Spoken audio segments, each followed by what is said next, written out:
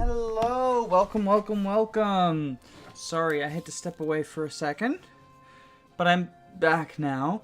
Ooh, you have meteor showers today? That's exciting. So welcome. Oh, I cut that countdown early. I thought the countdown was over. My bad. Okay, well, I guess I wasn't late. I was on time. Early, in fact, one might say. But yeah. So, I'm in Chapter 3. I already did all the arena stuff for Chapter 2 and Chapter 3. I do want to quickly go over what my team looks like, since I did all of that off camera. So here's Sigurd. Noish. Alec. Alec was actually very important last map, because he sucks. And by sucking, he was able to repeatedly die in the arena. Thus allowing Ratchasis to gain experience. Here's Arden. Here's Finn. Yeah, Finn got through the arena. I gave him the Paragon Band. I actually ended up trading the Paragon Band quite a lot. Because Lumen and Azel both arenaed with the Paragon Band as well. Which is why when we get to Azel, you'll see he has no money. But here's Quan.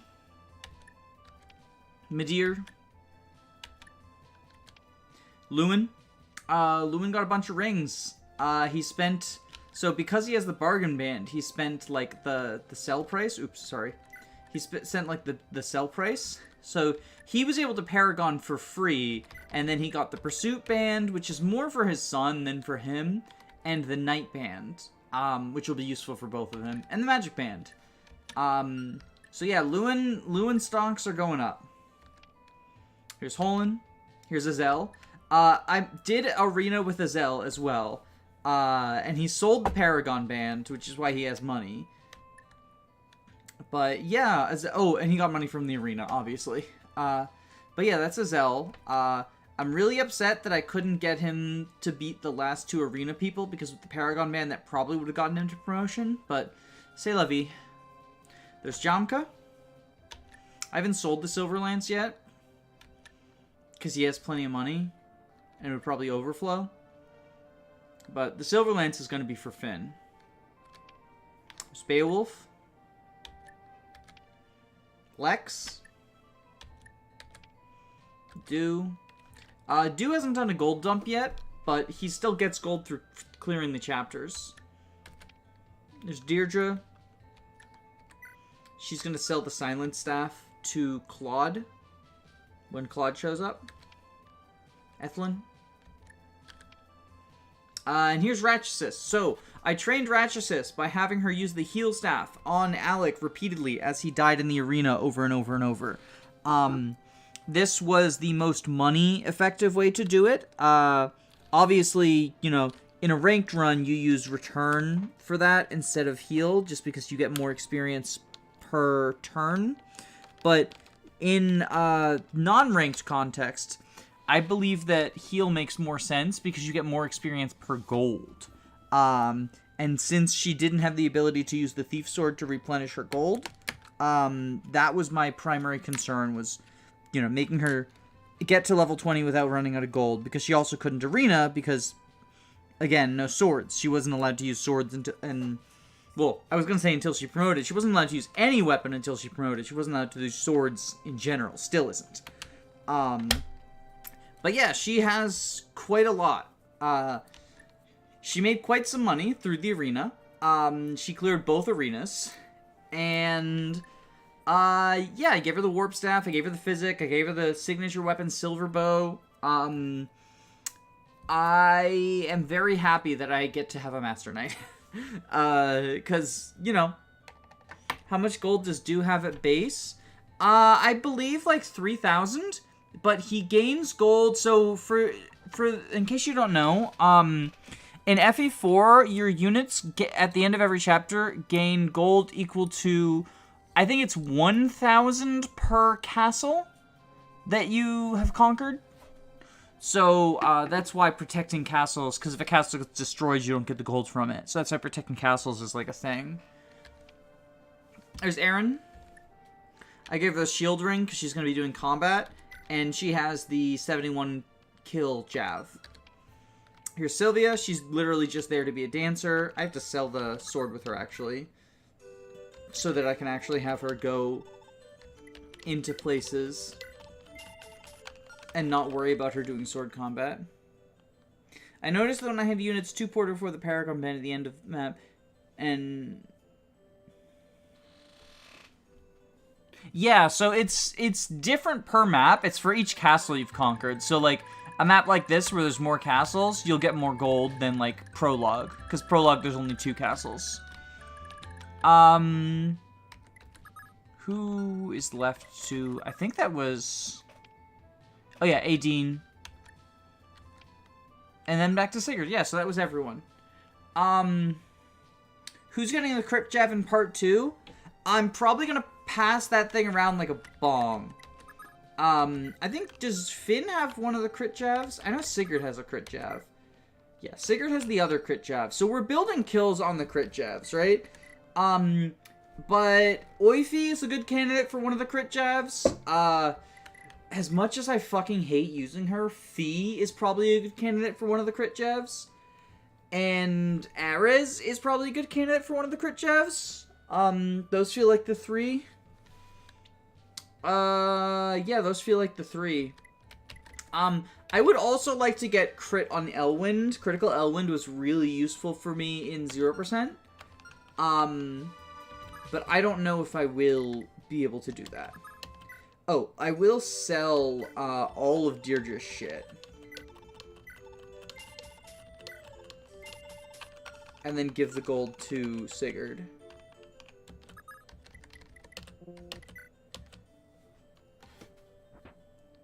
Plop. Also, I forgot to say my hellos and welcomes, but hello, Tegan Eat Your Greens, hello, Elijah, hello, Aggressively Mediocre. How are y'all? So I think we want Sigurd to, like, be marching towards, the castle, because we want to capture it as, like, quickly as possible.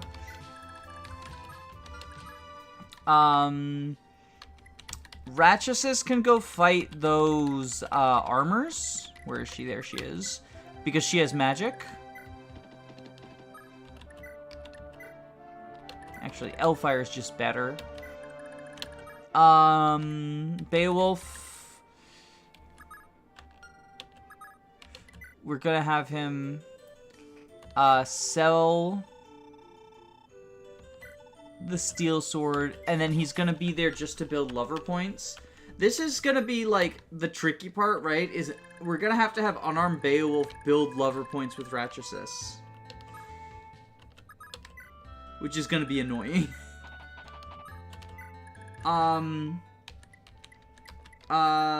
Jamka, I guess Jamka can go over here too. Swordless Sword Knight. Yeah, he really is just a free knight now. As in, he's free of his weapons. Free-handed. Also, welcome me... Can't talk. Welcome, Mithril Zenith. Fuck. Okay, there we go. That's better. My mouth was broken. I was tongue-tied. Free sacrifice, just like Merlin is. Well, no, because if he dies, then I don't get his children. Like, I want him to give me a strong Nana. So, it's not necessarily a free sacrifice. In fact, it's, like, quite the opposite. It's a little bit scary that I need him out there to build lover points, but I do, unfortunately. I only like him for his genes. True, gotta get that denim. Gotta get that denim. Alright, I think we have Lewin fight the other mages in the woods. Or no, Aaron can do that. Yeah, Aaron can do that with the javelin, probably. And then y'all all move up.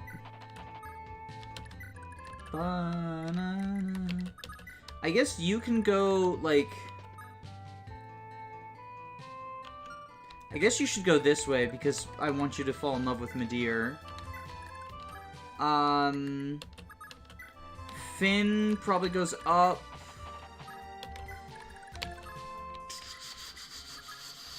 Like, I guess Alec and Noish can contribute over here as, like, another... Are you going to staff grind Nana for lances? I might. I staff ground, Ratchasis for Master Knight. I guess it depends, like, what my army looks like at the end of Chapter 7. I definitely won't do it during Chapter 7, but, like, I might do it at the end of Chapter 7 so that she has lances for Chapter 8. Because I personally find that, No, oh, I didn't mean to, sorry. We're gonna guard. I personally find that, Muhammad's squad is actually really difficult to deal with. And then both of you just hang out in the castle. Like, I personally, Muhammad's squad, I find to be one of the more difficult things in Chapter 8. So, having another strong unit to deal with them while I'm already, like, I can't use the armor cutter, it could be nice. I can't use any magical swords either, which is, like, less of a detriment here than it would be in Thracia. But... Okay, you... We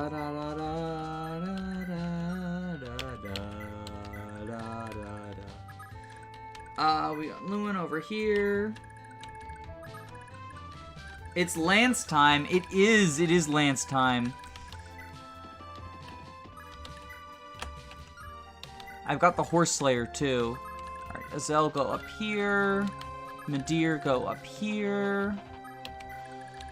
Hopefully the crit jab is gonna be enough for, taking care of those mages in a timely manner. Oh, right, are there any conversations I have available? I can get the Brave Sword, but, like, who cares? Oh, right, I can't because I let Ira die. Yeah, there's none right now. You get the Gaebolg after the next castle, I think. We go here. We go here. We go here.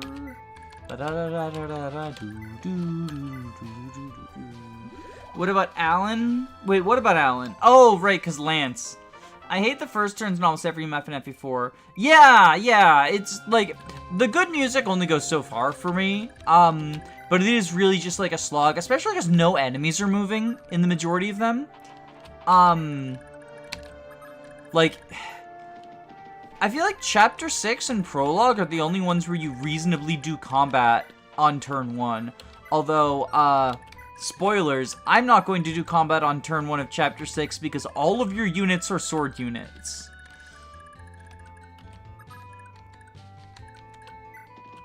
Alright, go ahead and L-fire this jerk-off. Fireball! Fireball! Oh wow, that didn't kill him. I forgot how freaking bulky Fire Emblem 4 enemies are. Ooh.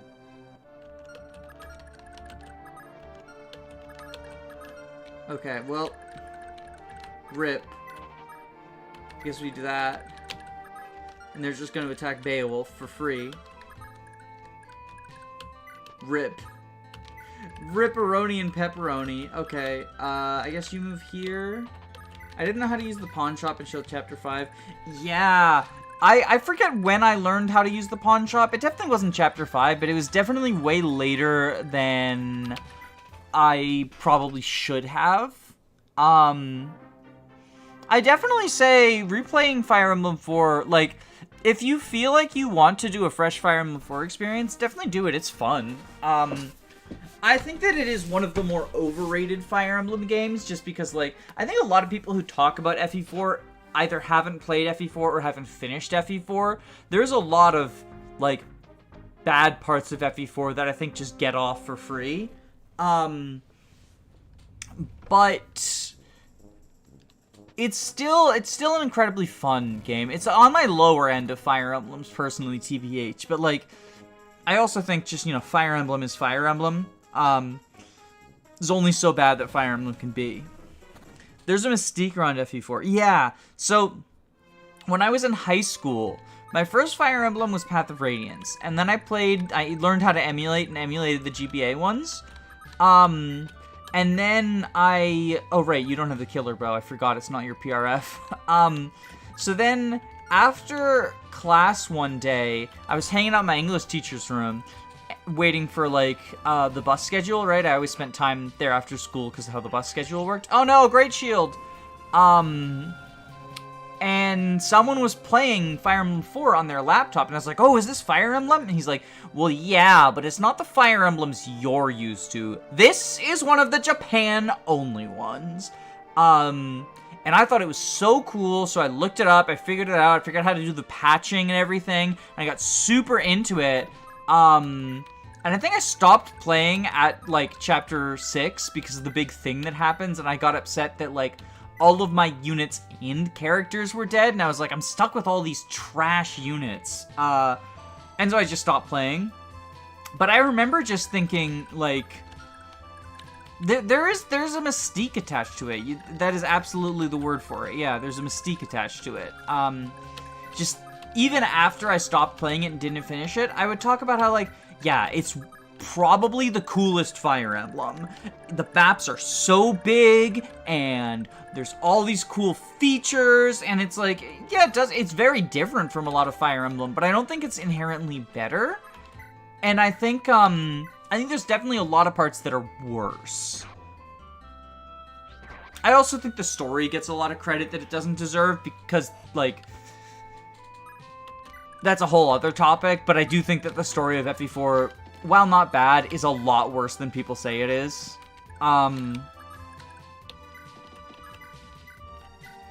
What are my top 5 and bottom 5 FE games? I've actually been working on a ranking of all the Fire Emblem games, for my opinion. But that is, if I hit 1,000 subscribers, it's gonna be my 1,000 subscriber special. So I don't necessarily want to give away the goat, so to speak, before that. The story is just poorly executed more than anything. Yeah, I think that the execution of the story is pretty terrible. Like, I think Generation 1 is a decent story told horribly, and Generation 2 is a bad story told badly. Or not even a bad story, just a boring story told badly. Like, the events of Generation 2 are mostly just Leaf conquers a castle, repeat, repeat, repeat. You do get a little bit of backstory, and there's some cool moments. Like, I like the moment of, like, Ares and Leaf becoming allies. I like the moment where you conquer that one, I think it's the Yeed Shrine. And it's like, oh my god, these people, like, the way that they lived, they were just praying for the Dark God to come, and because they were so persecuted. I think that's cool. I think they don't do enough with it. And I think that in general, the story is very just, it exists to create maps. Like, they invent a country for Chapter 10 that you've never heard of before, even during the multiple info dumps about the world. And then, it just goes away for the epilogue. It's so weird.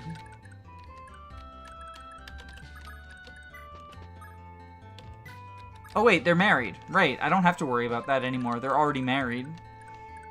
That's good.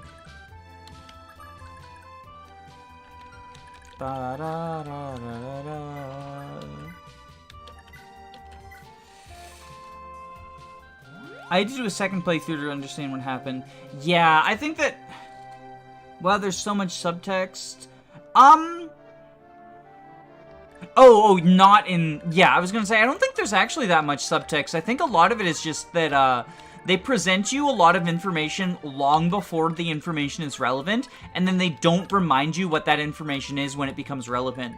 Like, the timeline scroll before you start a new game, followed by a breakdown of the geography and all of the political alliances, all of that does eventually become relevant, And I don't even necessarily hate them introducing it to you before it becomes relevant. I think that they should have shortened the amount they gave you beforehand if they were going to do that. But the fact that you don't really get a refresher on any of that when it becomes relevant just feels like really bad. Also, is Lex gonna die? Okay, no, because that guy can't canto away. Lewin might. If he doesn't dodge enough bows, Lewin might.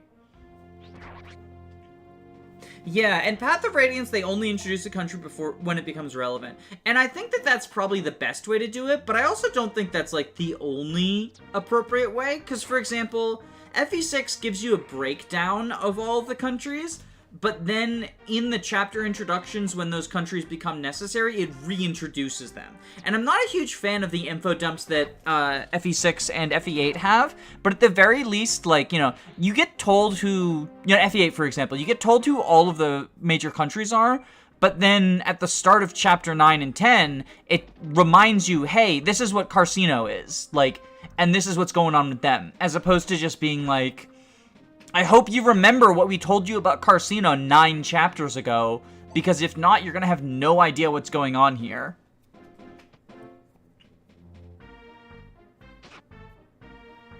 Ooh, wait, Ratchasus? Oh, wait, no, that was Beowulf. Oh, wait, no, Beowulf. Oh! He's still probably dead to the general, though. Oh?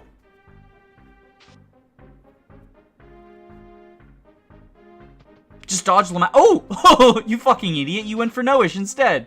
Wait, is Noish gonna die? Oh, no. The general doesn't have pursuit. POR is definitely the best world-building FE. Yeah, which is why I'm so upset that Radiant Dawn Part 4 kind of just, like, shit all over it. I think that Radiant Dawn's story, the parts of it that people dislike, I actually don't have a problem with.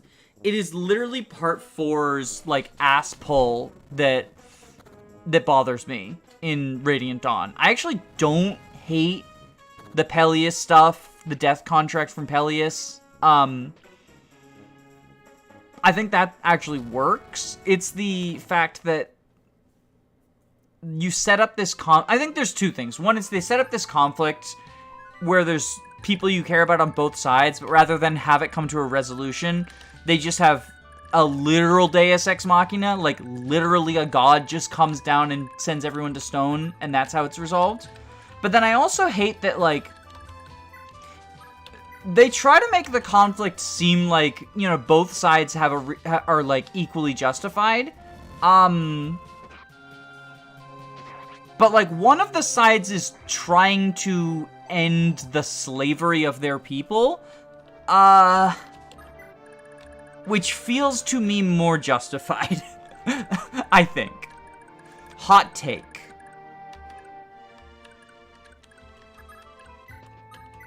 Okay, you would deal 27. You definitely don't double.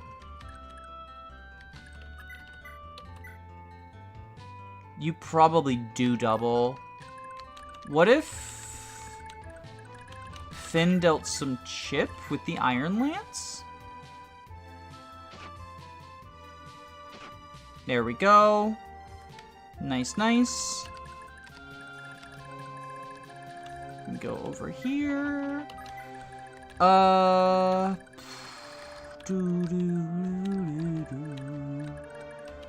then I'll have Azel kill this guy, and then I can potentially dance him.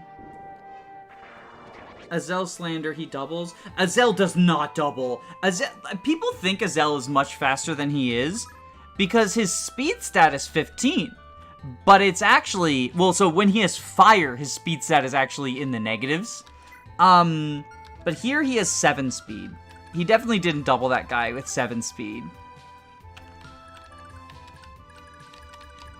Azel is probably my least favorite unit in Generation 1.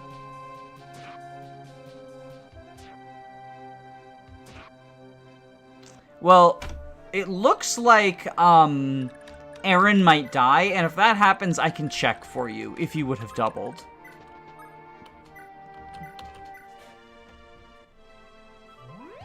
No, the axe fight, he doesn't even double the Axe Fighters with 0 speed, he doubles units with negative speed in the prologue. Because he has, I think, -3 speed is what it is. What have you got? You got Blade and Bow, so you will counter no matter what. Can I feed this kill to a Zell? Maybe. Nope. Okay, it's Lewin's. The only good fire tome in this den is the Falafel. Is Falafel the new secret name for, what the fuck is it called now? I don't remember it. The Legendary. How heavy are FE4 tomes? Look, they work out at the library, okay? They work out at the library. They bench press bars with books on them. But yeah, I'm assuming you mean the legendary weapon that unfortunately we never get.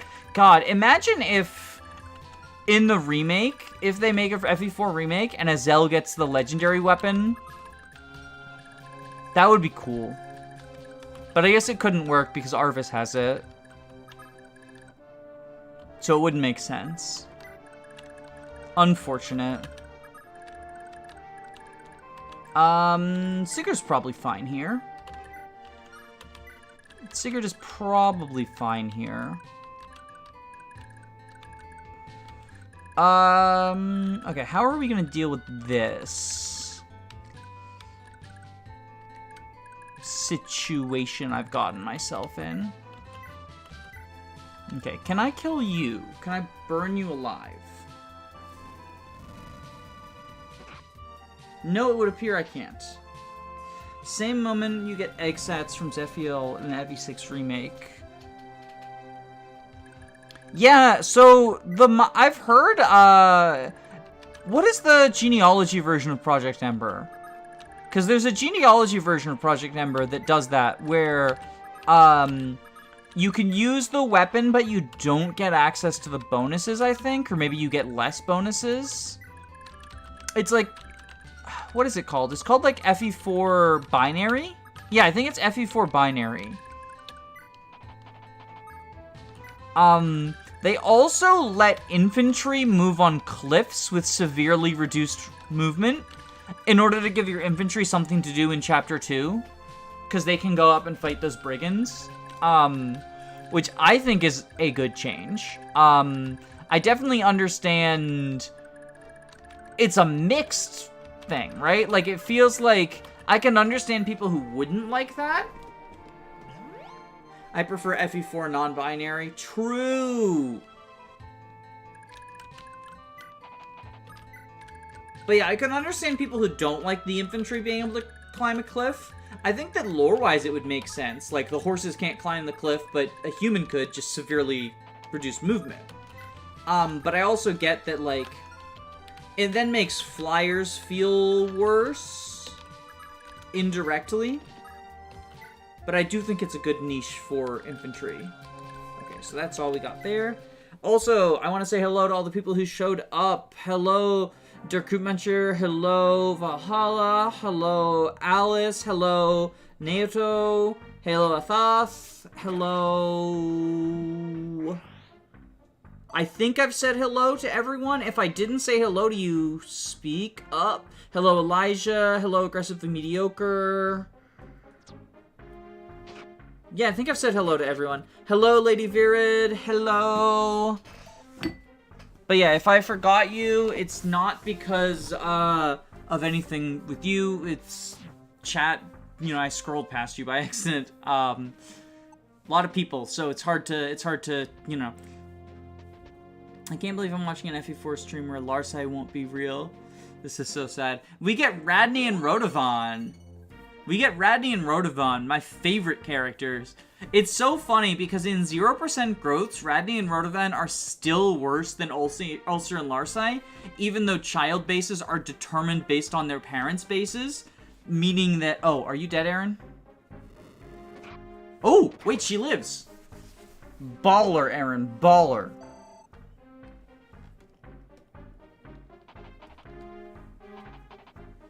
Absolutely baller.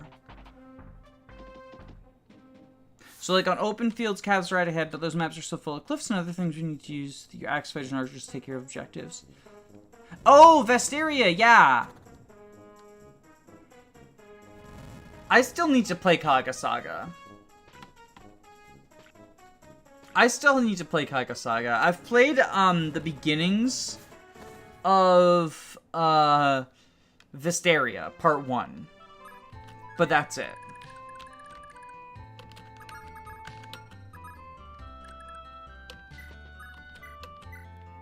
I think we go pew pew.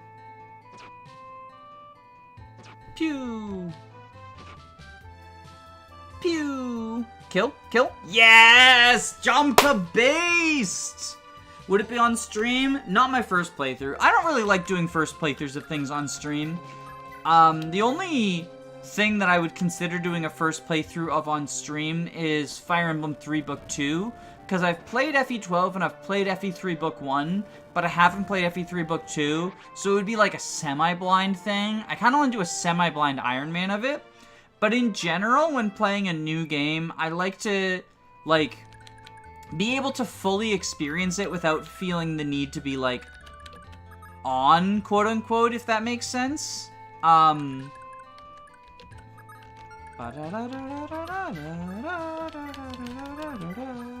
think we do this. Noish might be dead, actually, which would be bad.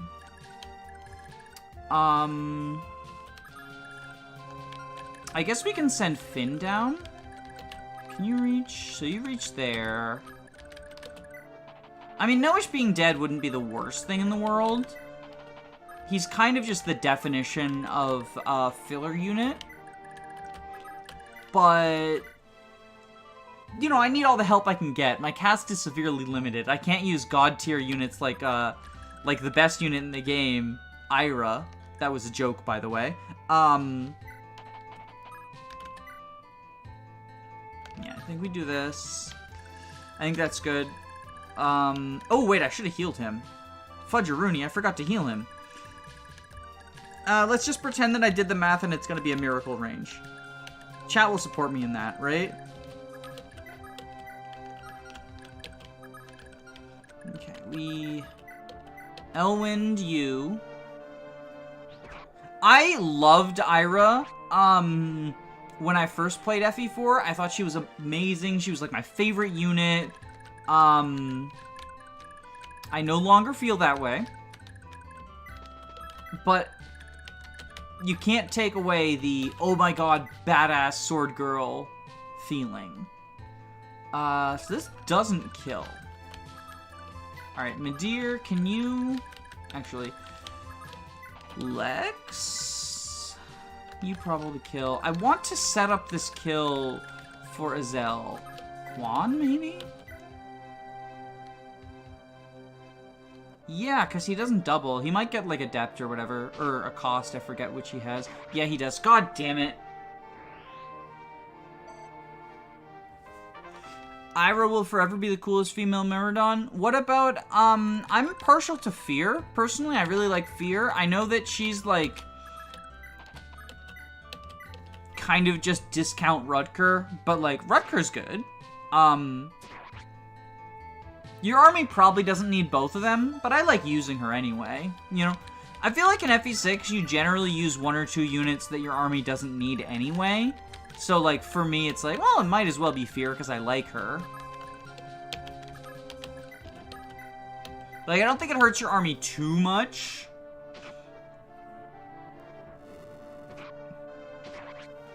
I don't think it hurts your army too much. You know, it's not a game like in Conquest. If you're using a unit that your army really doesn't want, I feel like it actually hurts you a pretty significant amount. FE10 Lucia. FE10 Lucia, is in such a weird situation. She feels like the second coming of Avel in some ways. I'm not saying it's an archetype, because Fire Emblem fans need to calm down about what archetypes are. But she feels very similar to Avel in that she shows up, she's your best unit by far for 1 chapter, which Avel gets more than 1, but still. And then she goes away for a long time, and when she comes back, you kind of just don't care to use her anymore.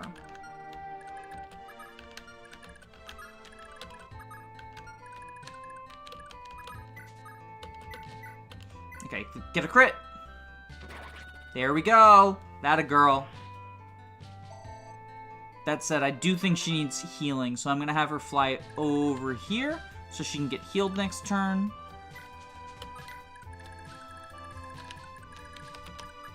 I'm a little worried about this village burning down. Some of the villages have items in them. I think one of these has items. Wait, let me pull up the FE4 map. FEWD. Boop. I think one of those villages has items. Chapter 3. So yes, that one that I pointed to has the restore staff. Oh, that's actually super important. Okay, so we're gonna have someone go over there for that.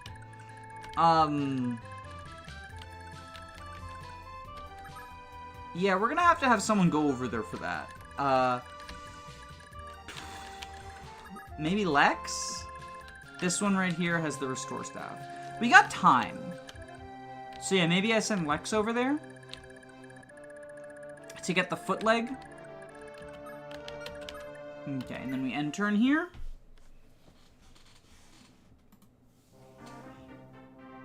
What, you don't want to play while permanently sleeping? Listen, I need to get coffee for my units. Ooh, that sets up a kill for Azel. Look at them! Lex and Azel working together, BFFs. Are you gonna be okay though, Lex? The sword guy doesn't kill, does he?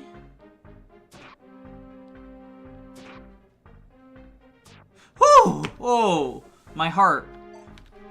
Okay. Bum bum ba dum. Oh wait, no. Does Fortify? Fortify probably heals up those guys. 50 kill Brave Axe would be nice. I'm not sure if I'm going to get it. Why are you attacking Jamka from 2 range? I do not understand FE4 AI sometimes. I guess, like, yeah, they're both attacking him from 2 range. What? Okay. That's cool. Thanks. Bum bum bum bum. I remember that Lex and Azel is a ship. Oh, really? I thought they were just friends. I thought that, like, because their introduction together led me to believe that they're, like, bros, right?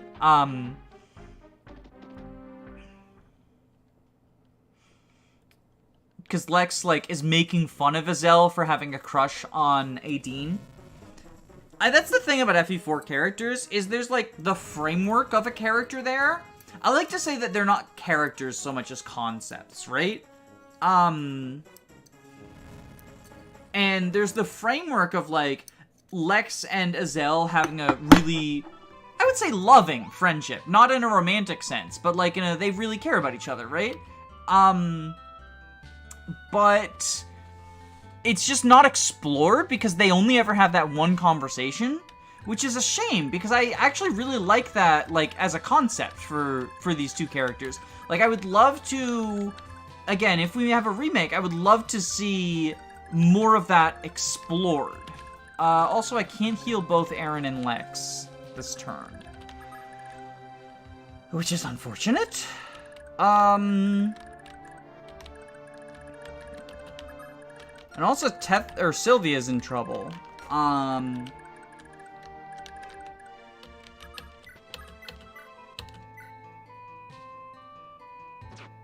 Literal Guilty Gear character building lore. I haven't played Guilty Gear. Is it in a similar situation?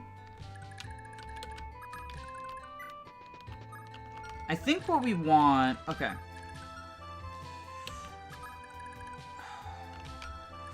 Can you... Okay, so we have Ratchasis go here. I think... Heal up Noish.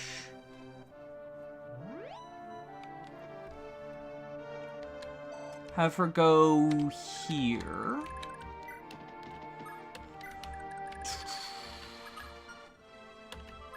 Have Finn go here.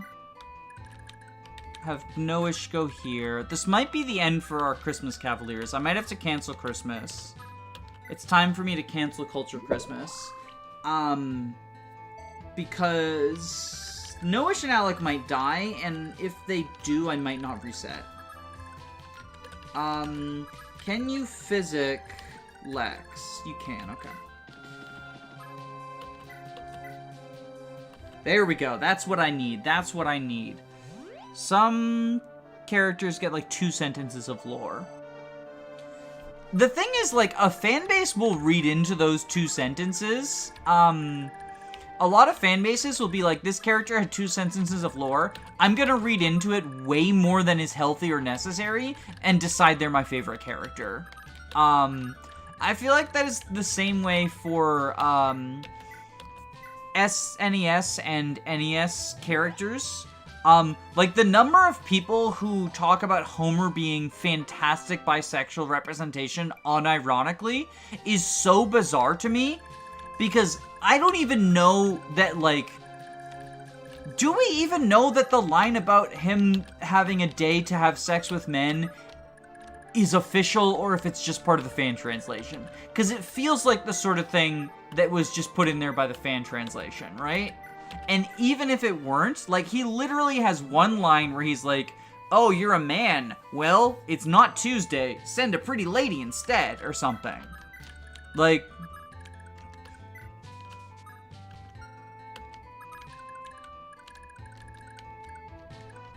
I think we Jav here. So many ships, but no many anti-ships. I want to see a fanfic about 2 characters slowly growing to despise each other. That could be a, Ratchesis Beowulf thing. You know, the explanation of the cheating. Okay, Azel, you definitely double the armor knights. I don't even have to check. So you can kill this guy. I swear to God, if you don't double the armor knights now that I didn't check, I'm gonna be so mad. Okay, good, you do. Wait, Beowulf is cheating? So there's the implication in Fire Emblem 5 is that Fergus is the bastard son of Beowulf. It's never confirmed. But it's heavily implied that Fergus is Beowulf's bastard son, and that Nana and Dermot are Beowulf's actual children. And from what I understand, like, the reason people like ascribe for this is Ratchesis still being in love with Eldigan, like romantically. Yeah, Rodovan Tristan is another one where it's like, I don't hear people talk about that too often, mostly because I feel like even if it were official, like, it's a really icky conversation. Like, I don't think it would make good representation if it were real. I mean, I also don't think Homer's would either, but apparently some people do.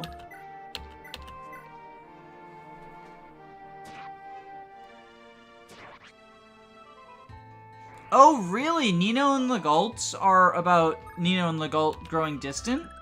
I didn't know that. That is kind of interesting.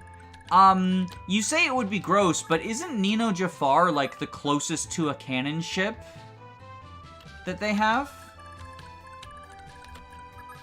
Not that I'm saying that one is okay either, just... yeah, I'm not a fan of the Nino stuff. I thought Jafar was like 17. Oh, I thought he was like an adult. I thought he was like the age of... yeah, okay, so he just looks that old, but he's not actually? Okay. That makes it better. I can never tell the fucking Fire Emblem characters' names, or not names, ages, I'll be honest. Like... yeah, fucking anime age moment. I mean, Saphira is supposed to be 35, are you kidding me? No, she is not. I also don't think that Saphira is supposed to be 35. I think that, her supports with Lyndon imply to me that the 35 in the code is literally just there for, like, the reason that the ages are there in the code is for the meals, because there's a meal type that says, like, if older, you get X stat bonus, right? And I think that that's the only reason that the ages are there in the code, is to assign ages to characters for the meals. So the 35 is just a placeholder for old. I mean, they're not even canon, though. They're just in the code. They're not, they're never officially confirmed as canon. I don't think that something that's in the code but not anywhere in the game makes it canon. Because if that were the case, then the rings weren't stolen, they escaped. Because the word that they use for the rings leaving in the code is escaped. Which is also the language they use for Ephraim leaving for Ephraim route. And for Ephraim, Kyle, and Ford leaving after 5X, they use escaped in the code. So, like, I think that people calling the ages canon, I feel like is coming from either not knowing where that information comes from, or a way too literal interpretation of programming language, and a lack of understanding of the fact that, like, sometimes programmers just use words as shorthands for events and stuff. Like, Ephraim didn't escape from Erica, he just went somewhere else. Leaf didn't escape from, Alir, they just used the word escaped, in my opinion, for a funny joke, because the event where you lose half your units starts with the line of code, Leaf escaped. So to my mind, like, you can't really... Ooh, is Arden gonna die and am I gonna lose the castle?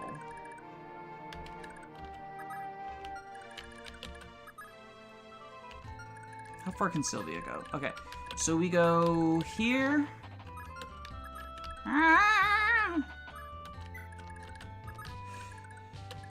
We're gonna have to save Christmas. We're gonna have to save Christmas. Finn, can you, like, be here as bait or whatever? Actually, ooh. It might make more sense to... It might make more sense to dance these two, rather than the Christmas calves.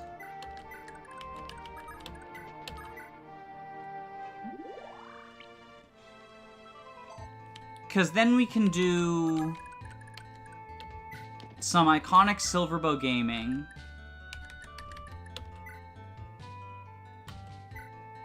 Pew pew! Leaf left the map first. Yeah.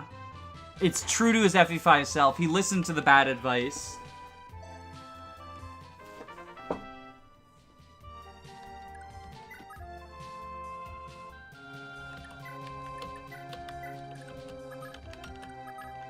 Okay, so now we can do that. We can do that. And you can even go, like, here. Yeah, I think Arden can, even without a weapon, Arden can take on these two. Okay. Okay, we're good. We're Gucci. We're Gucci. Whew. Scary times, though. Oh, is it a Choops meme? I didn't know where the iconic Silverbow line came from. But I do think, like, yeah, genuinely, I think the Master Knights are the best users of the Silverbow. Because they can then equip something else for enemy phase. And it's not like the Silverbow is a bad weapon. Like, the Killer Bow is better, but you have that on your Archer anyway. The Silverbow is still good. It's the biggest problem the Silverbow has is its hit issues. Like, I've never had hit issues with my Master Knights. I think it's, ironically, I think the archers in this game tend to have skill issues, whereas the Master Knights don't.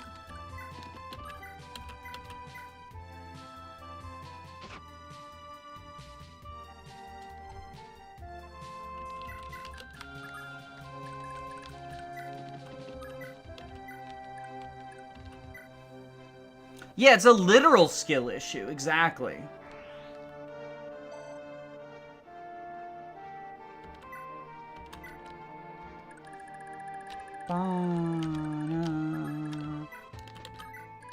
Okay, you can...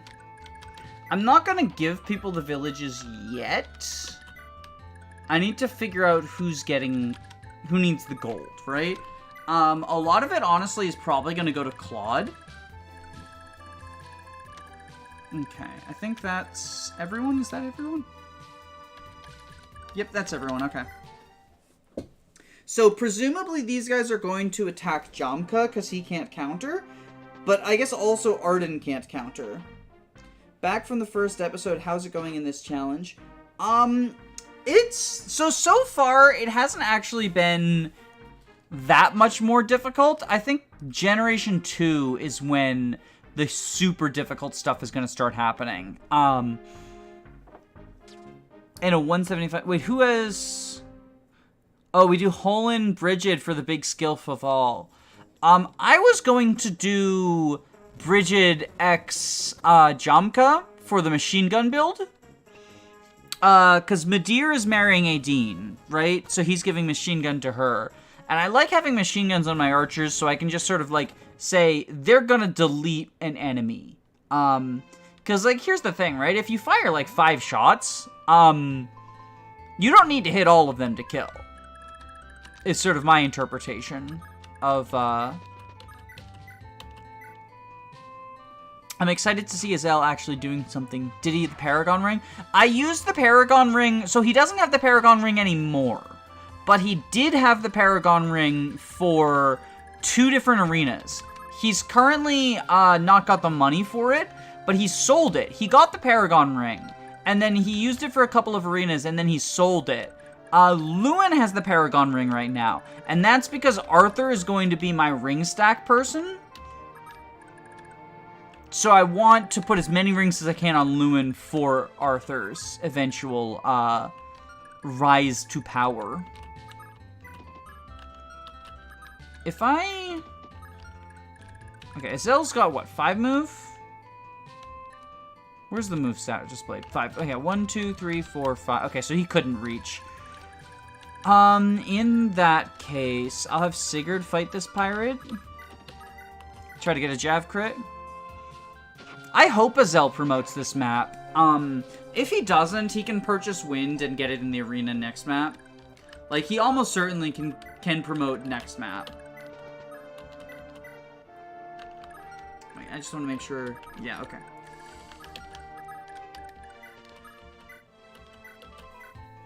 Whoever has the Paragon Ring would be wonderful at the Pirate Choke Point Bridge. So I'm hoping to just sort of punch through the Pirate Choke Point Bridge to more quickly help Brigid. That's generally how I try to do that.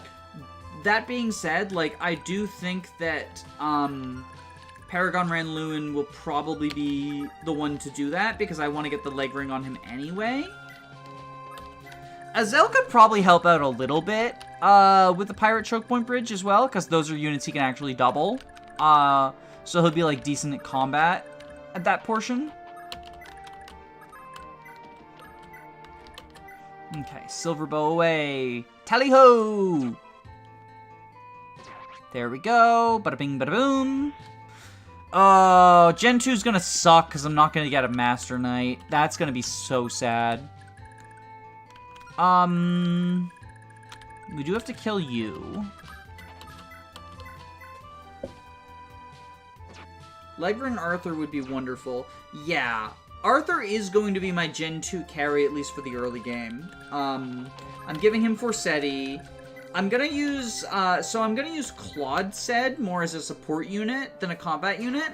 Although, Claude Sed is honestly probably the second best set at combat. I think both him and Lewinset are, like, equal at combat, just because Lewinset has terrible magic but gets access to Forsetti, and Claude said can do good enough with the Light Brand. I mean, any Sed can do good enough with the Light Brand, to my mind. Okay, we can... Does anyone else need to move? I guess Finn can go over here to prepare to fight the Cross Knights.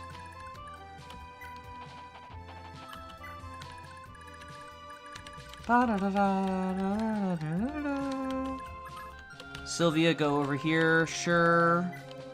I also recommend Arthur to have the magic ring. Yeah, I've got the magic ring on Lewin. I've got the magic ring on Lewin. Isn't the light brand a sword? It is, yes. So I can't use it.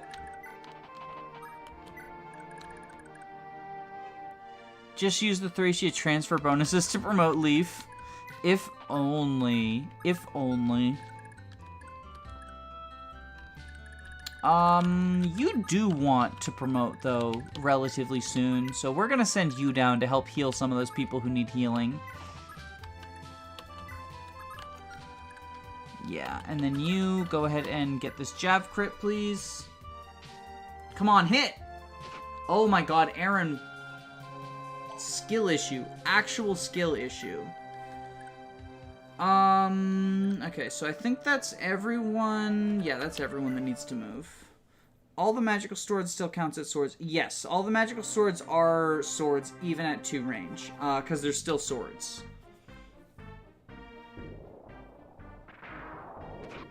Do FE4 promotions happen between maps or immediately upon hitting 20? So once you hit 20, you can go to the castle and ask Oifi to promote you.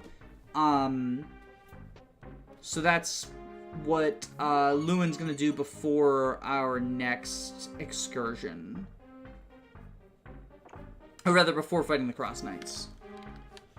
Okay, I'm gonna have Azel. Well, after the pirates do their thing. You need to promote at level 20. Yes. Bum bum bum bum bum. Bum bum bum bum bum. Okay. Heal of Rooney. Arden's gold doesn't matter because he's going to be an incel. And everyone knows incels don't need money. Okay, we're going to go ahead and... Thunder! Like Luigi. We can just keep getting that... Oh, hold on. Woo! Sorry. I keep getting that little bit of experience there. Meanwhile, Sigurd, I guess, can get this kill on the Javelin, because this guy's not going to give anyone experience, so the kill on the Jav matters more. Like, we're training the Javelin. No funding the cells. Exactly. Okay, I'm going to go ahead and heal up Sigurd, and then Kanto down.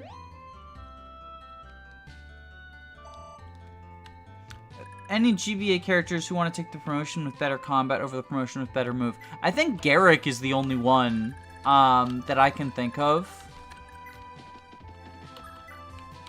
I think Garrick always wants to be a hero. I know that we used to think it was close, but I feel like unless your team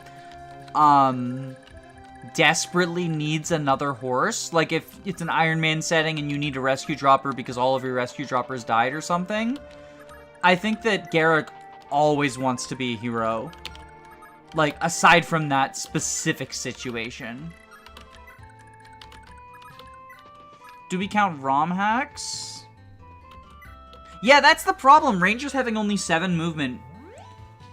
COTBK Sephiron. I haven't played Code of the Black Knight yet, but Jacob sent me that the other day, and it's on my to-do soon. I've been sinking back into Zelda. I've been sinking back into Zelda, so I haven't, Code of the Black Knight, not Code of the Burger King. Yeah, that's what I meant, Code of the Burger King. Like, that's the one I'm talking about. I don't know if they're too separate or not, but, the Burger King one, the one that, like, has the ridiculous title screen. We were crying in VC watching Jacob play Burger King. Yeah, I'm really excited. I'm really excited to play that.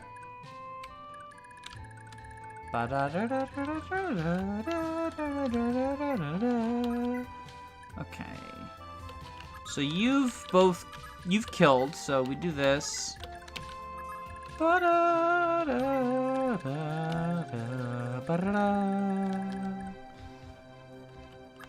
I think we're good.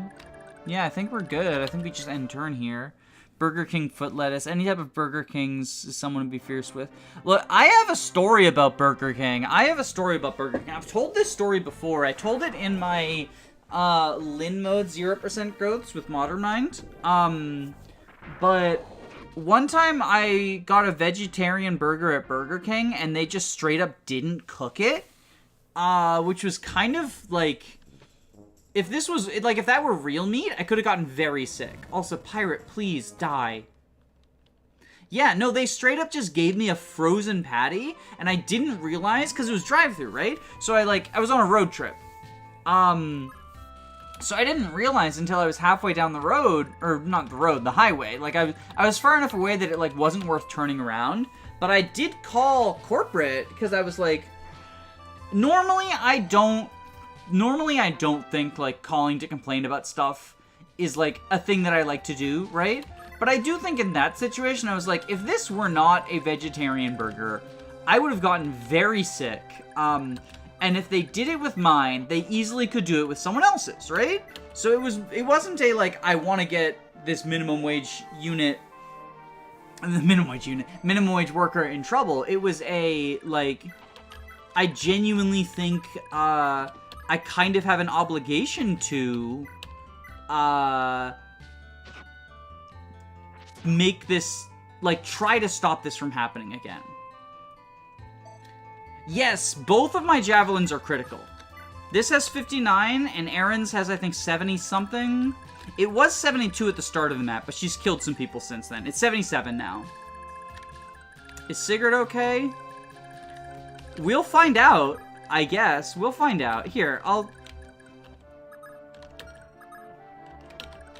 physic him. I'll physic him. If I can reach. Plot twist, the cook just hates vegetarians.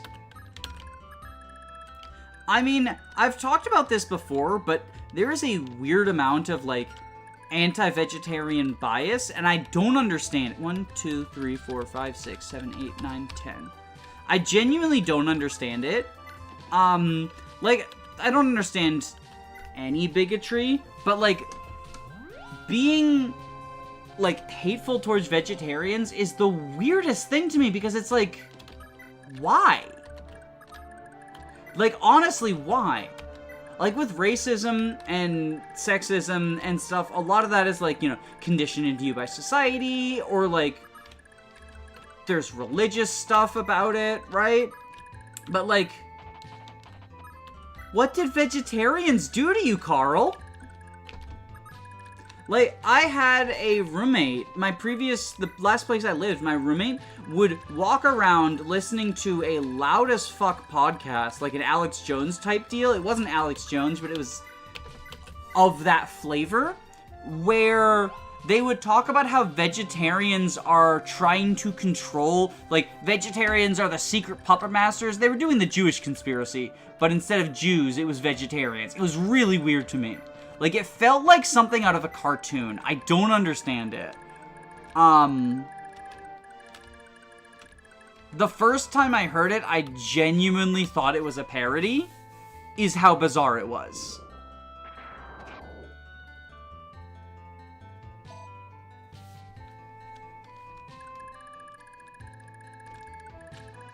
I think that's everyone. It's because they're scared of soy boys. Yeah, that is sort of the talking point, isn't it? The soy boys thing.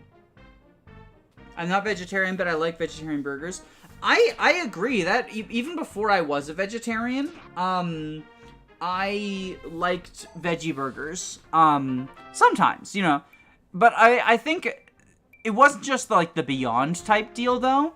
I really liked the, there's burgers that are, like, not made from imitation meat that I really like. Like, there's a burger patty that is made from, like, spinach, which is really nice. It's like there's a kale burger that I really like.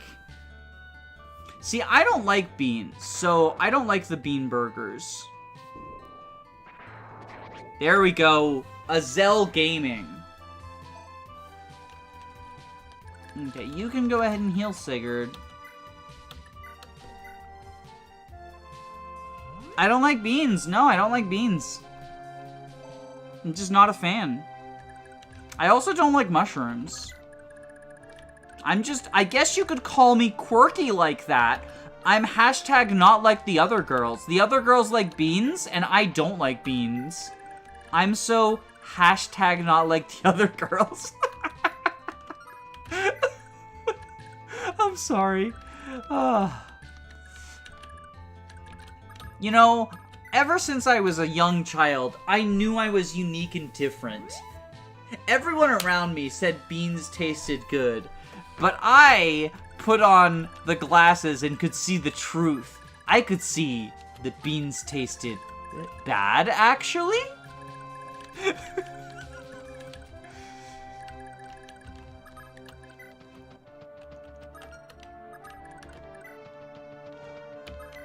This is my red pill awakening. The red pill is a lack of beans.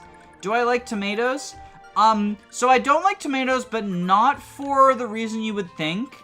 I just don't like the texture. I'm autistic, and oftentimes, like, textures can be a thing for us. And, for me, that particular texture is just icky.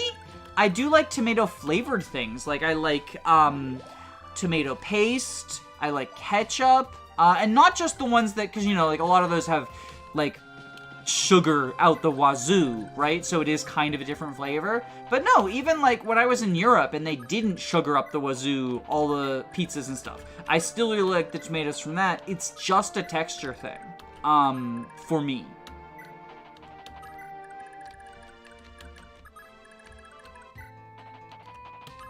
That's my hot take, is I don't like the texture.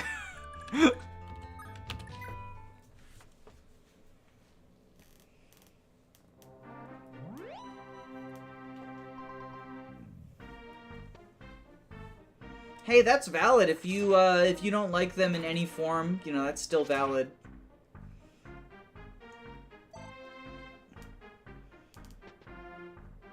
If you're a hashtag tomater, T-A-M capital H-A-T-E-R, tomato hater, you're fine by me still. Okay, kill this guy so I can actually fight the boss now. Thank you, Azel. Your contributions have been appreciated. I think I'm actually just going to have Azel stay up here because, like, he's not going to do anything against the Cross Knights.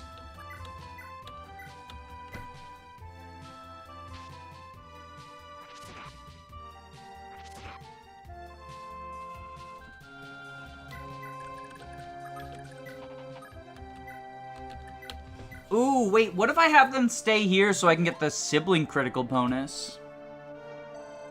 I can't believe there's some tomatoes in the chat.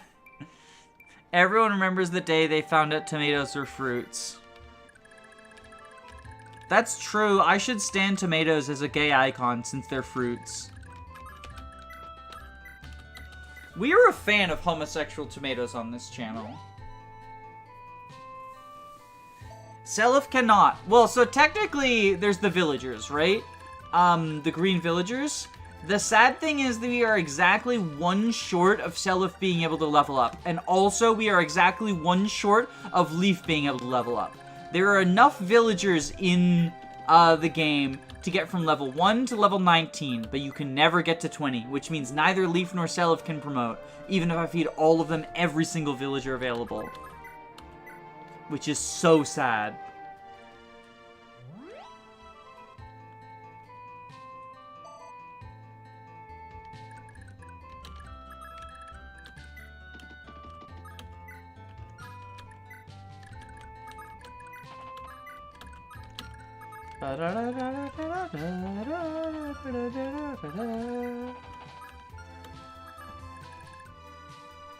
No, Ares can use lances. He just can't use Mistletoe, which is what makes him good.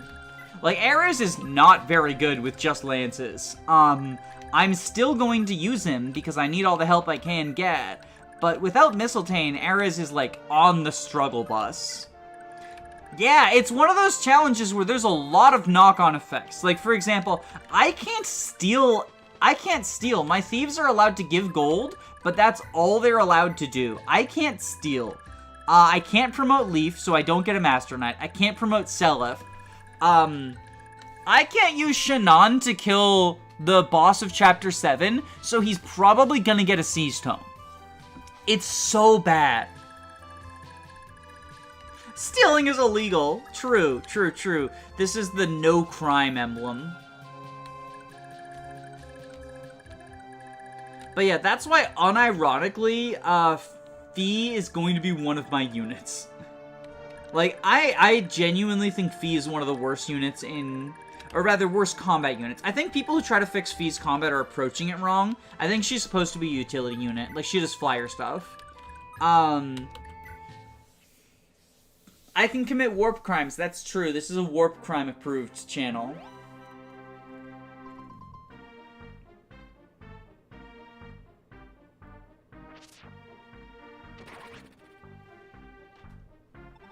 Oh, I've always had Shannon kill that boss.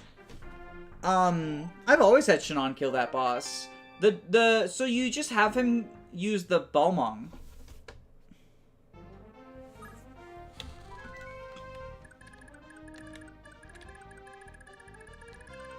Okay, so... Azel, you stay up here.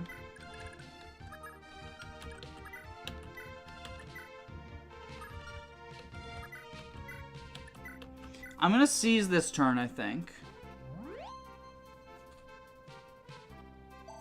For the joining chapter of Shannon, won't he just die? Yes.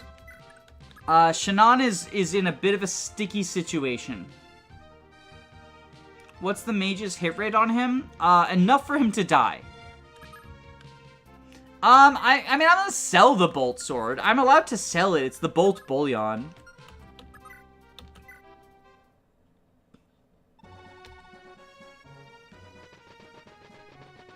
Anyway, here comes 2 more units that I'm excited to use. I actually really like using Tilt You.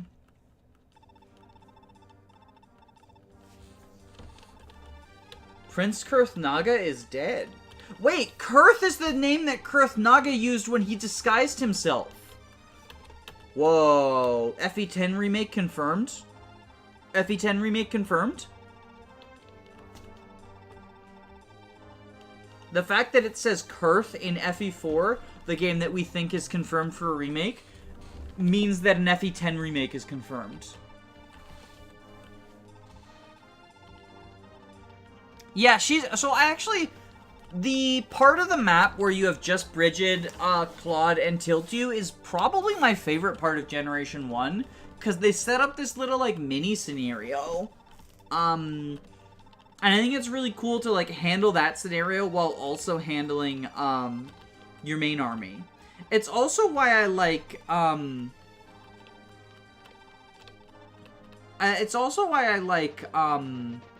Chapter 7 a lot in Generation 2, because you're, like, juggling 3 groups, although I won't be. Because 2 of those groups, are not going to be able to function the way they normally do.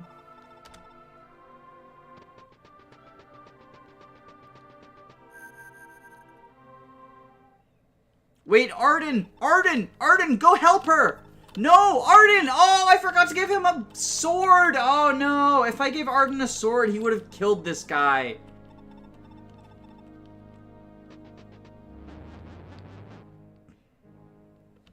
Arden! No! Arden!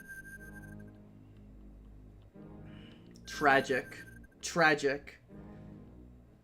I've had Deirdre literally be on Quan for this. I believe it.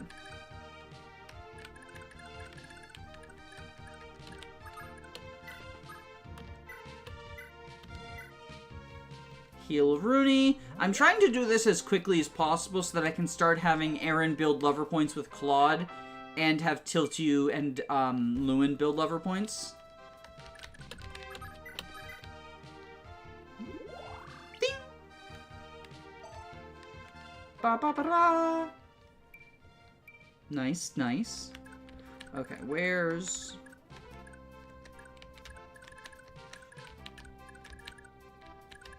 someone else that needs healing. I guess Aaron needs healing, right? So you go here.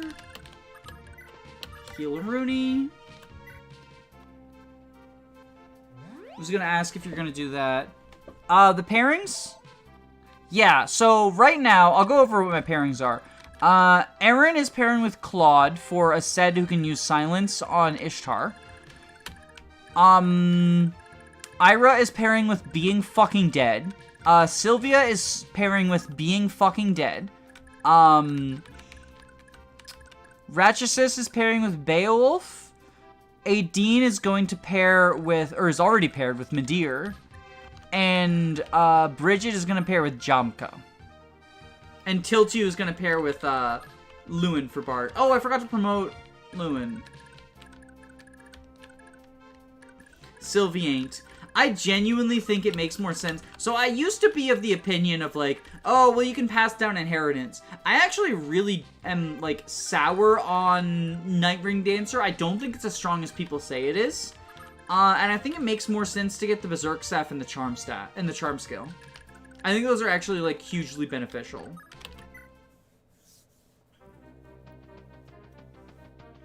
Like, I'm a believer in Sylvie ain't.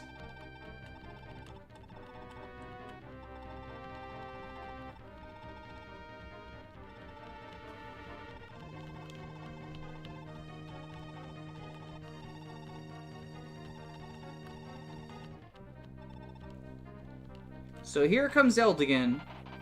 So we now face another challenge, right? When Ratchesis talks to Eldigan, she automatically equips the Earth Sword. And that's not allowed.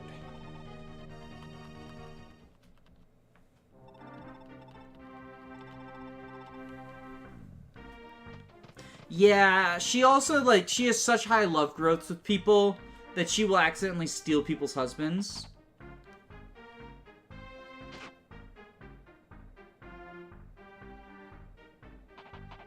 Oh, wait, Alec.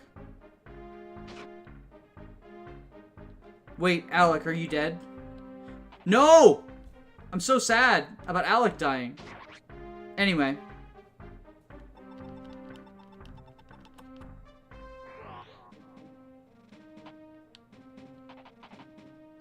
Wait, this one I actually do care about, though. Oh, good, he dodged.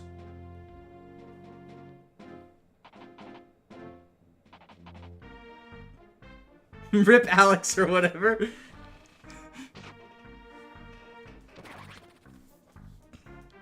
Hey, look, Noish got a kill, proving Red Calf's superiority once again.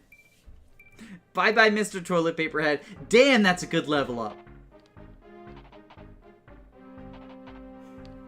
Oh wait, now I can't get the Noish Alec pairing. That's my favorite pairing.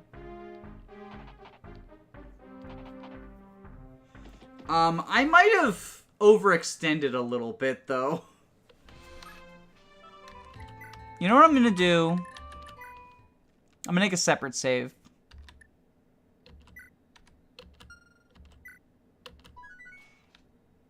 In case things go horribly wrong.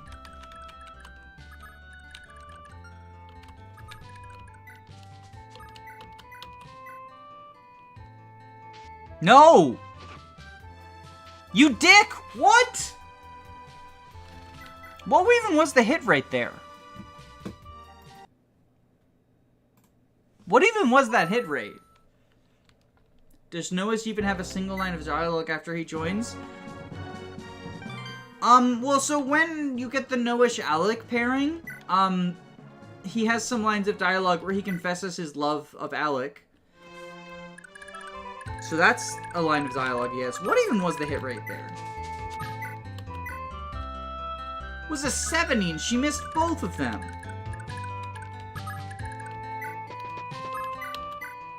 Absolutely pathetic behavior.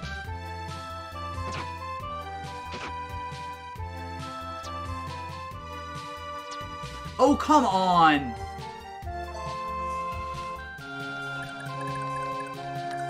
Okay, Midir, you can kill someone, right?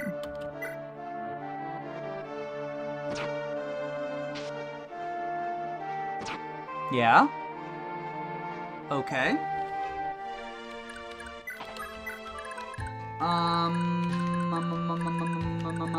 Finn, you can kill someone, right?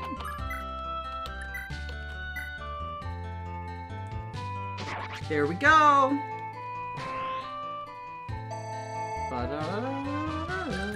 Wait, am I setting up a dance square too far away? No, I can reach. Okay, good.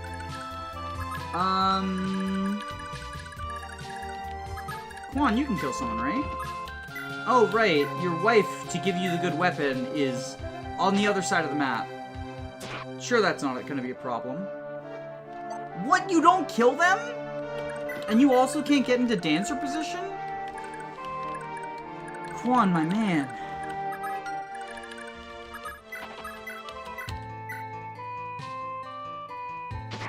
Okay, there we go.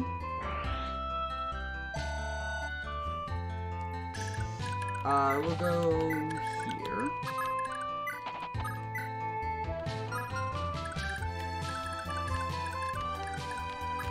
Okay, can you do this? No, Aaron, why? Fucking bitch. Oh, and she can't even get into position.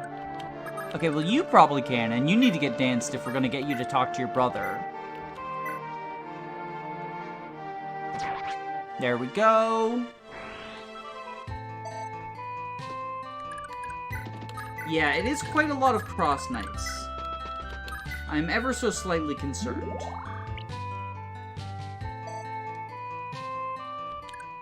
Okay, we gotta kill one of these guys. We Brave Lance you.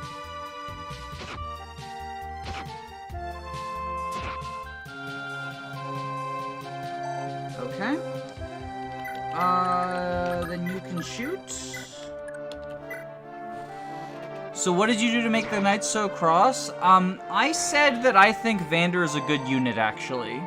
And they got very mad at me because they are, they have bad opinions about Fire Emblem characters.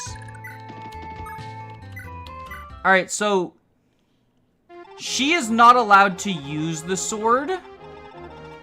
So I'm hoping that they choose not to attack her. Because if they attack her, then I have to reset the turn. Because she's not allowed to use the sword. And she automatically equips it, which is a little bit, cringe.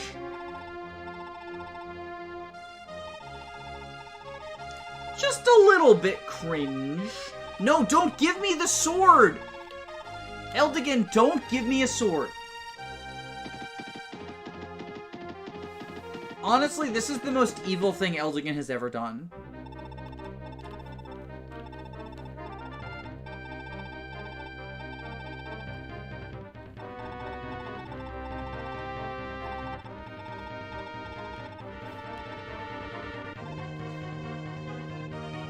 Wait, no. I think because my inventory is full, I can send it to storage, can't I? Yes! Oh! The fucking strats. The fucking strats. Eldigan tried and failed to fuck up my playthrough.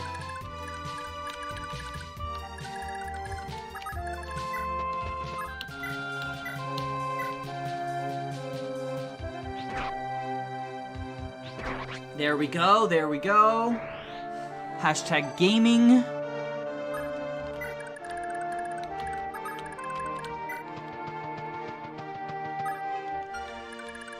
We're gonna have Beowulf go like here. Arden go here as bait.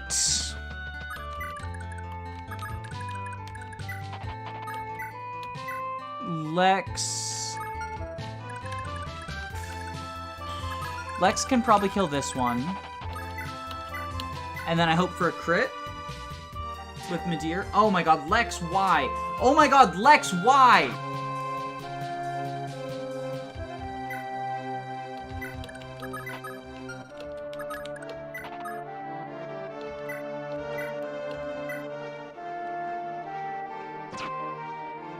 Wait, Sylvia might be dead. I don't have the units to block her.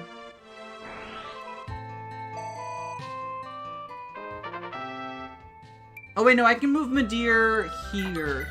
And then Sylvia's still getting attacked by way too many of them. Which is 2. Well, maybe they'll go for Arden instead. It's gonna be precarious enemy phase. Lex misses is a funny little prank. It was just a prank, bro. It was just a prank.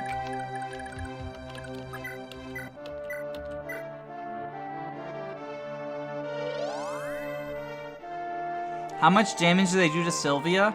Almost certainly enough to two-shot her. The Cross Knights are pretty strong.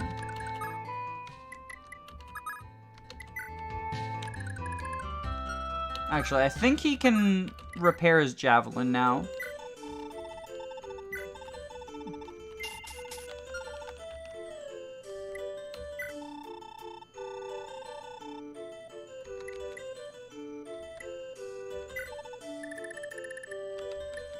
Yeah, nothing worth purchasing. And selling the bolt sword will only, selling the bolt sword will overflow my gold, so I think we just do that. Alright, and then Azel, you go up here. Yeah, that's...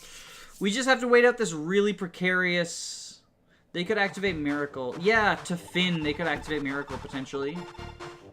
Oh, wait, no, Sylvia has Miracle, right.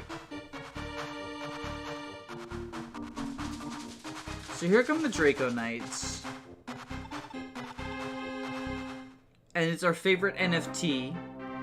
Mr. NFT there.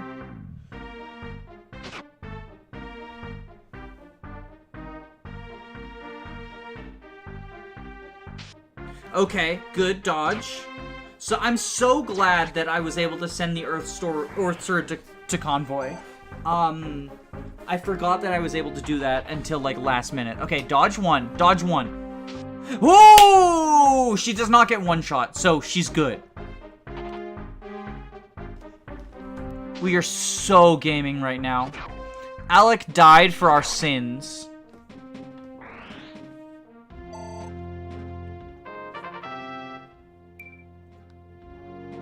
HP level up. Hashtag gaming.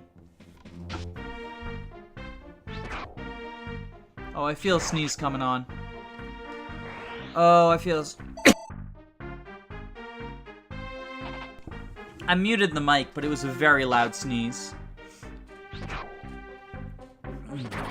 You probably heard the initial one, because I don't think I muted in time for the start one, but then it was followed up by one that was like so loud. So loud. Lewin, don't die. There's 2 more Cross Knights, and I think they can both reach him. Buddy? Okay, we're gaming. Okay, we're gaming.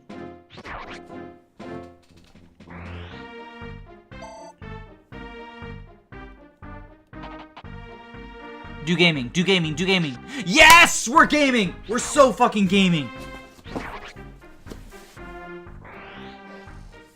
Boom!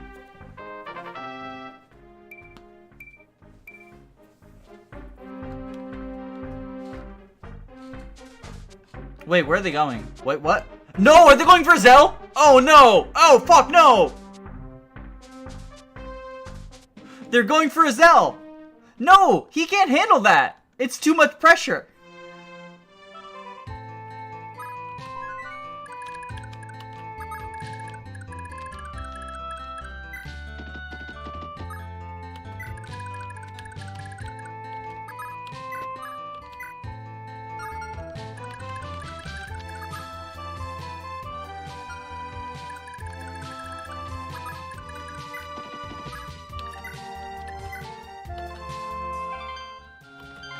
We send you back there.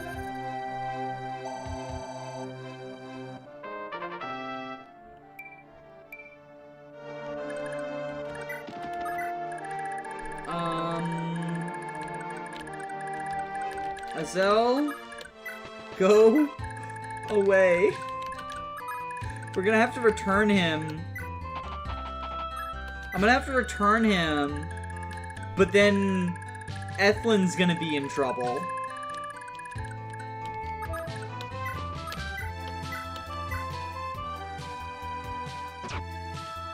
Lewin doesn't suffer from anything. He's just so successful in general.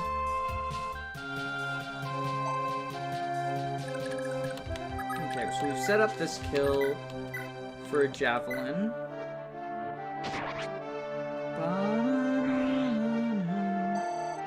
I usually like to have Erin fight the wyverns, because I usually send her up to,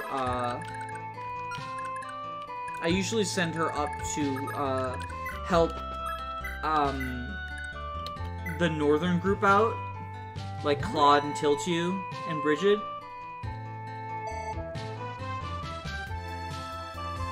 You think Azel can one-round the Draco Riders with Thunder? I think he dies, though, right? Like, I think he dies.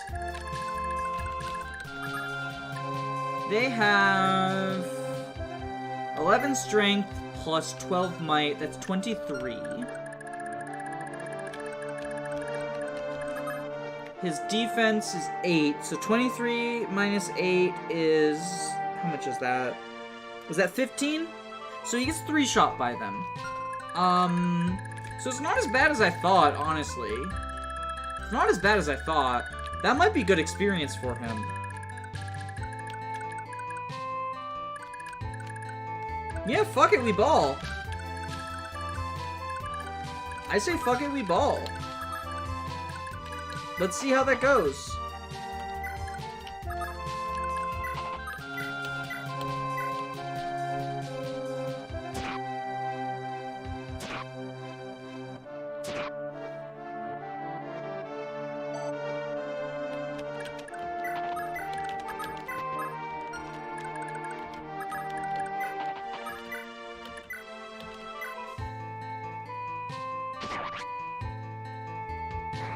Yeah, you think he doubles? Let's check if he doubles. Let's check if he doubles. If he doubles, then that's probably actually a good idea. So he's got 16 speed minus 8, so he's got 8 speed. The Draco Knights have, I'm assuming they're all identical stats. They have 7 speed, so he doubles them even if they're not weighed down, which they are. Damn, Draco Riders are so slow. What the fuck? Azel actually gaming? Azel actually gaming?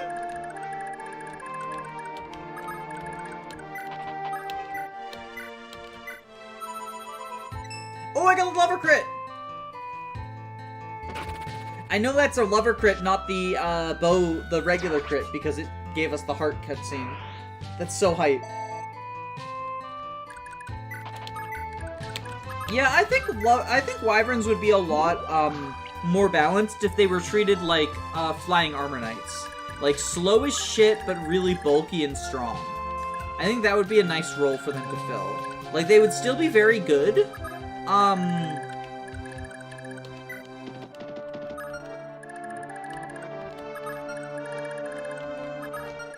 They would still be very good, but like...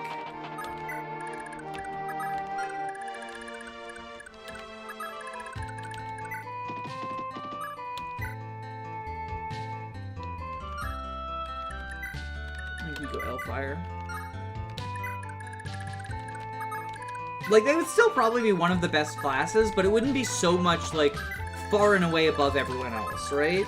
Like, if their res... Because they already have, like, pretty mediocre res. If they, like, doubled down and decided the res would be bad, I think that would be good. Does seizing the castle make the gay bullet conversation go away? Or has the gay bullet conversation not happened yet? Oh, it's not happened yet. Seizing it makes it happen. Okay.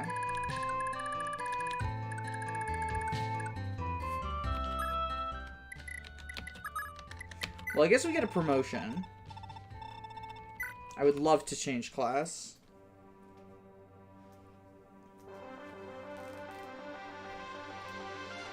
Wyverns are the everything bagel of Fire Emblem. Yeah, you just get a little bit of everything. Yeah, but then what are Armor Knights for? I mean, what are Armor Knights for in general?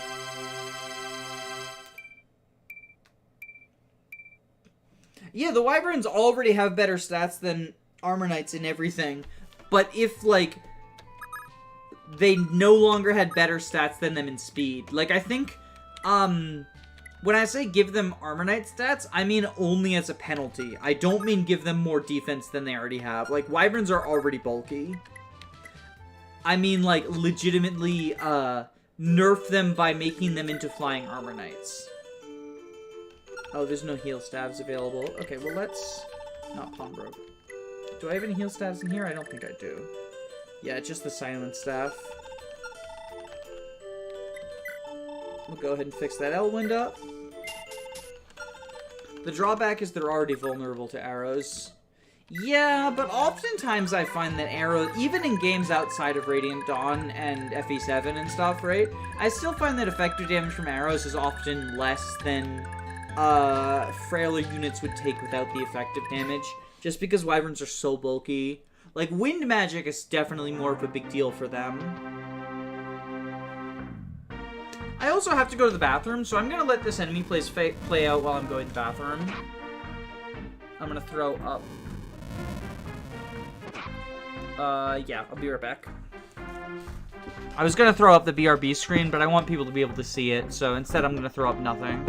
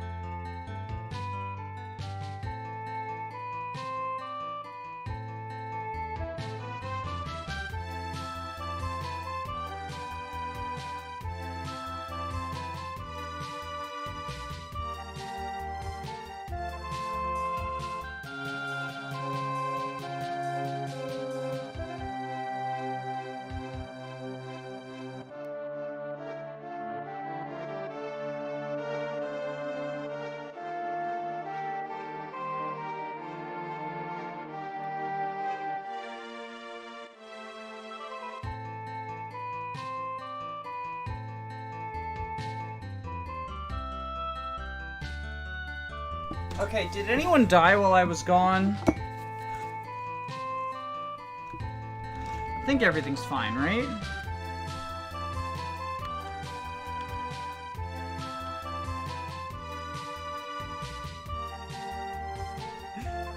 Everyone died, actually? Okay. I'll take that as an indication that I should just save, because I don't need everyone. I actually, you're a casual if you use units to beat the game. You should just fucking get good if you use units. Oh my god. I made that community post, I think it was today or yesterday, asking whether people liked Erica or Ephraim route better, like just as an opinion, right? I thought that would be a fun post, like a fun, like poll the community, see what people think, right? Oh, oops. Wow. Stream starting soon. Okay. Boop. There we go. Thank you. Thank you for letting me know.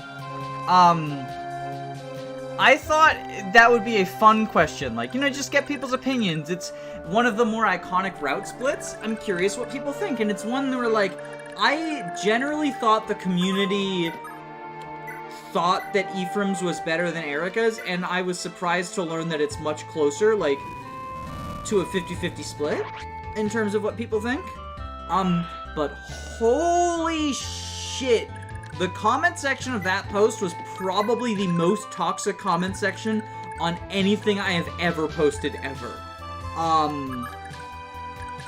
Which is so bizarre to me. Multiple comment threads devolved into Edelgard debates. How? Multiple comment threads devolved into Edelgard debates. Someone said that they prefer Erica route because they don't like Ghost Ship, and the reply underneath was, fucking skill issue, get good, you casual. Like, can we please be nice to each other? It's just video games.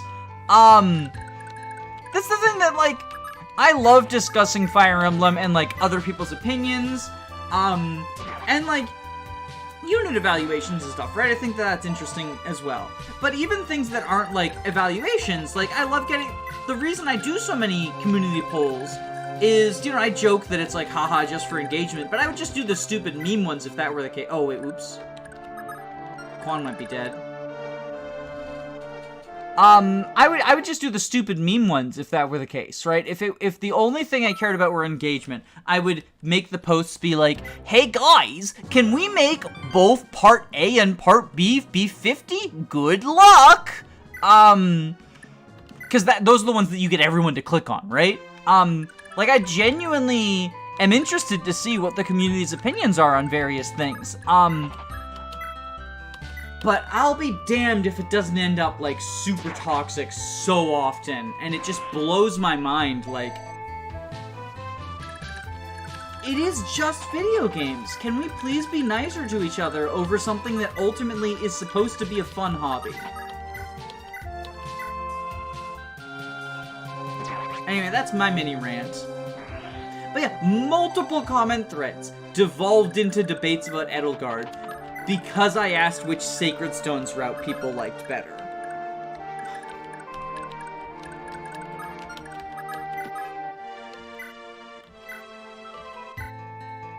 But hating is my favorite part.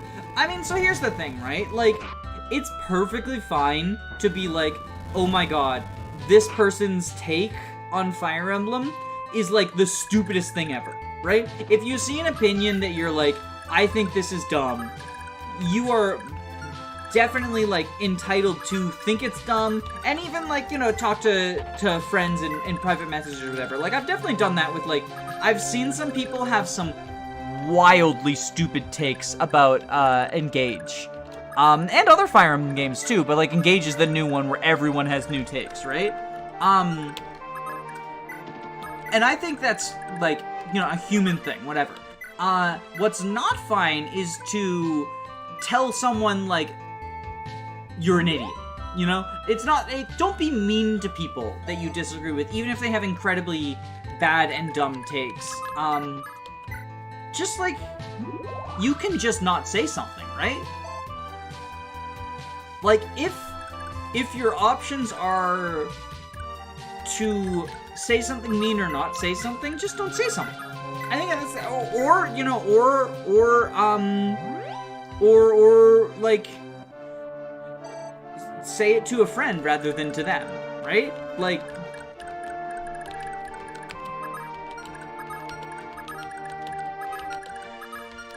I think Fire Emblem fans need to remember that at the end of the day, this is just a video game.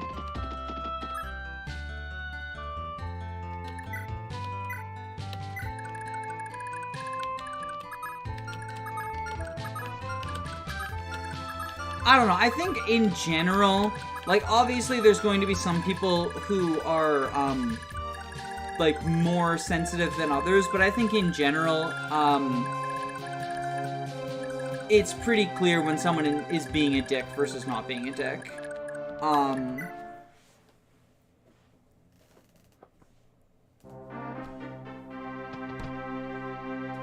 When it comes to, like, that sort of stuff. Dunk culture.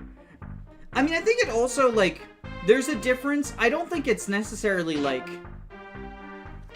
okay. I still don't think it's okay to, like, dunk on a public figure's take or whatever, right? Like a YouTuber or whoever. But I also think there's a difference between, like, I don't know, some of the I've started, like, deleting a lot of comments just because they do get so just mean, I would say. And it's just not the you know, type of community that I want to foster, if that makes sense.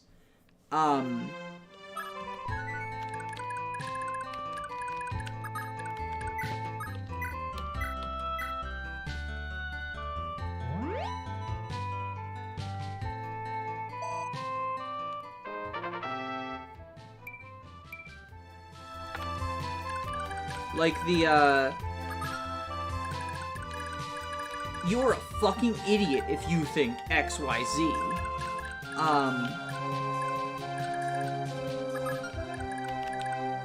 Especially when it comes to the newer games.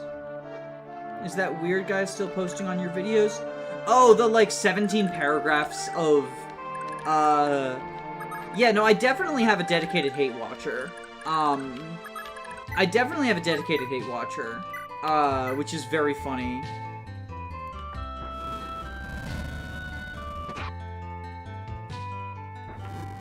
I do also get people who, like, are commenting on my videos just to be homophobic or transphobic, which is, like, incredibly funny and transparent. Did Azel kill the Draco Riders? No, they decided they were scared of him. They actually are scared of him. Like, legitimately, they just turned around unprompted. Which is very sad. They're scared of him. But that's okay. I'll let Aaron fight them instead.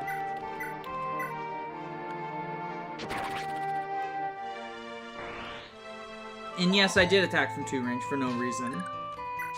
They saw that Azel had 8 speed. Yeah, I did the math, and then they heard me doing the math.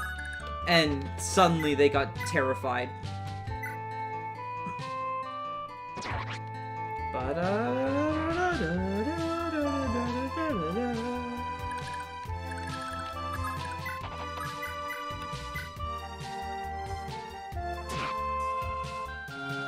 There we go.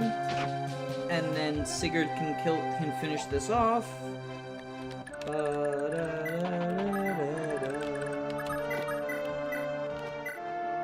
I need to be careful not to accidentally use the bolt sword. That would be a little bit awkward. But yeah, it actually is, like, really funny to me. I'm not the only, you know, I've got other friends who are, friends who are, like, small YouTubers, right? It's really funny to me that, like, I'm not the only small Fire Emblem YouTuber with a hate watcher, which is so weird to me. One of my other friends, I was talking to him about some stuff, right? And he was saying, like, I have a dedicated hate watcher, and I'm like, you too? What? But yeah, it's like, it's just really weird to me.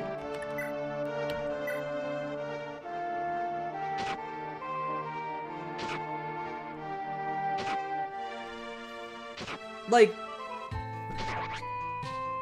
I don't know, I think of that sort of thing more as, like, the bigger YouTubers, right? Like, to me, the sort of, like, if I wanted to put myself in the head of someone who's, like, hate-watching YouTubers, I feel like they're hate-watching people who are popular. Because then you get to be contrarian and be like, oh, you know, Actually, this person is really bad content, even though everyone loves them. I actually hate them. Oh, yes. Oh, oops, awkward. Wait, fuck! Player phase death.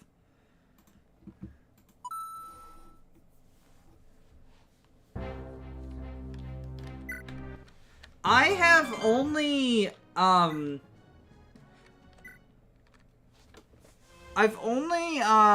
wait, no, I gotta reset. Blah. I've only blocked, like, 2 people, like, in terms of, I'm assuming by banning you mean, like, specifically you've blocked their comments from ever being seen again on the channel. Because that's a thing you can do. I've done that with a couple of people. I did it with Mangs, just because, you know, sexual predator. Not that he's ever, like, commented on the channel. But I just did it preemptively.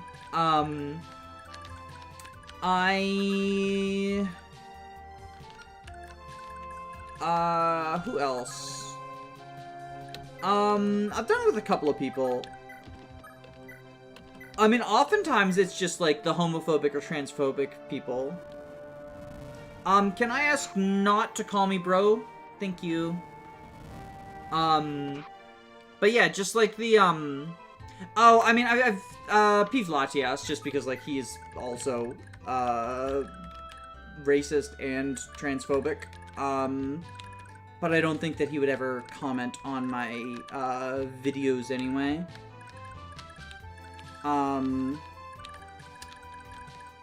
Yeah, who else? No one else who I think has, like, a recognizable name.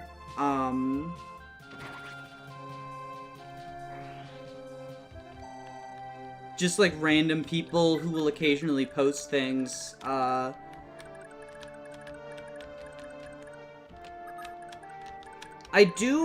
know that I probably shouldn't look in the, like, held for review, but I do because sometimes the filter is, like, too strict and,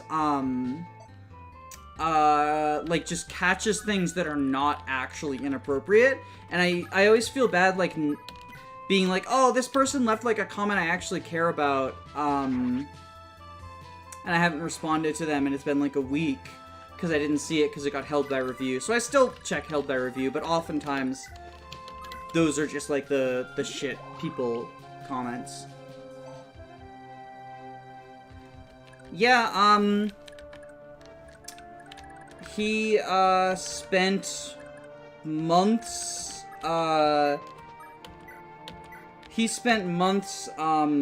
with just, like, targeting me specifically with transphobic harassment to the point where, I had to leave a, server that I was in, just constantly, you know, prove that you're not a man, that sort of shit. Anytime that I would say, like, hey, please don't call me bro, or whatever, he'd be like, well, actually, you are a man, you are a bro, like that. Type deal. He used, transphobic and racist slurs, including the N-word. So, not a big fan of that person. TBH. But, I also don't want to be, like, a drama channel. So, let's focus on the game. Sorry about that. How much kills does yours have? 79 versus 63. Oh, so we're getting up there with both of them. We're getting up there with both of them. I think what I can do is have Finn chip with the Brave Lance. And then kill with... Oh, never mind. Kill with the Brave Lance. I did my math wrong. Yeah, I shouldn't have... It was just sort of like a... I try not to talk about, like, drama stuff or whatever.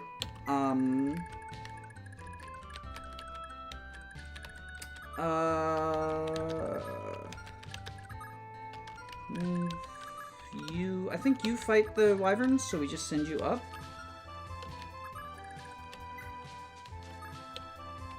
Well, so I wanted Finn to not kill. I guess a kill in the Brave Lance is fine. What's the Brave Lance at now? 14 kills? Aaron's gonna start racking those up, hopefully, soon. But I wanted to get kills on the Javelin, which is, you know, makes it a little unfortunate that I didn't, but c'est la vie.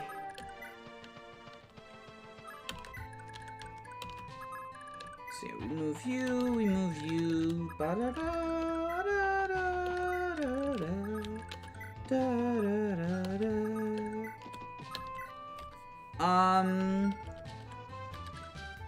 Right, we have the big boy, scary boy Azel. We got Lewin. Lewin's probably going to be holding the bridge, which actually means I probably should have sent him the other way so he could get warp stabbed. Because I want to get this Castrol captured as soon as possible. I guess Ratchesis is probably, because Ratchesis has the warp staff, so Ratchesis is probably going to go left anyway, or right anyway. So having her like go and then get dance and go and whatnot. Yeah, it's his gift, and he just... what's extra funny is you can just give it to Quan. Like, I think that's extra funny. Okay, so we go...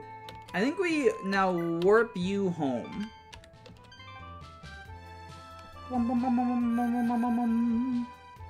And he can grab the Silver Lance. And we're definitely going to be setting up for a dance here. How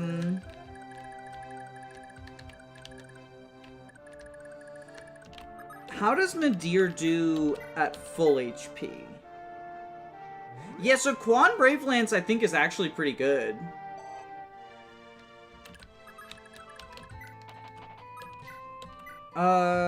So 29, so he doesn't die.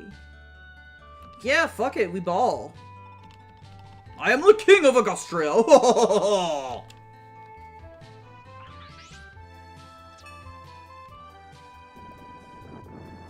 Oh, and he dodged, too. Crit, please? Crit, please? Crit, please?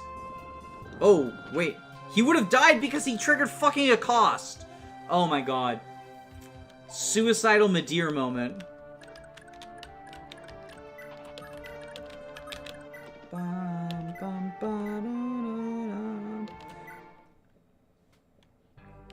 Oh, they have a boss combo?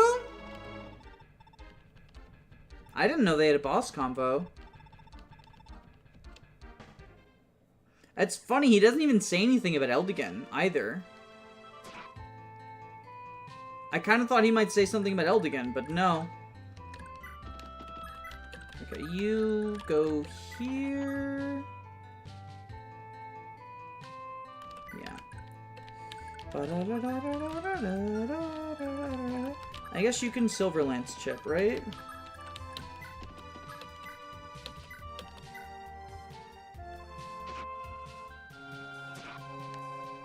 Okay. And then you can set up for the dance. Y'all dance? I wish Quan didn't disappear for like 2 chapters. Yeah, it is really unfortunate that like... I mean, he's pretty baller, even for the time that he's around, right? I don't know, do you think Sigurd or Quan is the true Jagan of FE1? I've heard both of them, like, talked about that way. Because Sigurd, like, starts out incredibly strong. But if anything, Quan feels like he starts out stronger. And also, like, legitimately, quote-unquote, falls off by leaving. Which is something Sigurd doesn't do.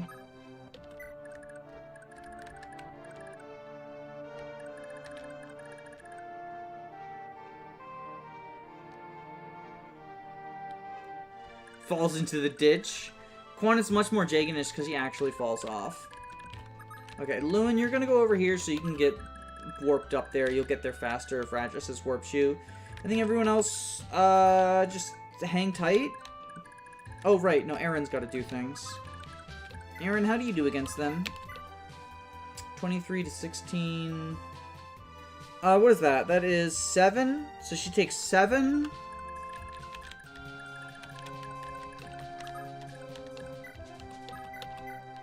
I think I'm fine with that. Come on, hit! Oh my god, Aaron! What is wrong with you? Actually, what is wrong with you?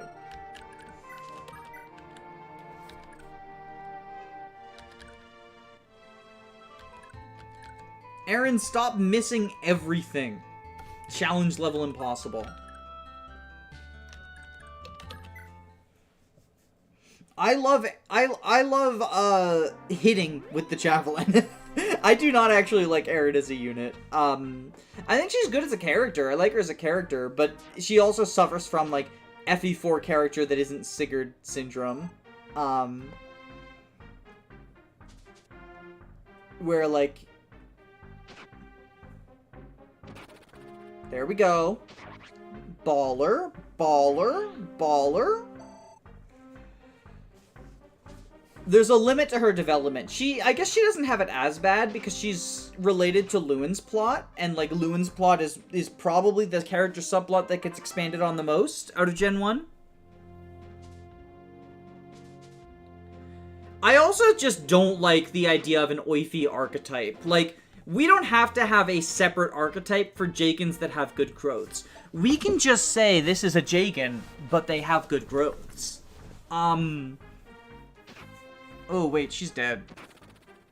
Wait, she's actually dead. She's actually just dead. She's actually just dead.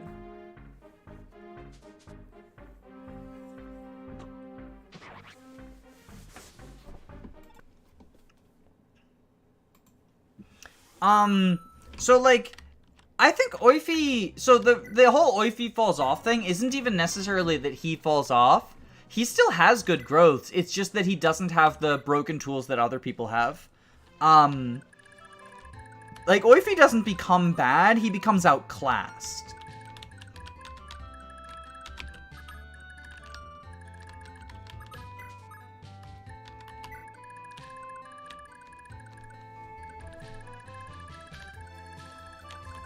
Like, Oifi becomes outclassed, but he's still a good unit. Like, he's just a good unit surrounded by an army of great units. He's in a similar situation of, like, Ashe, for example. Where, like, Ashe isn't bad because he can't do anything. It's because it takes him more work to do the things that other people do for free.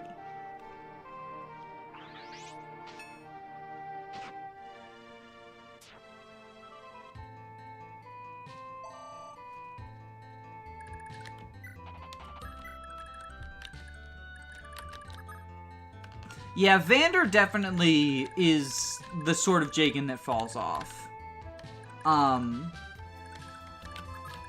But I also think that's fine for a Jagan. That's kind of what they're supposed to do. But I don't like the distinction between Jagan archetype and Oifi archetype because they are just the same archetype, just one of them is the one with good growths. It would be like saying, like, you know, we should have a separate... Actually, I can come up with a perfect example of something that I've heard multiple people propose recently. So I'm assuming that some YouTuber made this proposition since multiple people have proposed it. Like, it has to be coming from somewhere, right? I've heard the proposition that we need to have an Est archetype and a Nino archetype. And the distinction is that Est is usable at base, but Nino is not. And that, to me, feels very similar to the Oifi versus Jagan thing, where, like, it's the same archetype, you are just pretending it's a different archetype because of growths, right? Like, a Jagan with good growths is a variation on the Jagan archetype, but it is not its own archetype.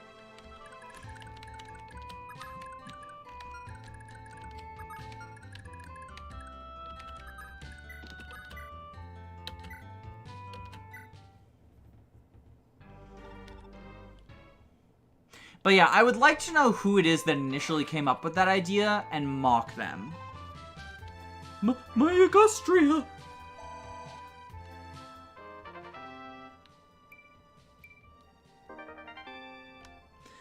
So, like, the big thing is that, I don't know that Est is even, like, usable at base, necessarily. Oh, I should have seized there. But these guys leave if you seize, and I kind of want Aaron to enemy phase some of them. So I'll seize next turn.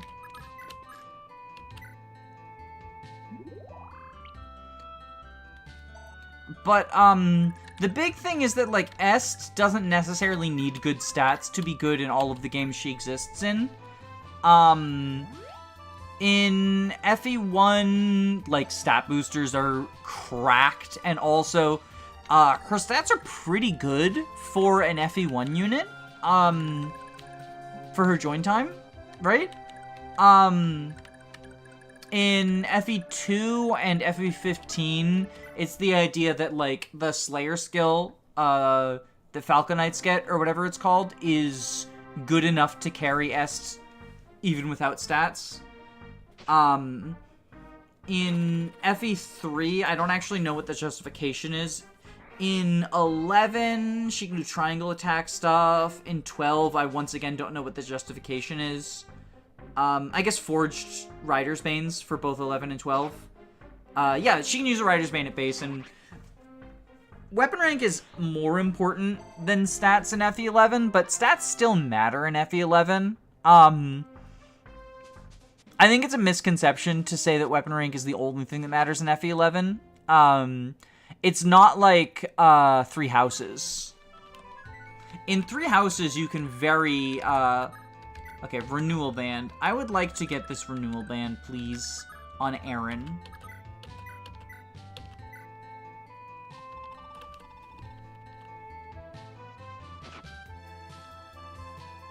Okay, that's not gonna happen. I want to get it on Aaron because she needs the money. And it's worth a considerable amount of money.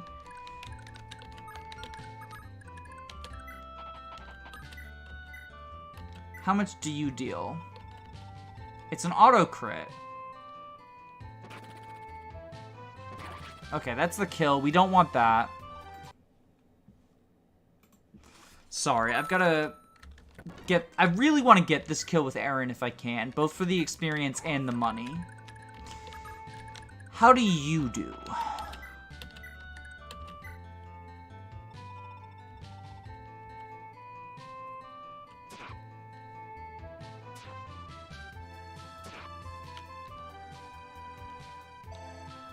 Okay, not exactly what I wanted. How do you do? Not with the silver bow. We know that kills, but with fire, or L-fire. Let's try L-fire first, and if that kills, we can try fire.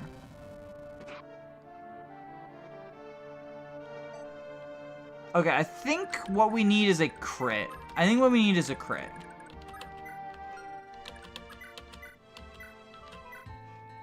Crit, please? We'll set up for a dance.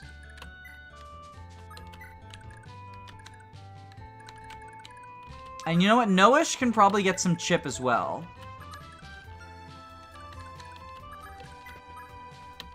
Danceroonie.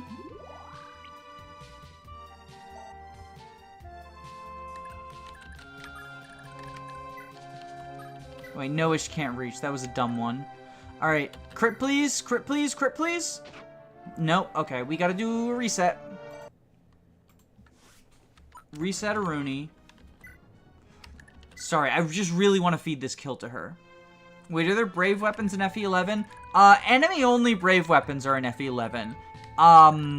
And if you use there's like a DLC that gives you brave weapons as well, I believe. Okay, what we can do is we can roll an RN with this.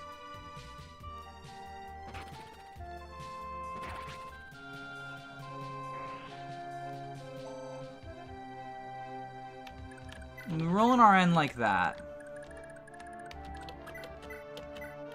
Javelin? Crit, please?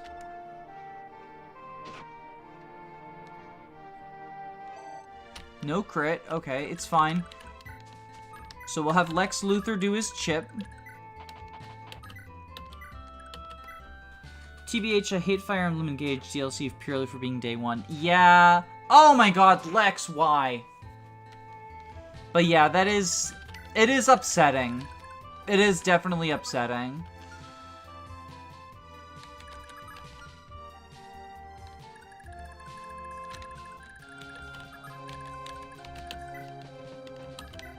Okay, we might have to just kill all of these guys. Or at least most of them. Lex is definitely having a rough day. It's very sad for him. He's missing a lot, and I don't like that. I don't like that in a Lex. Okay, we'll do this.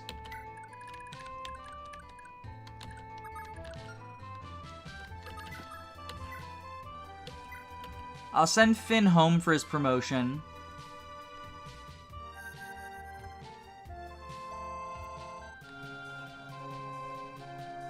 I have done an all-female playthrough of FE12, but I never finished it because, as often happens when I play FE12, I got bored and didn't want to finish it because it's FE12.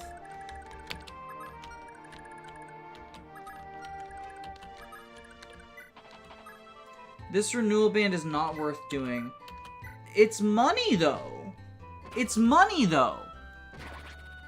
Plus, I need to wait a turn anyway to send Lewin up to choke the bridge. I realized I need to wait a turn to send Lewin to choke the bridge anyway.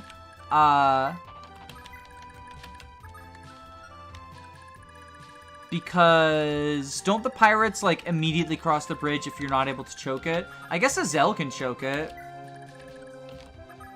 We can try with Azel choking the bridge.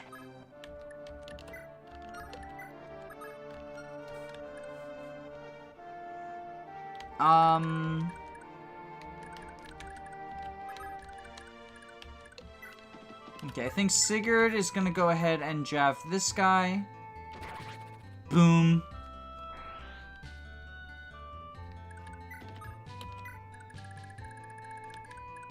We talk about Jagen's falling off, but not Fire Emblem endgames falling off. That's a good point. So many endgames in Fire Emblem are just a pain in the butt to play. Okay, he has 16 strength plus 10, 26. So Sylvia doesn't die, actually. And neither does Adine. So what we can do is we can kill all of the other wyverns and then set up and try to kill for the renewal band next turn.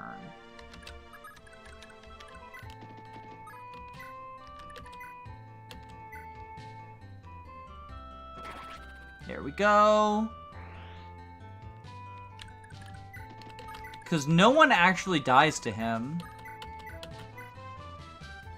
Best thing the renewal band does is get sold for 40k. That's why I'm giving it to Erin, because she needs the money. Erin and Claude need the money. Like, they are the most needy couple in terms of the money. Arden, you can be bait.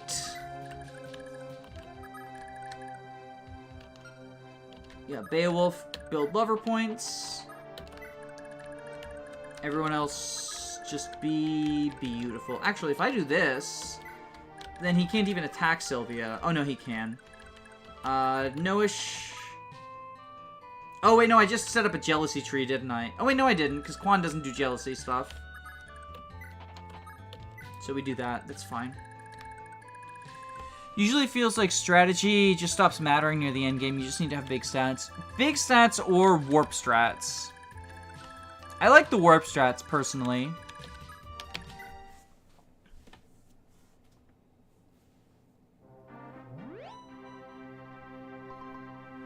Ba-na-na-na-na-na-na. Yeah, Quan be loyal. It's so weird to see my units not counter, but, like, I don't have swords on everyone, obviously. Okay. What's your HP? 26. Crit, please. Crit, please. There we go. Boom.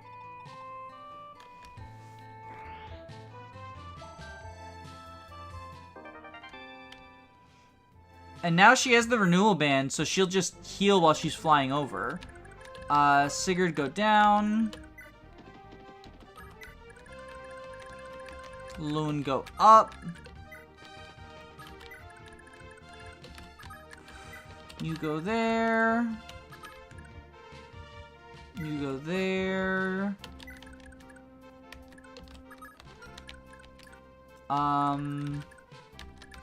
Yeah, I think we dancer, or I guess we can have Beowulf be the 4th dancer so we can set up the lover. You dance. Azure Moon was the first route I played and I warp skipped almost every chapter. Yeah. I mean, so I actually find warp skipping in Three Houses to be pretty fun to pull off. There's a lot of tools like stride and stuff. Like, it makes for interesting clears as opposed to like Shadow Dragon and where it's just like infinite warp range go burr.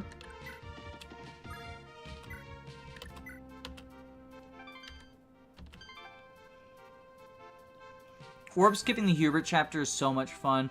Three House warp and striding is fun until you play the Petra Paralogue. Oh my god, the Petra Paralogue! I mean, I don't like the Petra Paralogue because it lies to you about the objective. And, like, that is something that...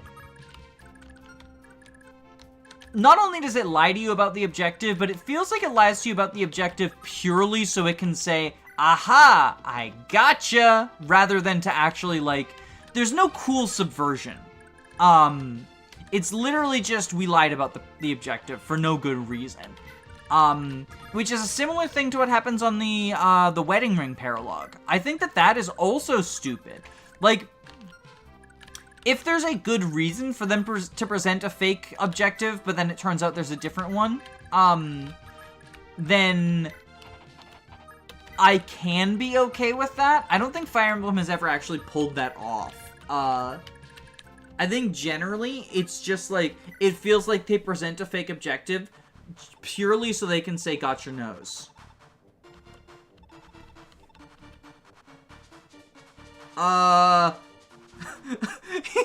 He left!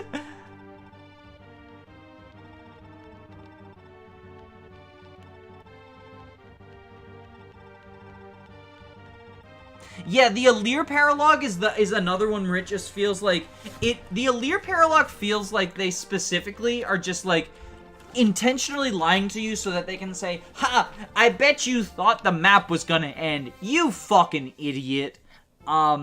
It's similar. Chapter 22 is similar. It's not as bad because Chapter 22, like, getting all the emblems and turning it into a route map, it's not a subversion and it's not like a fun, useful subversion. Like, it's more neutral to me, though, because it does end the reinforcements, and I think that is, it doesn't feel like the Allure Paralogue or the Petra Paralogue, where it's just, like, it feels mean-spirited. It feels like, haha, we gotcha. We fucking gotcha. We tricked ya.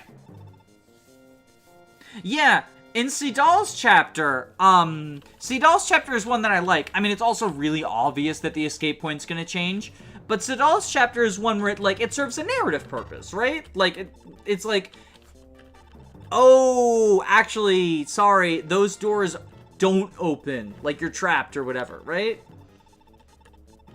As opposed to, like, Allure's one where it's like, kill the boss. Oh, just kidding, route the map.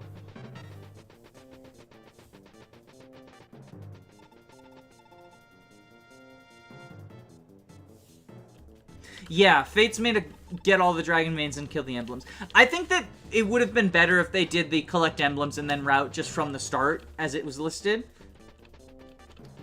But, I think it is, on the grand scale of lying to you about objectives, I think it is the least bad of them. I still don't think Fire Emblem has done a good one. Okay, so now we find out if Azel can handle this. I think he can.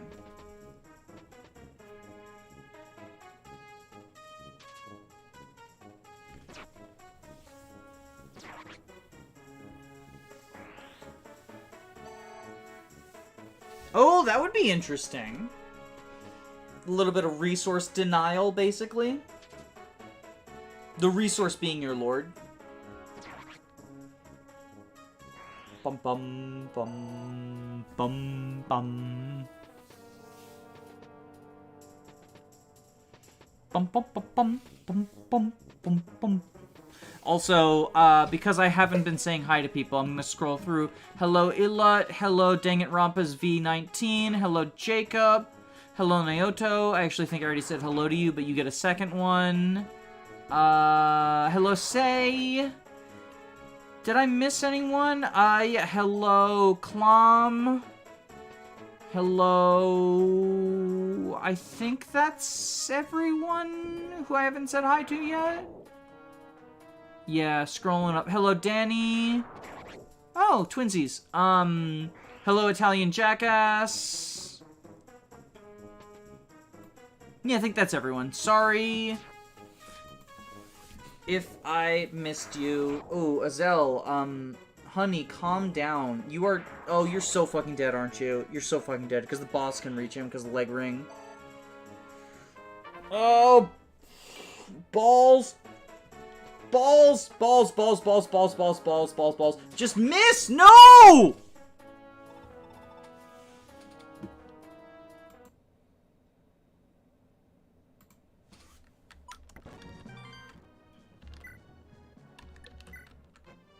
Okay.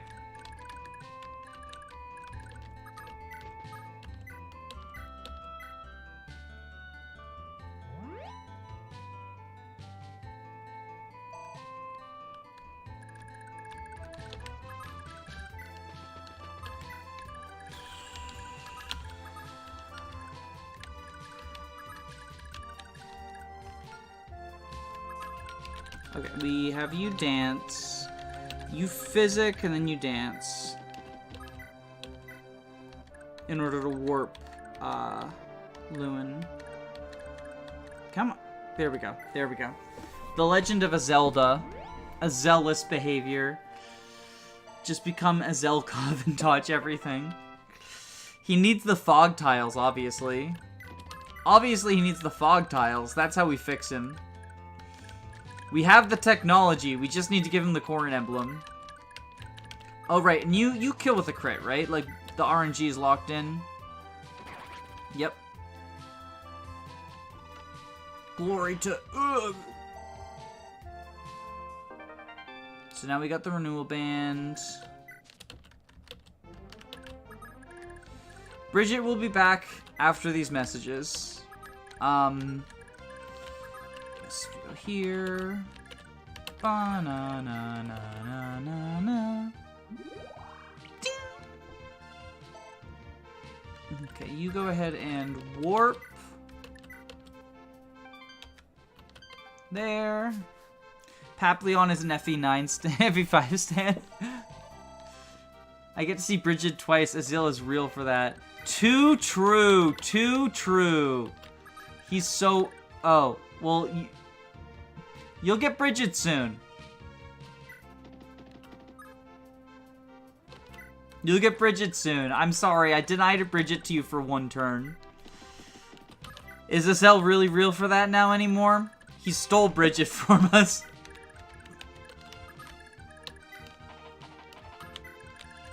Bum bum bum ba-dum bum bum ba-dum bum bum ba-dum bum bum ba-dum bum bum ba-dum bum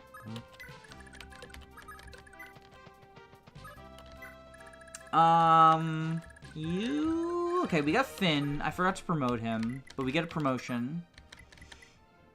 And then we can sell the Brave Lance and grab a silver. Azel only died because he was out of his Azelment. It's worth the wait. I'm glad there's a Bridget enjoyer in chat, because I feel like I like Bridget too. I like Bridget too. I feel like she's like a little bit overshadowed by like Lewin gets his holy weapon the next chapter and everyone talks about how much they love Lewin. But like, and Yufel is definitely like the worst of the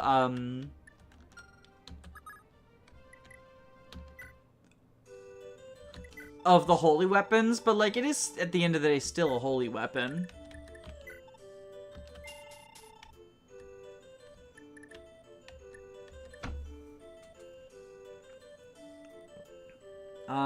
I think we sell the return band too.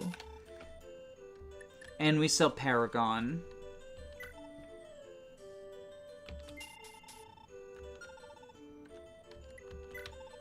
And we want to grab the Silver Lance from the armory, I think. Oh, it's not there, so we gotta get Quan's Silver Lance. We gotta have Quan go to the armory and sell Finn Silver Lance.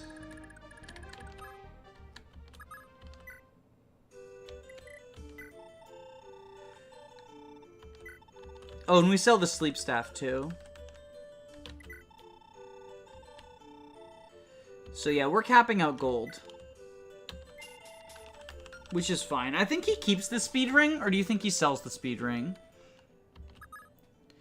Have you played the Fire Emblem board game? I didn't even know there was a Fire Emblem board game. I didn't know there was a Fire Emblem board game. There's a Fire Emblem board game? That's pretty cool. What is it?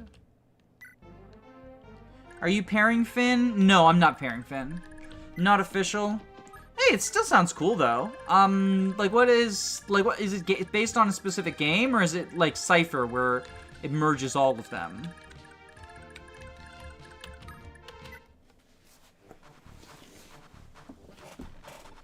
It's by Brother Min. It's called Anna's Round Table. Ooh, interesting. Yeah, we'll check it out. Oh, I don't really watch his content, so that would explain why I don't know about it. Although the name does sound familiar, so okay, you have how much move? 6. So 1, 2, 3, 4, 5, 6. So Lewin goes here. Well, Lewin only can go there. Okay. That's fine. It's about to be bridge at o'clock.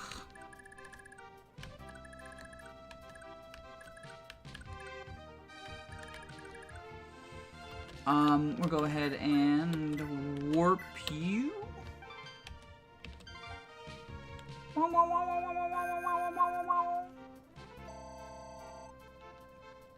bum, bum. Fire Emblem PvP, but actually good. I never thought I'd see the day.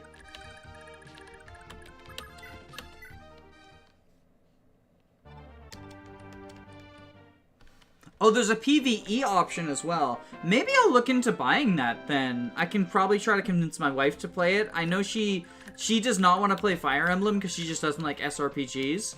But maybe I can get her to play the board game with me. Because we have like a board game night with her,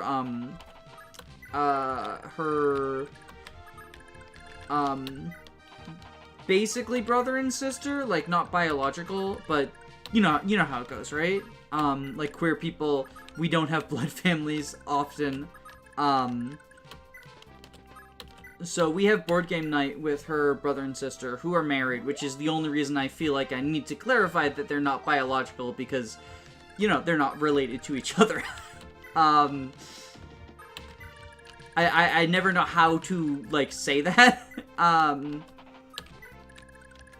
But yeah, we have board game night with them every, like, we're trying to make it a regular thing every 2 weeks, I think is what we're aiming for. We had to put that on hold a little bit because they're preparing for my nephew's first birthday party, which I'm really excited for. We got him, like, a walker, because he really wants to walk.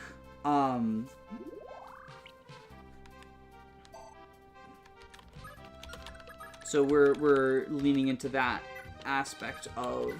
Okay, so I think if the bridge goes down, Azel here, Lewin here is probably fine. And then we can have Lewin choke the point. Yeah, it's like a really cool walker too, because it's like got tigers and stuff on it. So I'm really excited for his birthday party to like give him that gift. Okay, you go all the way up. Do we have anything else going on in the home castle? No. Ethlyn can talk to Quan now that we've seized the castle. And Lex and Ethlyn can both promote. I don't think an Ethlyn promotion actually does anything for us because, like, we can't use Leaf. But I might as well do it just in case.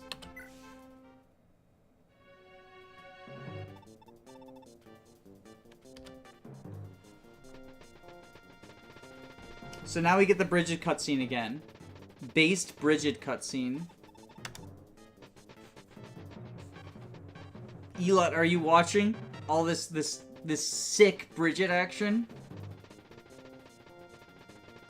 It just gives her C lances and some stats. No, but I mean, like, she's leaving.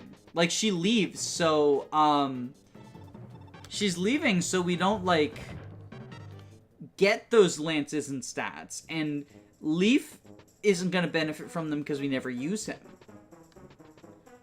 So, like, it doesn't give us anything because she's about to go home. Bridget, when her band of pirates pirate stuff.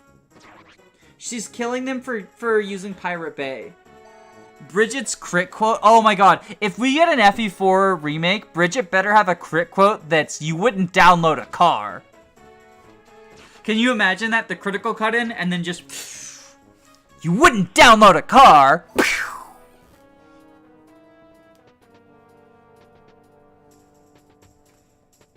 If we get an FE4 remake, I want someone to mod that. I will pay for someone to voice act the line, "You wouldn't download a car," just so I could get that as a mod.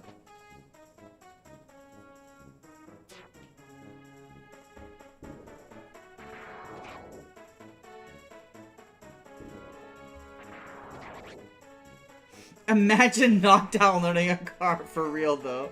Oh my god, what if you could download a car from a 3D printer, though? I feel like I would not download a car if it was from a 3D printer because I wouldn't trust it. Wait, no! Oh my god, no! He's going for a Zell.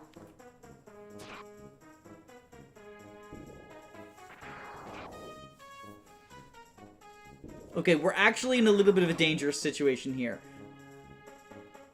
Actually, no, we're not. Just kidding. Just kidding. Easy peasy. We're in Easy Town now. I already don't trust cars. Cars are fucking scary when you think about it. Like, I'm babysitting for my nephew tomorrow, right? Only for a couple of hours, though. And his mom was asking, like, would I be willing to drive him to her mom's house when, I'm done? And I was like, I don't feel comfortable with that because I'm so worried. Like, what if I got in a car crash with, like, you know? But I said I would, but then she changed her mind and decided she wants me to actually watch him at her mom's house.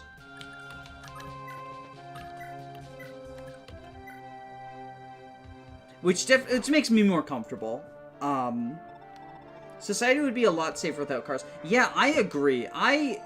Especially, like, living in the United States and how just, like, so much of our, fucking, like, infrastructure and everything has been just, like, wildly warped around the existence of cars. It's just sad to me.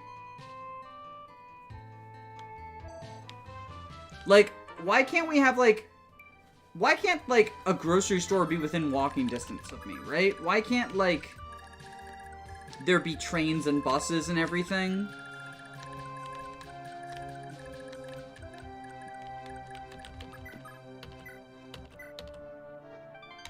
I'll send you up.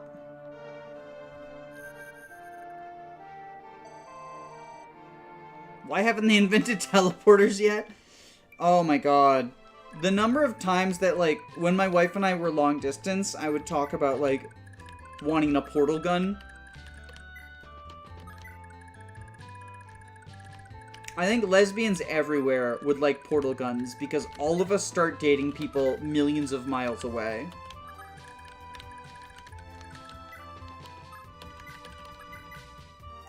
Doodling.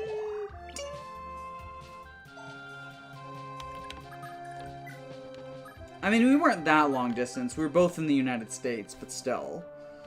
Beowulf, go here. Get a wife, please. Get a wife! Get a wife! Please, my man, get a wife.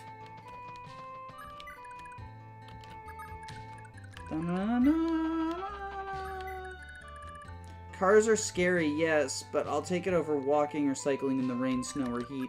But you see, like, those shouldn't be the only options. Like, why don't we have an infrastructure system where, like, buses and trains and stuff, like,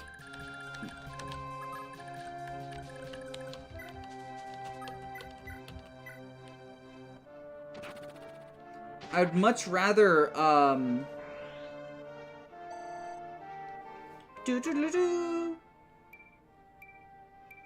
my god, she's magic blessed. She's so magic blessed. Oh, he can't reach. I don't want them to accidentally fall in love.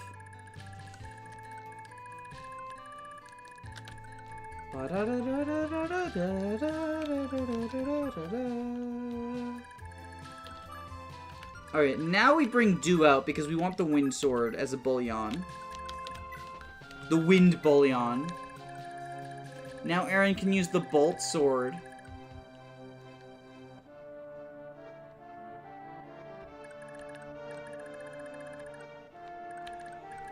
We cut out a lot of the moving. Wait, what's going on? FE4 Remake, they split up the maps into multiple chapters. I hope they don't do that. I would actually... Oh, wait, fuck, I forgot to move Bridget! Oh, fuck, I forgot to move Bridget!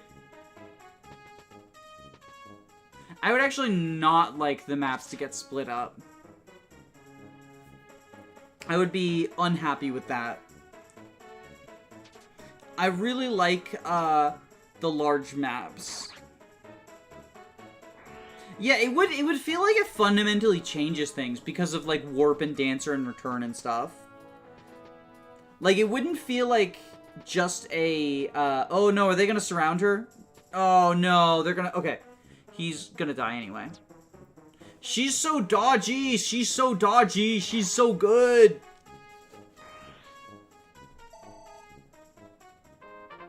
I want an FE4 remake where they didn't remake the game and just tricked us into playing Awakening.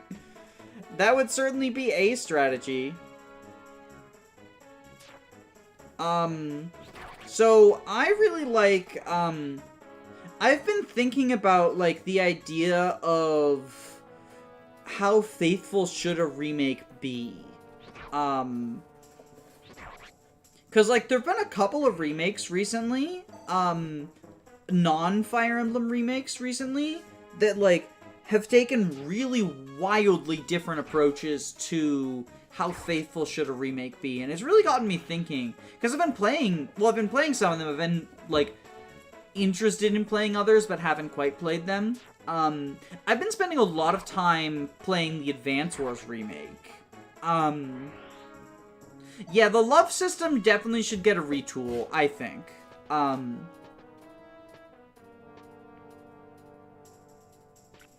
But I think that a lot of things that, like, people would say need to get changed by a remake don't actually feel like they need to get changed by a remake. Oh, no, that fucking guy right there. Okay, let's remember to move Bridget this time.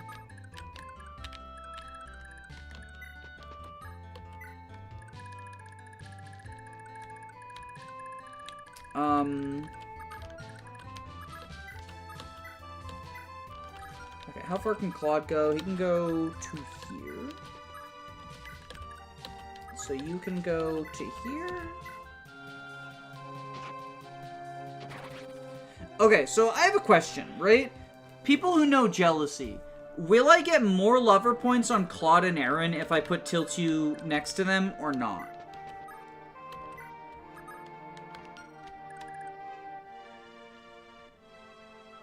Like, cause, like, I thought Jealousy is, like, whoever's lower on the priority order gets it. So does Aaron get it from Tiltu, or how does that work?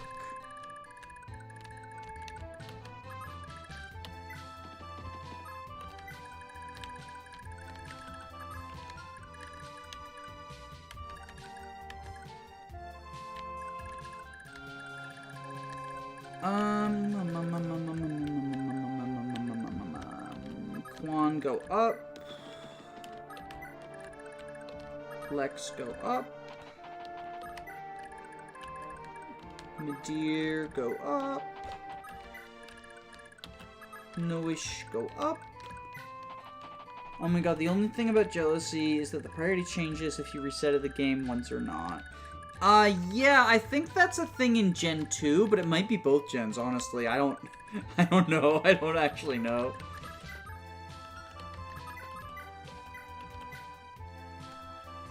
Trying to read how jealousy works is like trying to read another language through a Dr. Pepper can.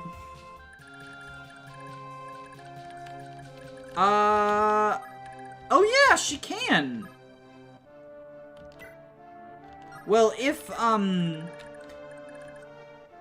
if you make Claude her daddy, yes, she can. Okay, so we thunder!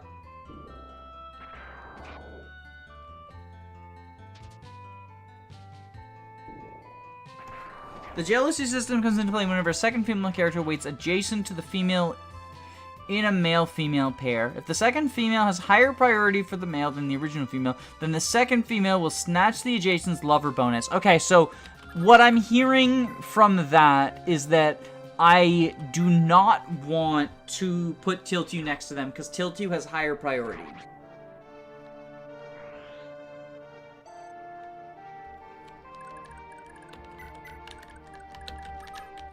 That's good to know.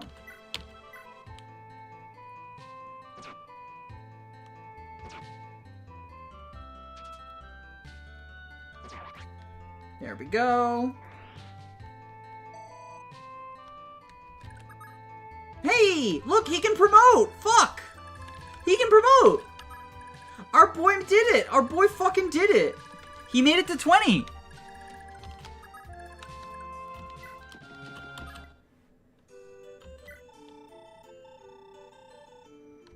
Oh wait, no, that was not Quan, that's Finn. I got them confused because they have the same sprite now. That's Quan. Lol. Yeah, I think that's good. You're all gray. Arden doesn't matter. Dude needs to move. Bum ba da bum ba da bum. I guess we can dance for Finn. Bum bum ba da bum. Get the boy his pony. Yeah, I'm getting him his pony. I am getting him his pony. Pony boy.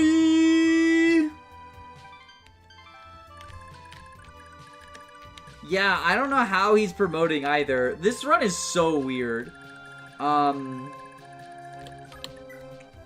Okay. This is probably the most important series of preps in the game. And by preps, I mean like what I'm going to do at the end of the chapter, like money management stuff. Bum bum bum bum bum. Because I have to figure out everything with, like, Quan and Ethlyn and Finn. And I'm also going to start shuffling money around with Claude and Aaron.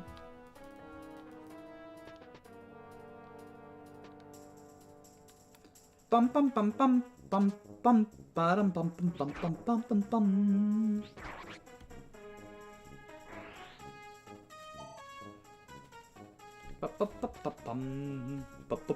bum. Nice dodge tank there, Jamka. Thank you very much. There we go. There we go. Gaming. Gaming time.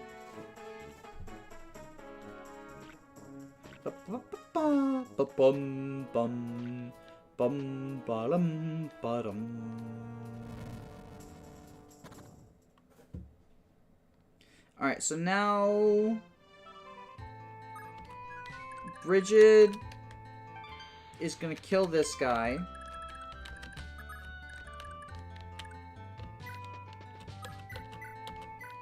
Pew pew pew pew pew! There we go. So we take care of that.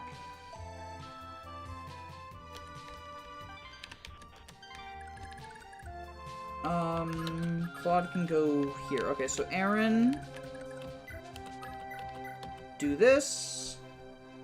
No, crit, please. Oh my god, you dummy. You big dummy. Tilt, you just go here. Alright, Sigurd move.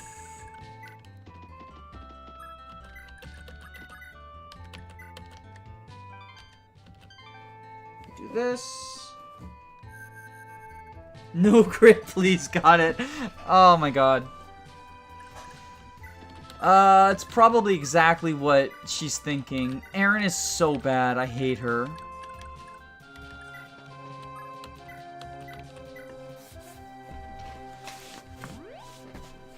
Da, na, na, na, na.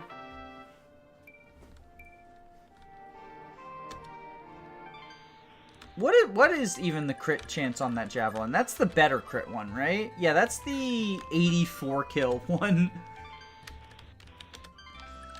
Alright, I guess we have Lewin kill this guy for the... Oh, no, we don't need the strength ring. Ooh, who are we giving the power ring to? Probably Aaron, honestly. Probably Aaron. Aaron could use the power ring. Rings of power moment.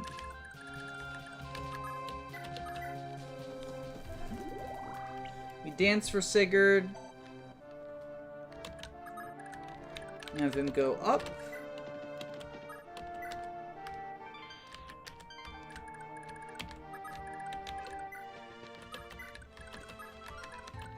Midir goes up. Lex goes up. Quan goes up. Did anyone watch Rings of Power? I'm sure someone did. I didn't. I might check it out at some point. I've heard it's incredibly mediocre, though, so I don't know. Like, I feel like if you're super into Lord of the Rings, you might like it. But then again, like, if you're super into Lord of the Rings, it being mediocre might make you hate it. So I don't know. I don't really know who it's for, then. If it's not for the people who are super into Lord of the Rings, and it's not for the people who are not super into Lord of the Rings, it kind of just sounds like it's not for anyone. But maybe I'm wrong, because I feel like the people who are super into Star Wars like the mediocre Star Wars stuff. I've heard it's worse for Lord of the Rings fans due to lore inaccuracies. I think the only, like, lore inaccuracies that I'm aware of, and, like, inaccuracies in quotation marks, is, like, the girl in Black Dwarves is something that they have problems with. But that's, like, if you're racist and sexist. And then there's, Galadriel is more of a warrior than she was in the films. But from what I understand, like, that's cited as a lore inaccuracy, but is actually more accurate to the books. It's just less accurate to the films. Gandalf is in the wrong place at the wrong time. Is Gandalf even in it? I didn't think Gandalf was alive. Like, isn't it, like, hundreds of years in the past? I know The Hobbit has Gandalf in, like, weird places. Maybe that's what you're thinking of? The Hobbit movies? They're garbage for a lot of reasons, but, lore inaccuracies can definitely be one of them if, like, Gandalf's in weird places. Oh, hell yeah, bearded dwarf girls, that's awesome. Okay, so we sell the Silver Lance. No, we sell... Do we sell the skill ring? This gives extra crit, right? So yeah, I think we sell the skill ring. Aaron wants that for the crit.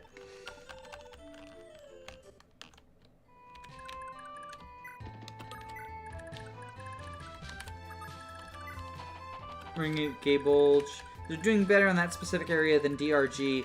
Oh, are there non-bearded dwarf girls in DRG? I didn't know that. I love DRG, though. I still have a DRG video that I need to finish editing.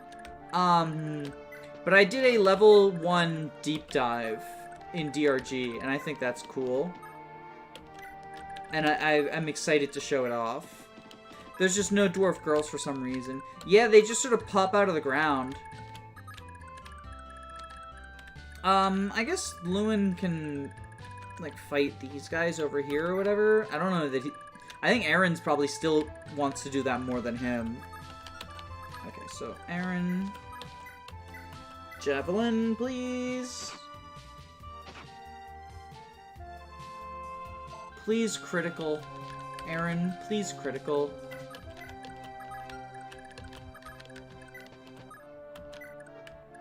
It's so funny not to see Fortify available, though. Normally I have to have Fortify available. But Tiltu's not been doing any combat. I don't think Bridget can afford to stop at this village because I took an extra turn. So she has to run away. Finn, come up here. Maybe you can bait some people. Jamka, you're going up there to get a girlfriend.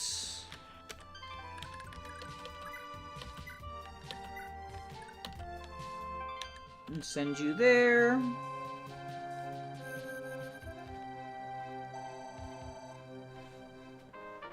Unit-wise, probably good, but like... Wait, Aaron X Claude is so unhinged. So, I think that it's actually gives you the best possible Sed. I genuinely think that Aaron X Claude is the... If you want Sed, you want Aaron X Claude. And the reason for that is that Sed with Claude or Azel are the only ones that are statistically likely to be able to silence Ishtar. And Claude can pass down the silent staff to him, so he doesn't have to get them. He doesn't have to spend the money on it. Because Sed's only real problem is money. I think that he does not need any additional. He doesn't need the extra combat from Forsetti. So, and Lewin actually does not give that much magic. Best Sed and best Fee. It does give Fee B stabs, but I don't know, is Physic B? Is Physic B or is Physics B, right? So that, I guess that's something. What does B stabs give you, though? It's like Physic... Most of the good ones are either C or A. Like, you still don't get Rescue. And you still don't get, Yeah, you still don't get Rescue, and you still don't get, You get Warp. So you can do Warp. Physic is B, so you get Warp and Physic. But I think I'd rather have Warp and Physic in a normal playthrough on Leaf. Obviously, in this playthrough, they're going to be on Fee. The entire reason... Well, it's not the entire reason that I'm doing a pairing. But the reason that I'm not pairing... The reason I'm not killing Aaron... Because I generally think Femina is, like, as good as Fee at what you want her to do in most playthroughs. Because I don't like Fee doing combat. But I kind of have to have her do combat in this playthrough. And also, I want her to bring the Brave Lance to Gen 2 early. But yeah, I do think if you're going for Sed, I think the best Sed is Claude Sed. If you're pairing Aaron specifically to help Fee, I think it's a mistake. I don't think Fee wants to do combat. But if you are doing it, yeah, that's weird. Because they're the class that should be able to. Maybe their AI is such that they just, like, really want to fight Bridget.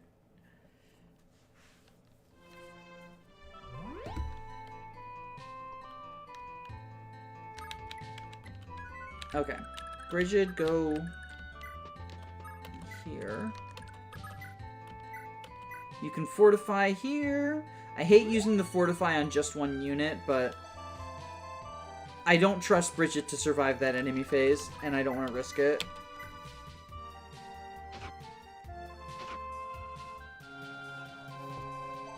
Okay. I think we do that. We do that.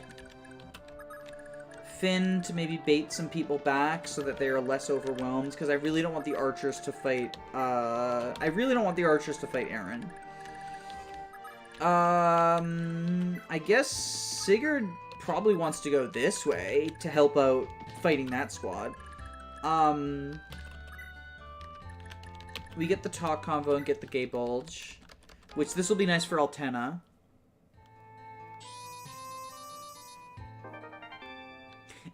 So the EXP, I don't care about the EXP. He's gonna hit 30 anyway. I care much more about his money than his EXP. His money is actually super tight. Like, Claude wants so much from this playthrough, money-wise. So he's selling Fortify as soon as he can in order to purchase all the stuff that I want him to get.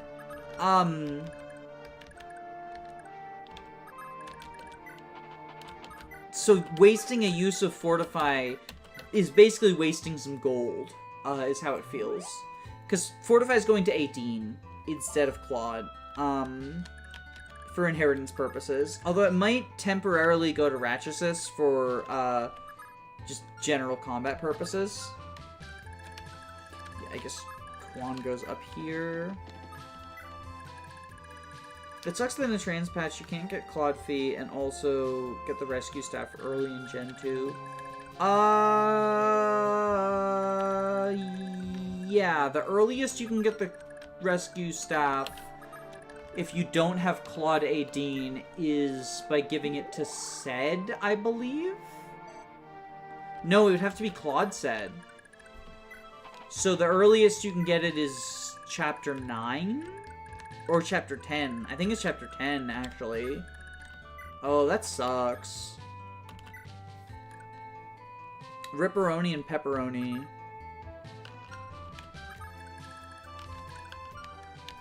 Move you.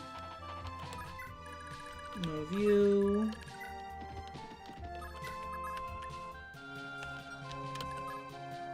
What turn is it? It is turn 26. Okay.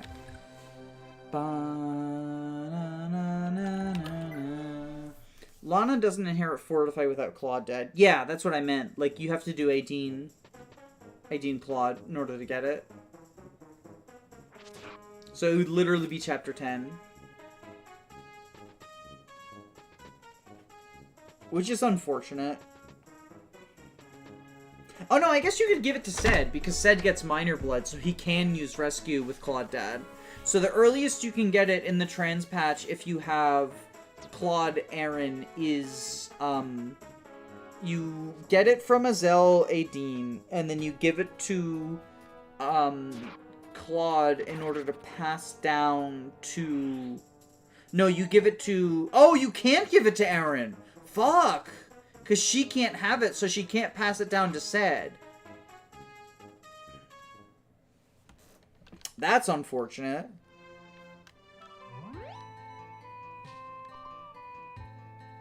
Okay. Speaking of unfortunate, this situation. So we're talking about the patch that I made, the FE4 Transgender Inheritance patch. It's basically, the, moms and dads pass down to the opposite kids that they normally would. And in that patch... I thought you said you were passing Fortify to Lana. Oh, true! Lana can't get Fortify. So I actually don't know who I'm giving Fortify to then. I mean, maybe Claude hangs on to it, but he needs the money real bad. And he probably needs to sell it for the stuff that I want on Ced.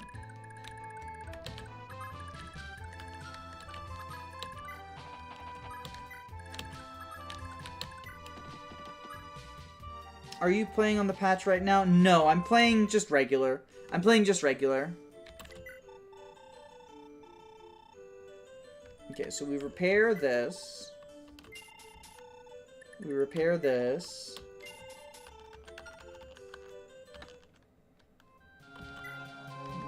Wait.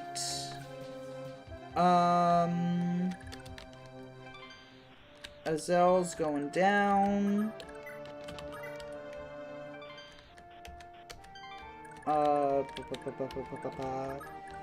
You're gonna go talk to your sister.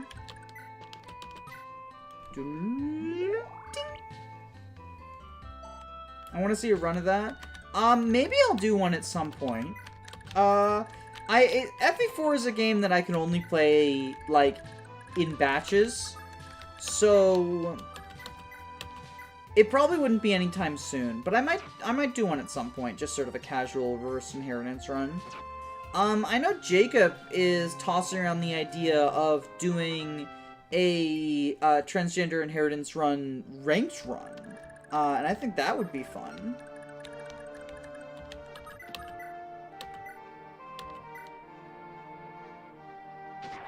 Pew! Ba ba ba ba. Did he already do it? I thought he hadn't done it yet. I thought he just, like, ended up getting a good ranking on his casual one by accident.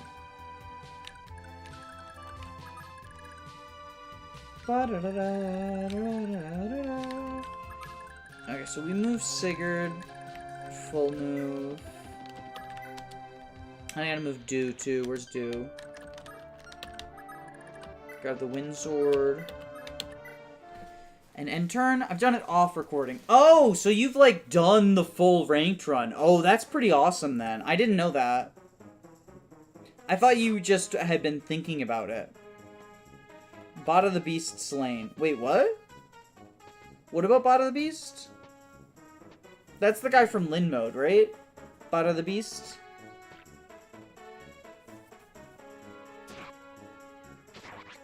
There we go. Another kill for Aaron, and more importantly, for the Javelin. I'm training this Javelin, which is more important to me than training Aaron. And I guess Tilt You can get pot shots while I body block with Bridget.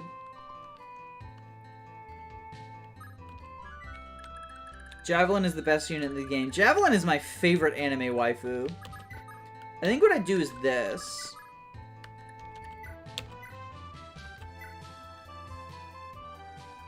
And now only one unit per turn can attack Bridget. Is it Wrath Gaming? She's at full HP, right? Yeah, she's at full HP. No Wrath. No Wrath to be found.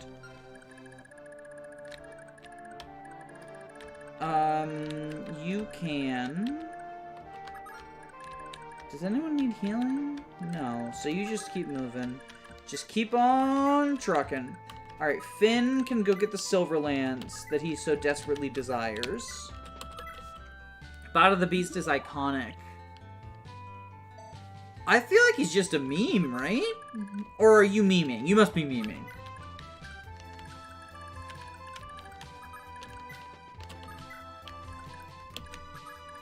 He's like the Lin Mode guy, right? Bot of the Beast?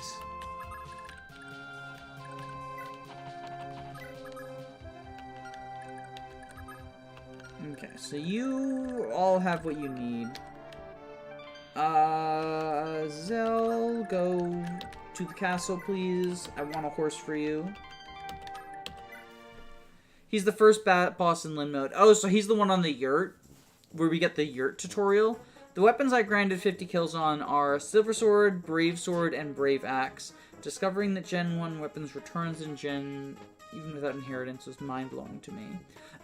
Do you still get the kills on them? I know the Brave Axe does, but it's a special case, because no one can inherit the Brave Axe. I thought that all of the other ones you don't get. Like, you get them, but they don't still have the kills on them. Am I wrong about that? I might be wrong about that.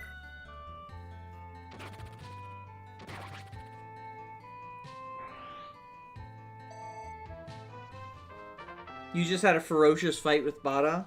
Hell yeah! That's my best Panette impersonation.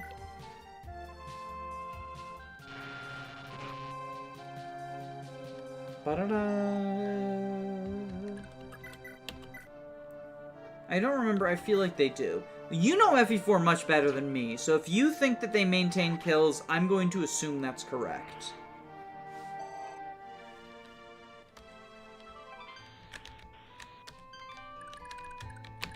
Jamka, your girlfriend needs you. Well, your future girlfriend needs you. Sigurd, you know, honestly, we'll get you some healing. So you go here.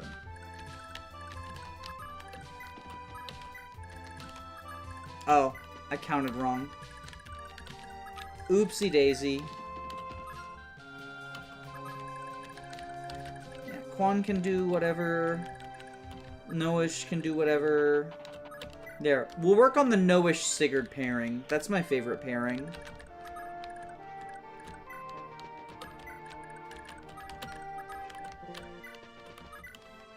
Danceruni! Bada for heroes when.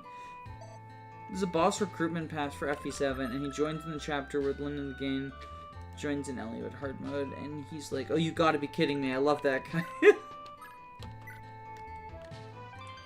That's pretty funny. At one point I was working on a bosses patch for FE6, but I ended up scrapping it, just because there's so many, just generic nomads and generic shamans from that one Sakai Gaiden. And I just decided I wasn't enjoying it, so I stopped. The reason why I think they do is because every weapon is tied to a weapon ID. When you get the Thoron in Gen 2, it's the same Thoron as Tiltu's. Oh, so it has... The Thoron does it too! I didn't know that. Bridget, alert, Bridget. Okay, if Claude is adjacent to both Tiltu and Aaron, will they both get lover points with him, or just one?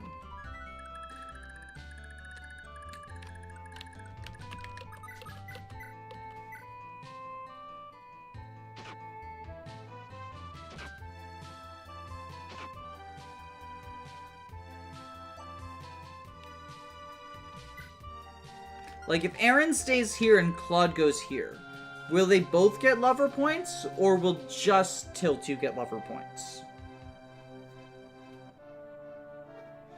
Tiltu will steal Bridget's... I don't care about Bridget's lover points. I only care about Aaron's.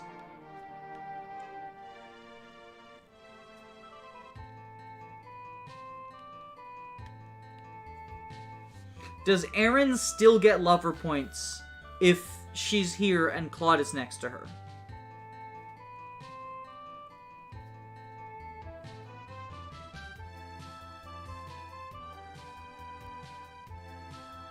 So the way that I was doing it was modeled after the Thracia one, where all of the playable units get replaced with bosses. So, for example, Roy got replaced with Aidun, and Jagan got replaced with, I think his name is like, what's his name? The other Maneki. No. I replaced Jagan with Zephiel. Tiltu is greater than Aaron. So they can't both. Only one person gets it? Okay, so in that case we do this.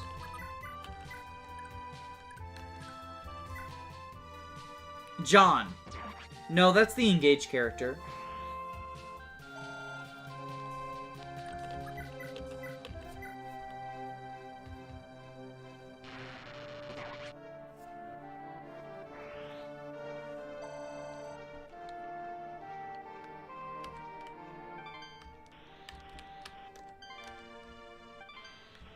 So the Thracia patch is called Reverse Boss Recruitment.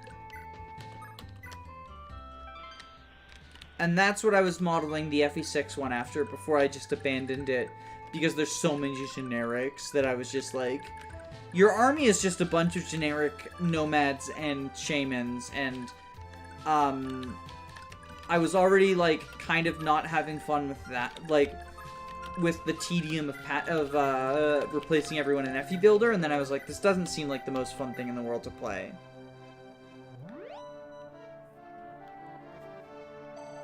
Jean theme, my beloved.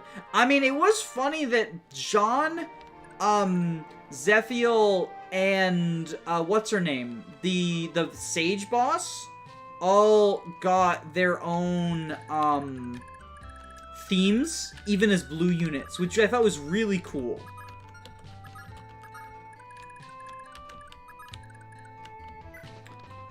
No, I think they're the same character. I think they're both the same character. I think you're confused. I think they're the same person.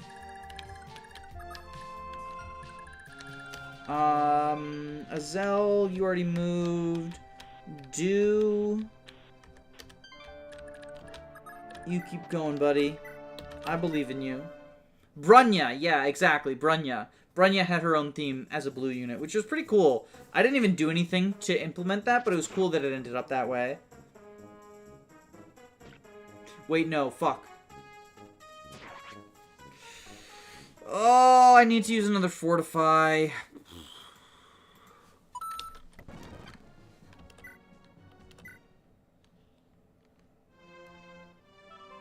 Oh, wait, fuck.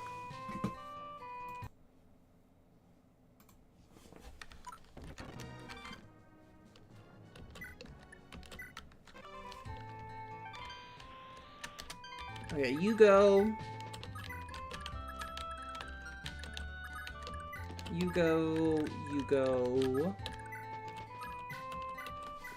Heal a Rooney.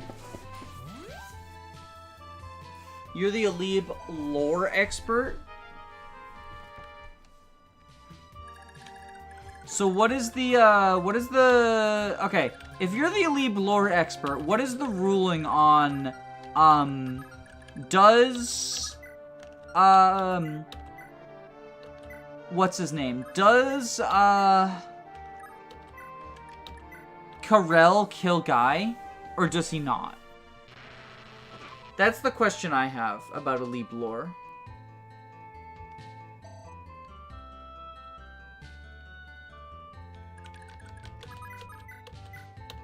Look, if you didn't want... If Intelligent Systems wanted us to think they weren't the same character, they would have given them different names. Everyone knows there is only one person in the world with each name.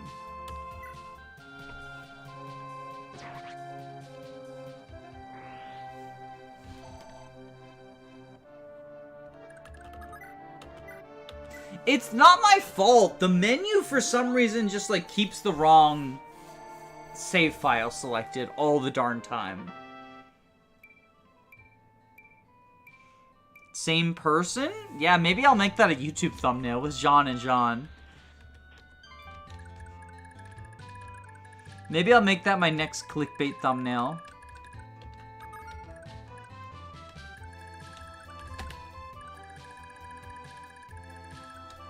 I gotta move a Zell. And then I think that's everyone that needs to move. Yeah. I guess Finn wants the Silver Lance, so he moves. And, like, I guess I can promote Ethlyn. Why not? Their names are different. They're pronounced different. They're both pronounced John. They're both pronounced John. They're both pronounced John. Like, it's John. John is John. Just because they spell Jean and Gage's name in the French version, like, it's a more Frenchy version of Jean. They're pronounced the same in Japanese. Ha! Okay. The subs are wrong. Or this is a you should watch with subs instead of dubs version. They are pronounced the same in Japanese, therefore they're the same man. They're both the same human. I think it's really weird that Jean never uses his ability to transform into a dragon to help Alir. Unless, what if Engage is a prequel, and Jean can't be a dragon yet? That would be a cool deep lore twist. You're gonna Astro Crit me? You're gonna have to dox me first.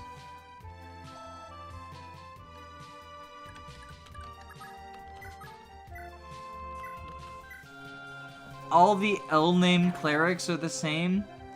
Oh, like Lena, Lana, Louie, and Huey, and Dewey, and Patooey, and Spafooey.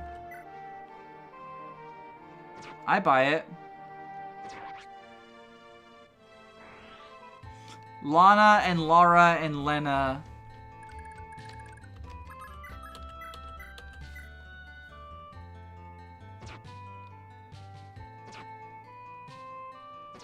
Nice, nice. He's showing off because he knows he's gonna get a girlfriend soon. So he just wants to show off for her.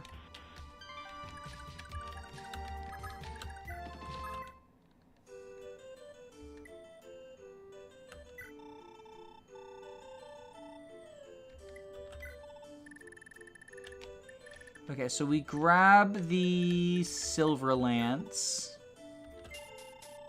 Do we want... So here's a question. Here's a question. Do we want to sell the speed ring? Or do we want to leave it on Finn?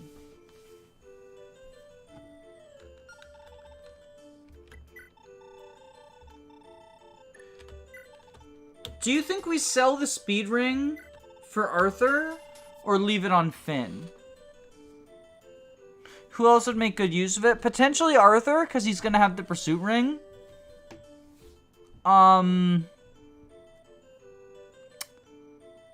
Potentially like Aaron / Fee, because it can be hard to get her going. Forsetti gives the speed. Yeah, but like, then that's money you're spending if you're using Forsetti just to double.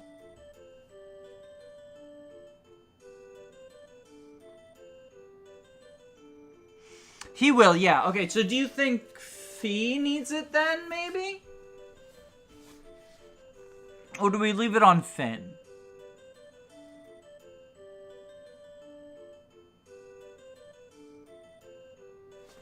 I don't think Arthur will struggle for money. Leave it on Finn? Okay. I'm trusting you, chat. But the first time Aaron or Fee fails to double something, I'm immediately going to blame y'all. I'm gonna say she would have doubled the speed ring, even if she wouldn't.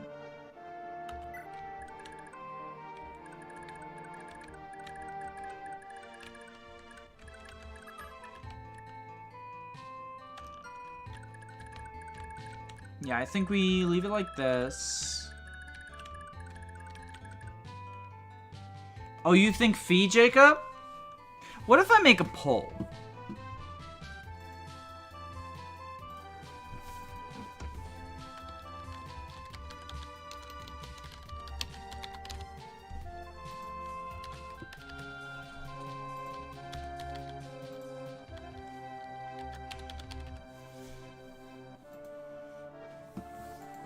There's my poll.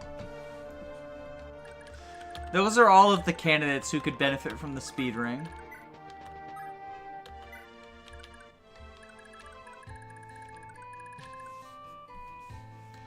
Okay. Okay. You're gonna keep going. You're gonna go back, because we don't need your help anymore. Turns out Erin was good enough on her own to handle it. Okay, you're gonna go... or whatever. I also have to figure out how I'm doing the houses. Aidene's probably gonna get the, Restore Staff one.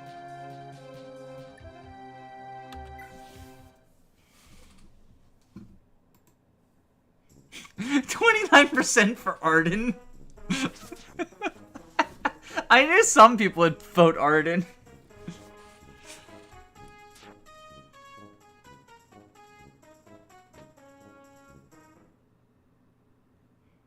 Wait, what about Karel's? No, but didn't Karel kill Guy? I thought Karel killed Guy during the epilogue or whatever.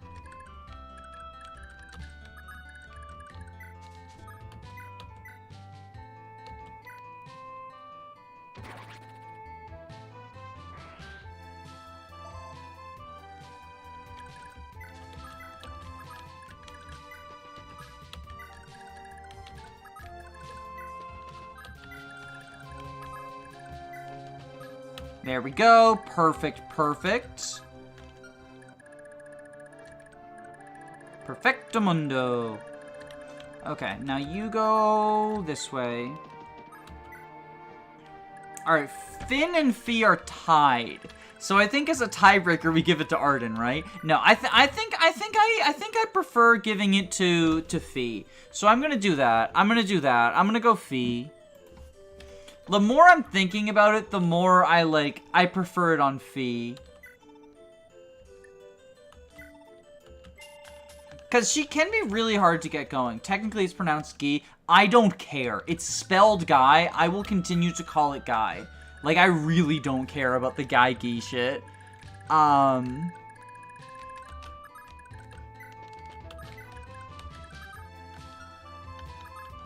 It's one of those things, like, the pronunciation war over Guy and Guy is one of the things that I'm just, like, I have negative care about it.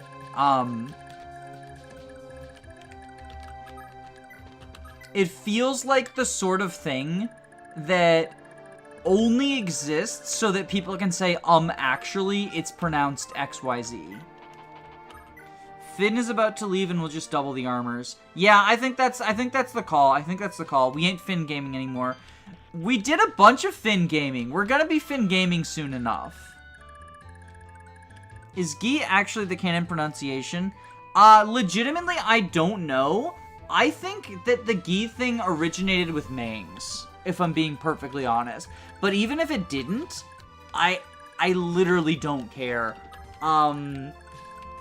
Like, I do not care about pronouncing the name of a fictional character whose name is never spoken aloud correctly. Guy is a real name. Guy is a fake name. Guy in English is Guy. That is my take on the Guy-Guy debate. Plus, I don't care. Plus, ratio. Plus, you're white. Plus, you fell off. Plus, L. Plus, doxed.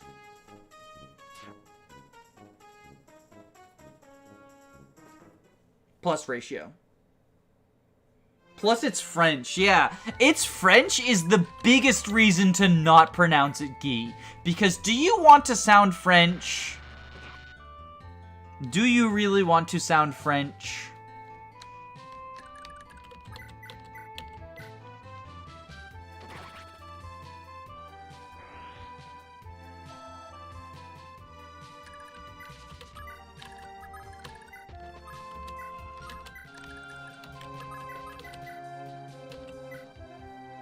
Pew pew pew pew pew pew pew pew pew pew. All right, Jomka, you can hold hands now. The last question is, are you white? I pressed yes, and I got L plus ratio plus you're white.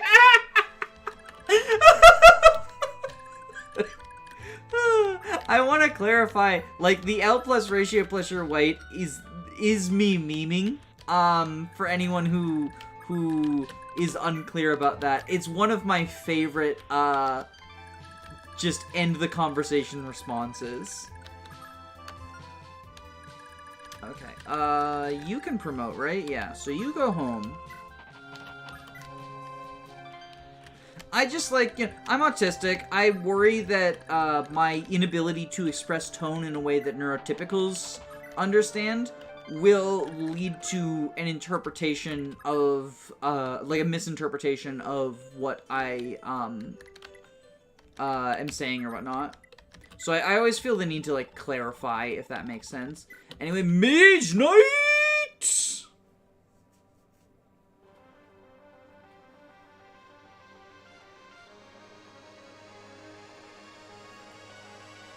So, like, it's a difference if it's, like... It's a difference if it's, like, a name that's, like, based on a real name or whatnot, right? Or if it's, like, a real person. Like, obviously, you want to pronounce real people's names correctly. The whole, like, I'm not gonna pronounce, like,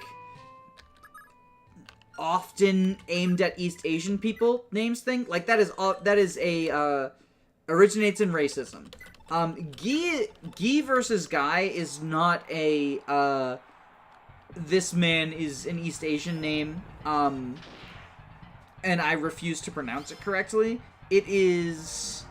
This is a white man in a medieval history thing, and he has a name that is pronounced a specific way in English.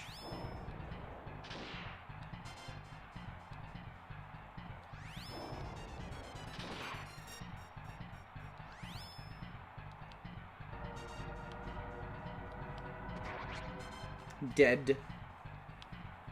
Ripperoni and pepperoni as hell. I'm so sorry. I could probably get through the arena, but I actually don't think it super matters anymore. Like, he has the odds to do it, but I don't think he needs the money or the experience anymore, because he's gonna buy wind, and then he'll be fine for the rest of the game.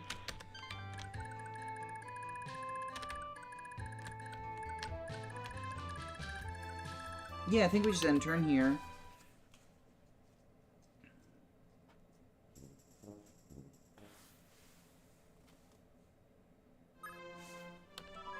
Well, so theoretically, Azel could use a sword to get through Dorana. Oh, wait.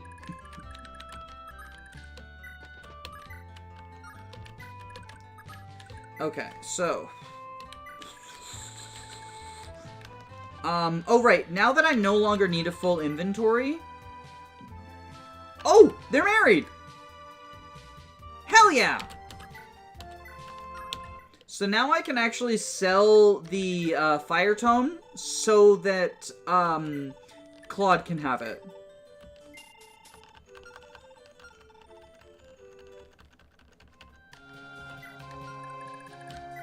That's wonderful. Now Beowulf never has to leave the castle again. That's actually wonderful.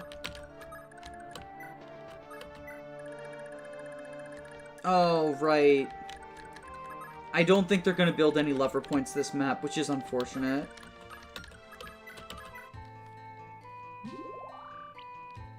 I can try to get it. He has the leg ring. I might be able to reach it. Because how many turns do I have left? Oh, they can get lever points this map. They can absolutely get lever points this map. It's going to be fine. Okay, so y'all are standing still here. Or actually... You go here. You talk a Rooney. Hey, you're my sister. Here, take this bow. Bye. Beowulf is literally gonna sleep in for 2 years of war and then get called out during the victory celebration and die. You're not wrong. Okay, so I definitely have some stuff to do, but I think we go to turn 50 for the lovers. And then we start doing the stuff that we need to do.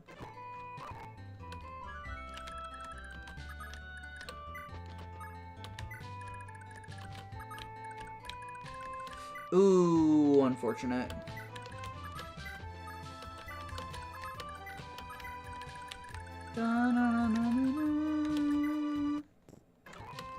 Okay.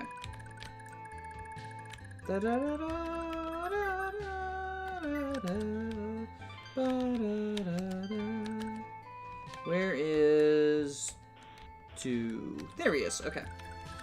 You go get the sword. You go get, You're going to get the restore staff. Okay,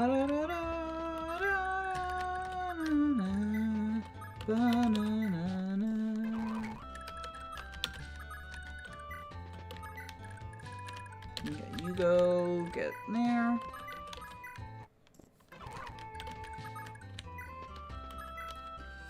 One thing that doesn't want to make me replay if it was pairing with love points. Yeah, if they do make an FE4 remake, I seriously hope that the lover system is changed. Like, I know a lot of people are actually happy that Engage removed S supports. I don't mind S supports. It's the child units I dislike. I would love it if FE4 just had a standard support system so we could flesh out the characters more, and then has S supports for the child units there. I don't like the S supports in Awakening and Fates because I think the child units from it are stupid. But I think that an S support to get children in FE4 and a regular support system in order to get those. Is Dude gonna find a Wind Lance? No, he finds the Wind Bullion.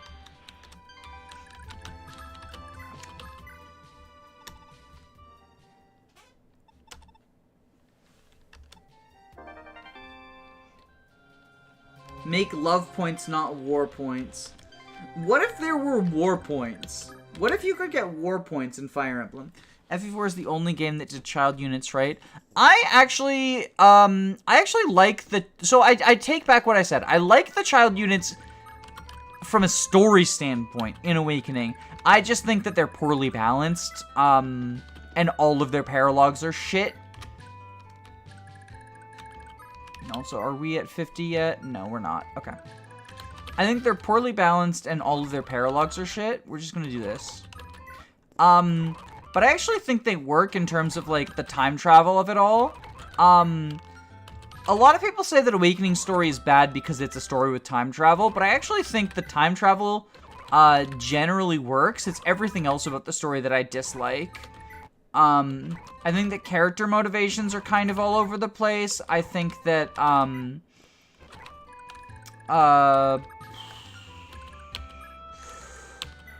everything in Act 3 and Act 2 is kind of just an ass pull. Okay, Claude has 10,000, which is good.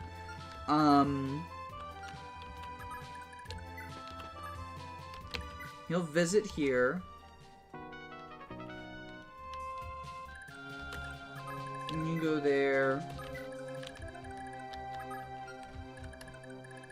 Ba-na-na. I think Dew is going to give his money to Claude this map.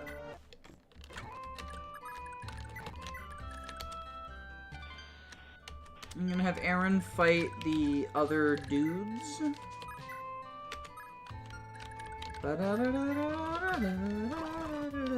I'm using speed up just because we're at, like, a tedious point in the map. I like the Fate's Child used from a gameplay standpoint, but from a story standpoint, yeah, it is so bad from a story standpoint. Like, even if you ignore the clearly unintentional thing where, like, every parent is now a neglectful, abusive parent, which I think is a fair criticism, but also clearly, like, wasn't their intention. I just think that, like, the dimensions to make them grow up or whatever is so fucking stupid. Like, miss me with that shit. It's just dumb. It's just dumb. I hate that I have to use Hayato for the whole game if I even want to recruit Rajat. Yeah, if you like any of the child units, but you don't like their parents, that's also, like, a funny problem. Well, frustrating problem, more than a funny problem.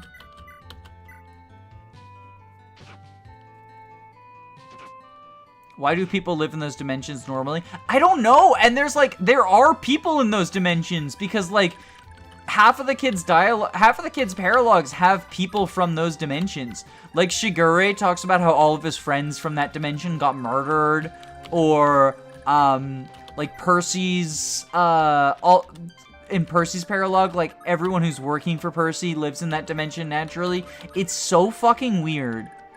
Dwyer has a bunch of people who are, apparently they don't even, like, live in that dimension normally. They just got hired to guard Dwyer in that dimension, which is, like, how much are you getting paid to literally, like, force yourself to grow up faster? Like, that's so... If you think about it, that's, like, actually kind of dystopian. Like, that feels like the sort of thing that would be in a sci-fi dystopia of, like, the value of human life has gone down so far, the rich pay the poor to lose years of their life. Coming in 2024, Society, man. Society. Starring... I don't know, Jennifer Lawrence or some shit? I don't know. Who's like a child dystopia actor person these days? Oh, there... Okay, so it's just that the time moves faster there. I thought it literally, like, rapidly aged them. Is that not the case? Chris Pratt? Chris Pratt can't be in everything. Timothy French name from Dune. Starring Jean Fire Emblem, the dragon guy.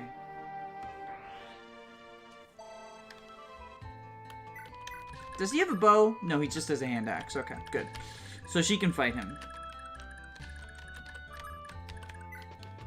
Jared Leto. No! Now it's unwatchable. Real talk, how does Jared Leto keep getting gigs? Like, not only is he, like, an absolute fucking creep, but he's not even a good actor. Like, not that that would make it okay, right? But Hollywood be Hollywood. But he's not even a good actor, so, like, why are you continuing to give this, like, horrible pedophile man, like, acting gigs? I don't understand it. Maybe that is the society.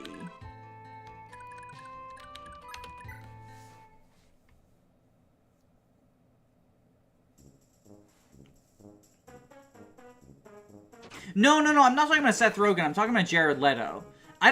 Is there something I should be concerned about with Seth Rogen? I thought Seth Rogen... I didn't think Seth Rogen was, like, a bad person. You know, I mean, like, there's obviously a ceiling, because, like, celebrities... All celebrities are fucked up in some way, shape, or form, but there's a difference between, like, you know...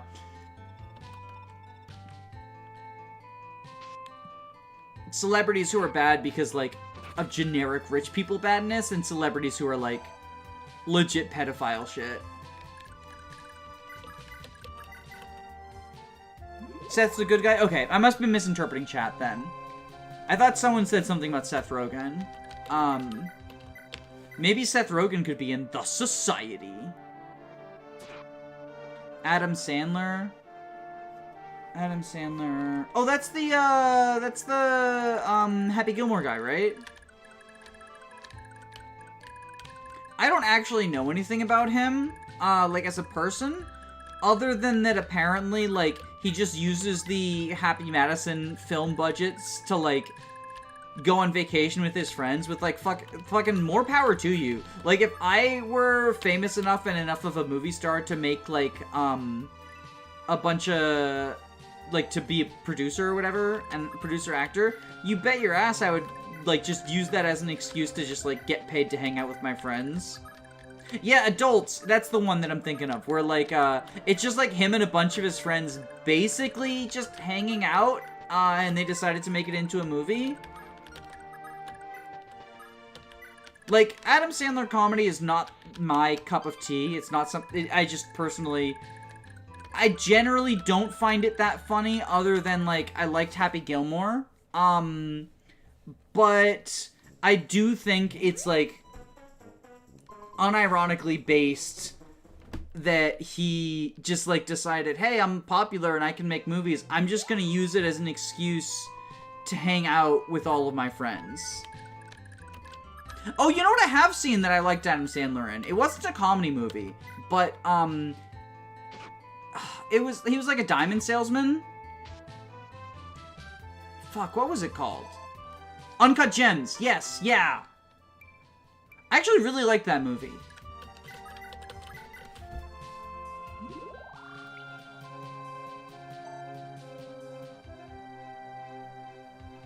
I mean, I guess you could technically call it abuse of power. God damn it. You're supposed to crit, Aaron.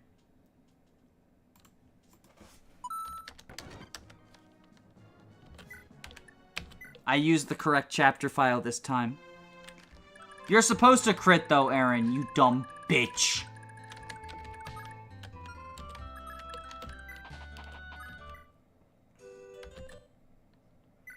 We can fix this.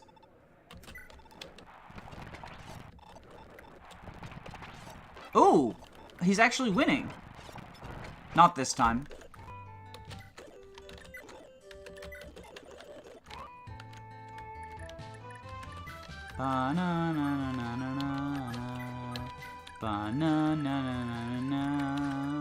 Alright, Aaron, you dumb bitch. Please kill him.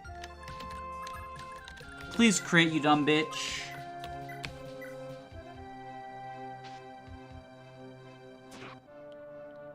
Yeah! Thank you, you dumb bitch. Thank you.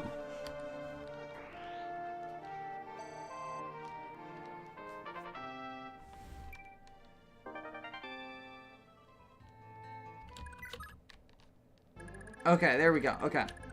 So, now all that's left to do is items and shit. Wait, did you already give gold? Okay, you did. So now for the fun part. So power ring, shield ring, we have the renewal band for money. I'm gonna leave it on her for now, but she's probably gonna sell it for money, like, long term. But there's not really anything for her to buy right now with that money. Okay, Claude, where are you? Claude is hungry for money.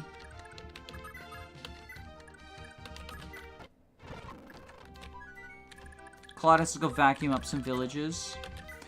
Bridget, I guess, goes through the arena. And Tiltu can, I guess, as well.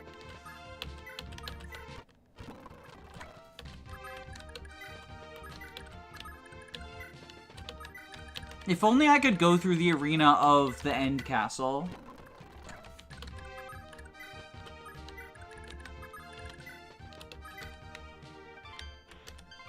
Bum bum bum bum bum bum bum bum bum. Wait a minute, what's Seliph gonna use to level up? He's not. He's not gonna level up, is the unfortunate part. There are exactly enough villagers to get Seliph to level 19, which means I never get him promoted. It's so sad. It's so sad. Gen 2 is going to be like where this challenge really shines. I think it's possible. I still think it's possible, but like it's gonna be rough. It's definitely gonna be rough.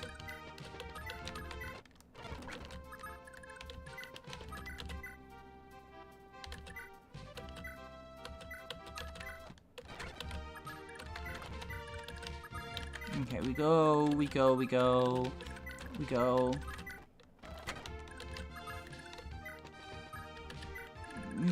You want the restore staff. First, we're gonna fix your heal staff, though. Oh, right. Hold on. We gotta go... Enter... Okay, you... want the Brave Lance. And the Speed Ring.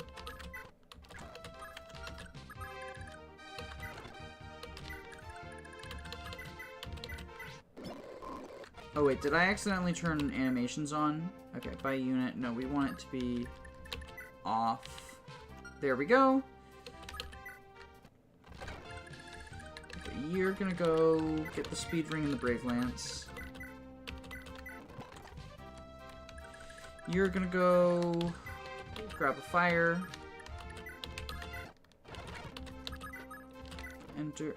Enter, don't staff. Okay, blacksmith, no. Pawnbroker, buy the fire? Okay. You want the sleep staff, you don't have the funds for it. You definitely want silence, so we'll grab that now. And we'll try to arena. Can we edit the game so that Seliph uses fist weapons? No, unfortunately. He could be like Goofy and shield bash. Look at Tyler. He's cheating. Tyler's using swords. That's cheating. Fucking Tyler. That's a total Tyler move if I've ever seen one. Totally Tyler.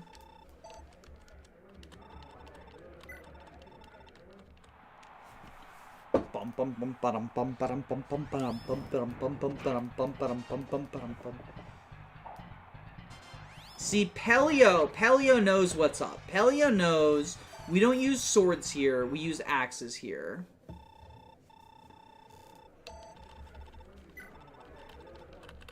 Look, I was bullying Erin because I believed in her.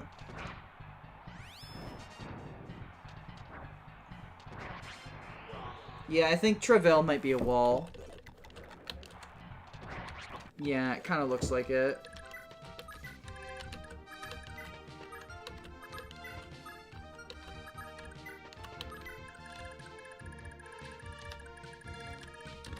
Tiltu's coming here for wrath shit.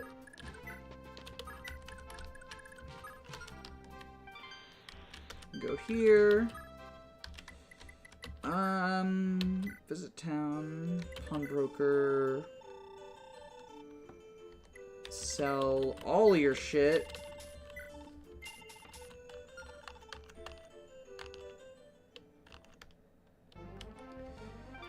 And then, yeah, we go, yeah. The death sound is so funny. It's like the FE6 break-in scream with the echo. Yeah, it kind of is. So you want the restore staff, which is the next one down. Claude wants the money, which is this one. Claude, don't fortify, I swear to goodness. Okay. We'll go ahead and fix that, and then we'll go arena. Use the steel bow as much as we can, and then we'll switch to UFL. Because, like, so the thing is that Bridget doesn't, like, actually need anything.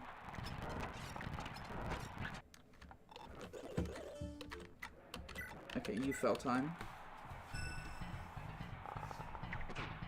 She just has to dodge one of the Jormungandrs.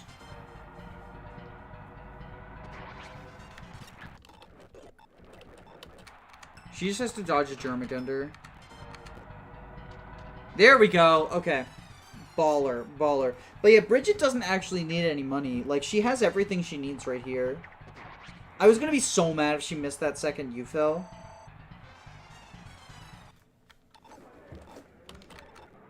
Like, Bridget's just doing this for the experience. Oh my god. Bridget, you missed a 90... and then you got hit by a 43. You've been hanging out with Aaron too much. Her stink has rubbed off on you.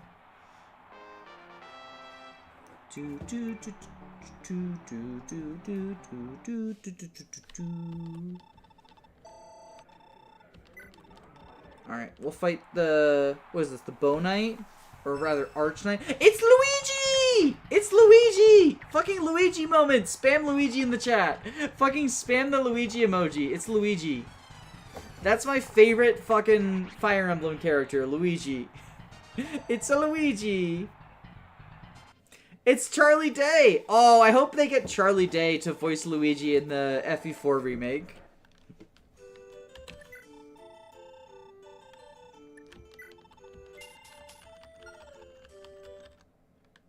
Yeah, I have a Luigi emoji on my Discord. It's Luigi from the hit game Fire Emblem 10.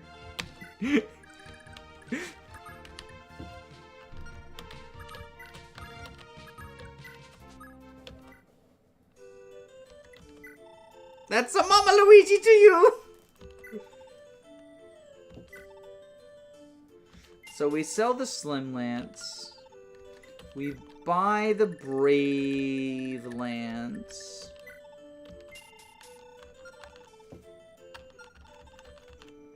We blacksmith. Fix the Javelin. Fix the Brave Lance. Arena. Can we kill this guy with the Jav? We should be able to. Hell yeah! Hell yeah! I love the crit. I love the crit with like the woo. It's like why I oughta. It's like Popeye. It makes me think of Popeye. But we did just die anyway. Imagine if they gave personalities and voice lines to every FE4 arena enemy. I mean, the fans have already probably done that for a lot of them.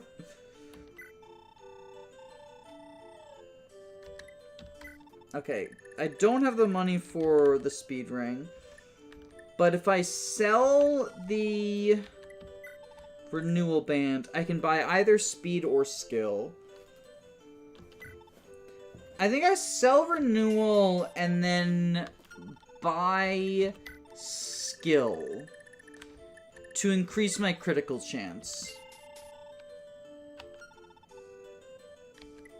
Yeah, I think we do that.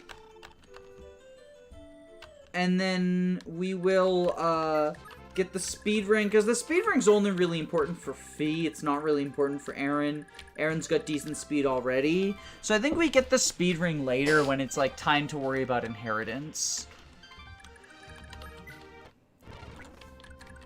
Okay, so you go ahead and visit... Oh, wait, that was the wrong one, wasn't it? Yeah, it's the southern one. My favorite arena enemy is Zeus. Oh my god, I forgot about Zeus. So you go here. You go there. Zeus is honestly iconic.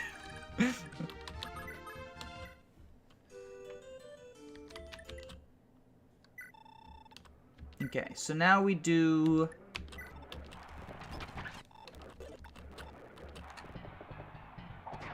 We just have to dodge. Just dodge.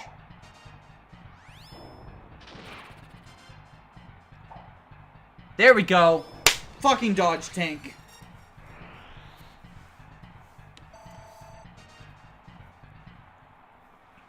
Full on how many impressions do you know?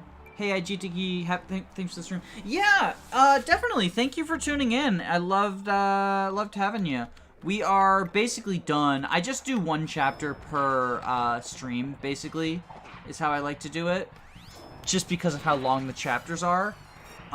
So, yeah, if you're interested in seeing how the run continues, next Wednesday is going to be the next FE4 one. Sunday is Zelda. So... Okay, dodge. Hell yeah, dodge. Dodge. Hell yeah, dodge. Hell yeah, dodge. Oh my god. Are we gaming? Are we gaming here? We're so gaming. We just beat Travail. Alright, what are we getting? What are we getting? Skill and res. Oh my god. HP, skill, and res. It's okay, we're gaming. We're still gaming. Armor lands? No. More like armor dead. Oh wait, he exact kills her.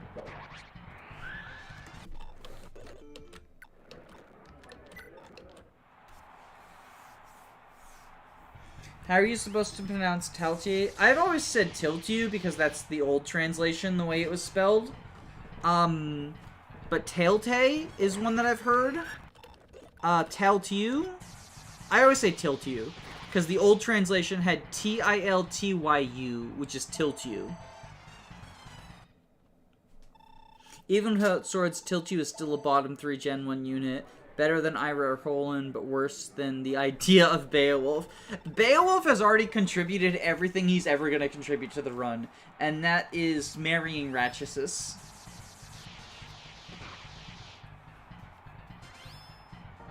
I think this is a wall.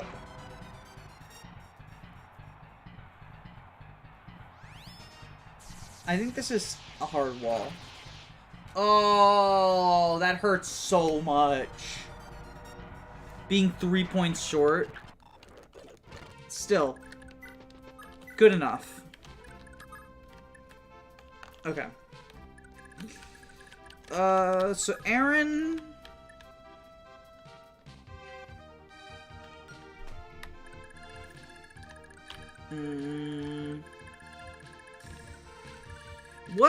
there's some other items in these. Let's see what other items there are. So... Oh, +3 strength and +1 defense, and the wing clipper, which is just a bullion. Okay, I think Claude and Aaron are gonna get most of these villages. Aidene's gonna get the restore staff one. And I think Claude and Aaron are gonna get all the rest of them.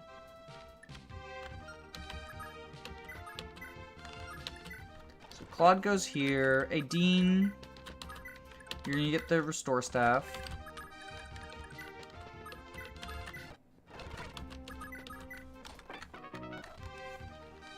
Okay. Where's Ratchasus? Ratchasus needs to make some purchases.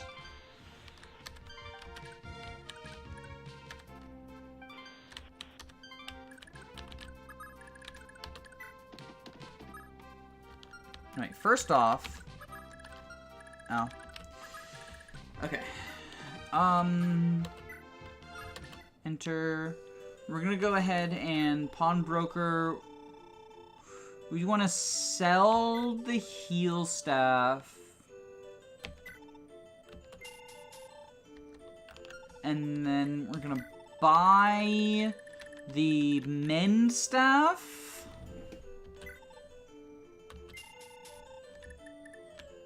Yeah, I think we do that. I can give Aideen the return staff.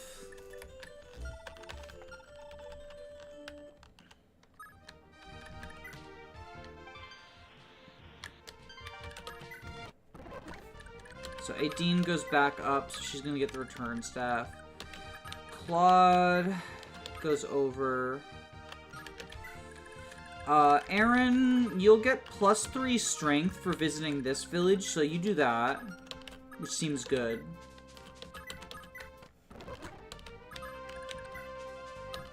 There we go. +3 strength. Nice, nice, nice, nice, nice. Pegasus Slayer, Volant Axe. Wait, what are we talking about? I wish they gave the Wing Clipper a less gruesome name. Oh, Volant Axe for the Awakening thing. Right, yeah, I actually used that in my 0% Growth's Awakening run for a couple of clears, which was really nice. Pegasus Slayer. It's among us. It's among us. We're just spending so much time, literally just, waiting around. We're giving the Granville army all the time in the world that they need, which is kind of funny. Okay, you go down.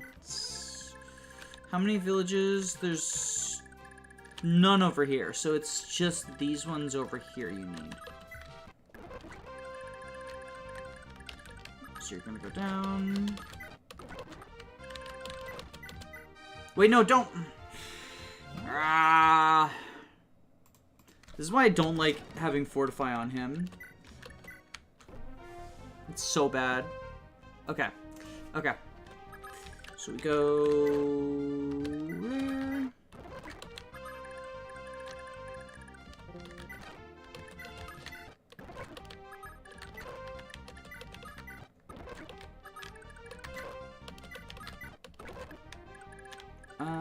Okay, so you're gonna get this one, and I think there's another one up.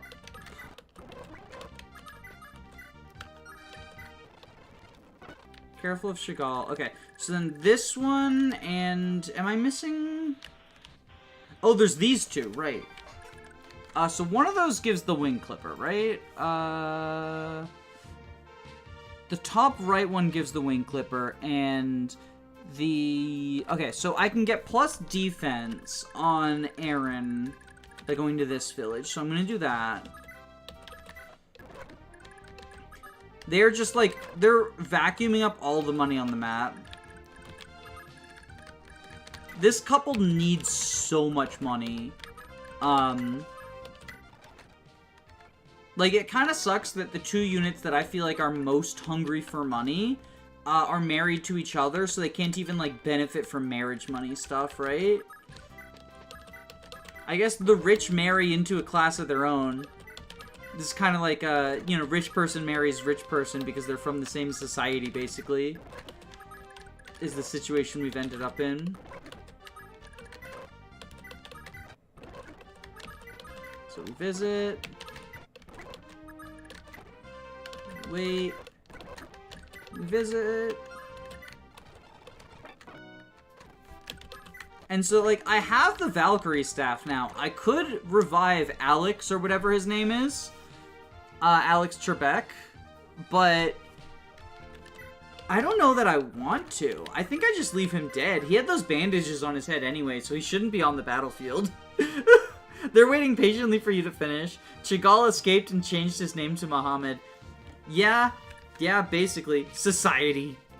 Nice caste system. Sorry, I'm just now seeing chat because I was alt-tabbed to look at the map. Okay, so pawnbroker.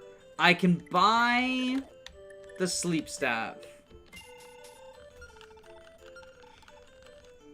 Okay, blacksmith. Repair the silent staff. Oh, right, I don't have the gold for it. We will get gold. Hopefully. Danny needs a second monitor. I have a second monitor. I have 2 monitors. One monitor has chat, and one monitor has the emulator. I would need a third monitor, basically. One for chat, one for FEWD, and one for... And I had a third monitor at one point, but it's kind of a bad third monitor, and then my wife didn't have a second monitor, so I gave her my third monitor.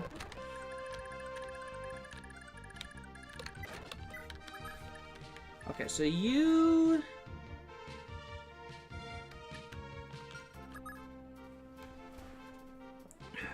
You actually might not need any more money. You have the Brave Lance. You have 3 rings.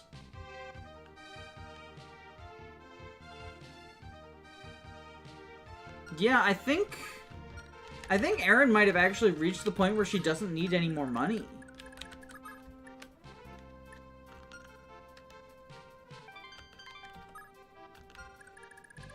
Okay, so let's check out Quan, Finn, and Ethlyn.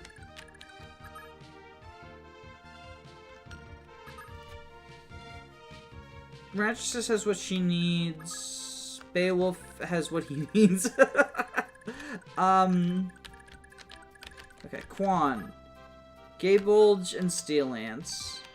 I just want to make sure we're not giving anything away. Lewin has everything he needs. Where's Finn? And I think Ethlyn I emptied the inventory of, right? Yeah, Ethlyn's empty-handed. I guess she can promote.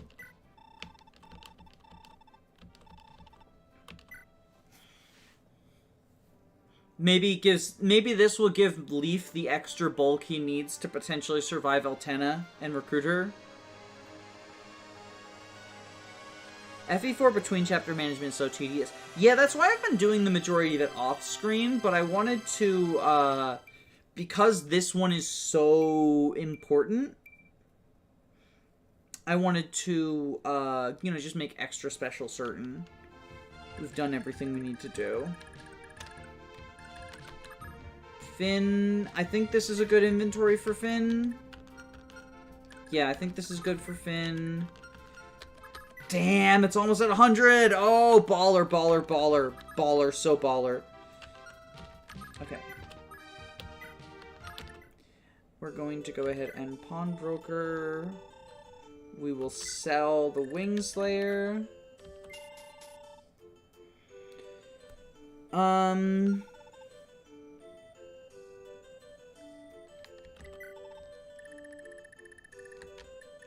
We could get a heal staff on him, just so he's contributing a little bit. Well, that's spending money that I don't know that I want to spend. Could have had the 100 kill hand axe for just Jahalvir. That sounds so funny.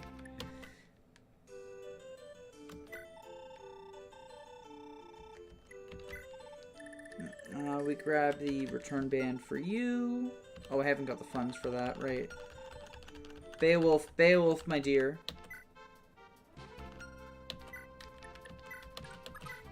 Give gold.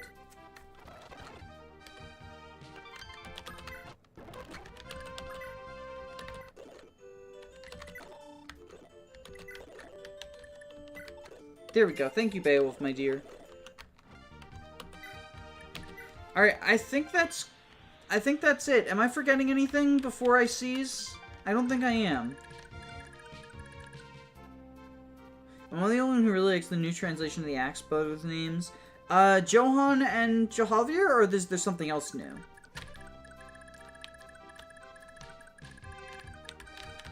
But yeah, I think this is all I need to do. So, yeah.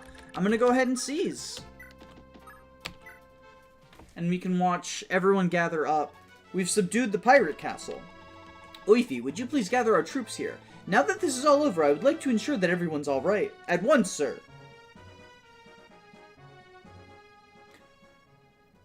Luchar and Lucharba. Huh. I mean, my knee-jerk reaction is I prefer Johan and Jahalvir, but that could just be because it's what I'm used to, you know?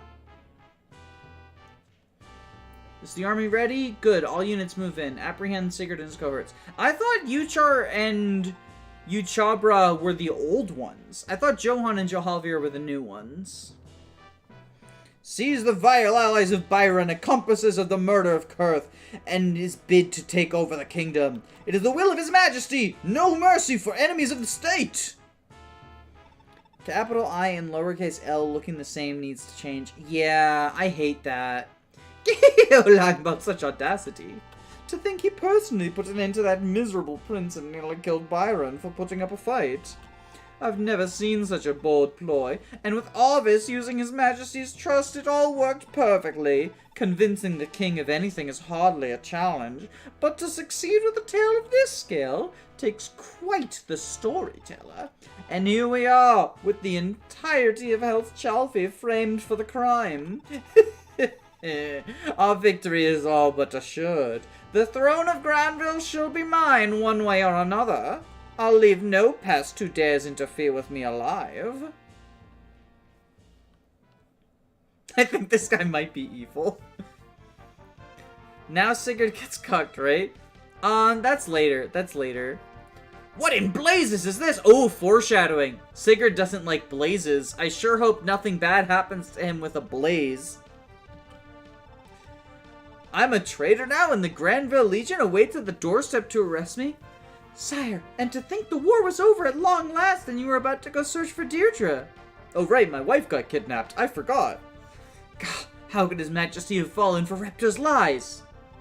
How could he possibly believe that my father of all people would kill Prince Kurth? If only Father Claude had gotten back to the capital before they struck.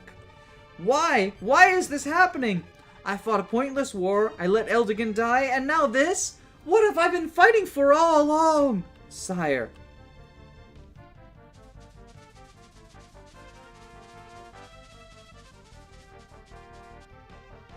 Four-Blaze isn't in this game. True, I guess Sigurd's safe then. I guess nothing bad will happen to him. Lord Sigurd, I presume? I am Mahanya, a knight on the service of Seliph. Queen Rada bade my corpse and I come to retrieve you. We invite you and your subordinates to retreat with us to Seliph until your good name has been cleared in Granville. Queen Rada of Seliph, you say? Why is Seliph willing to give me aid to an alleged traitor like me? Please, sir, time is of the essence. The Granville assault is sure to begin at any moment now. My Pegasus Knights will escort you across the seas in safety to Seliph.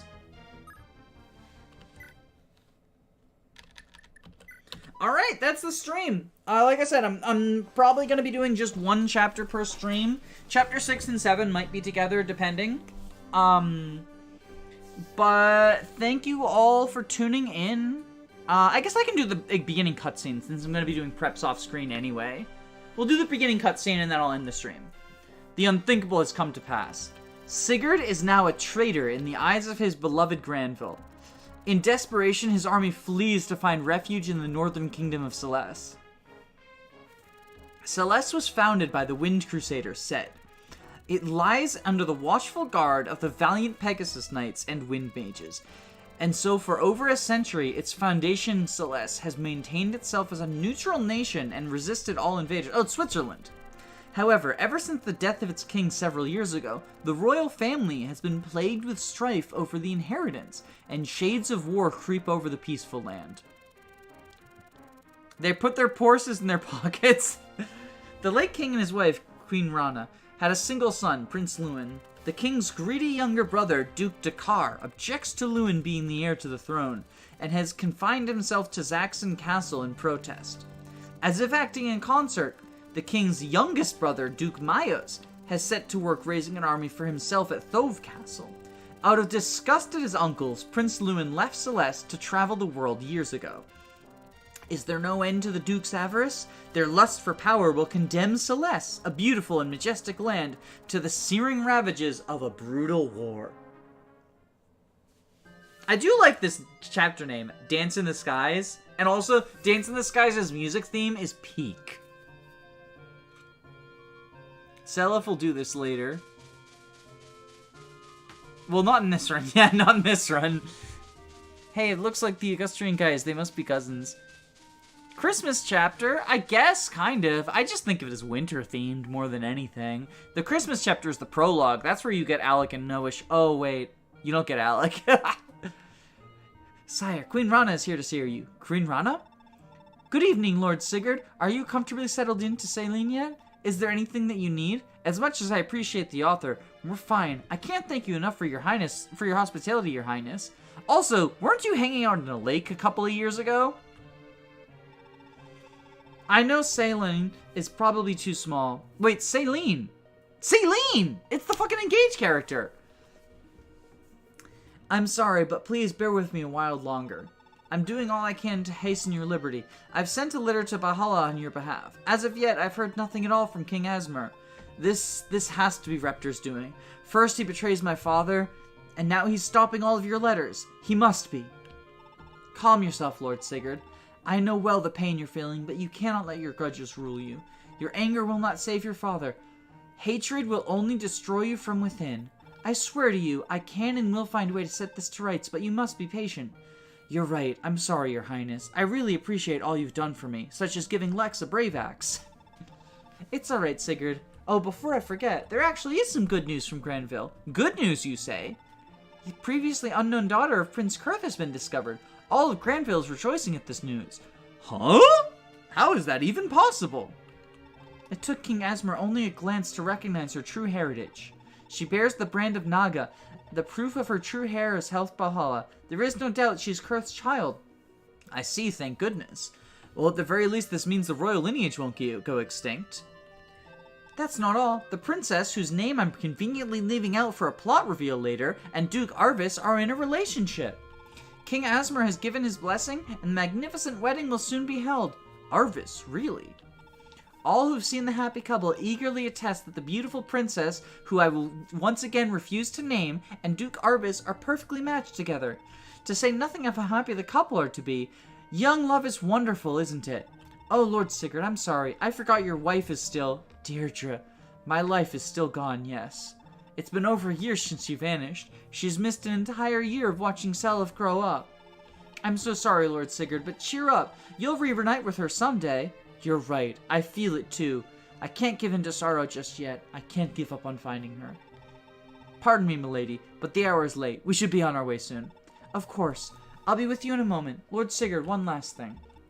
Beware of Duke Maios of Thove. I regret to say that my brother-in-law has a long hatred and claim for Selene himself.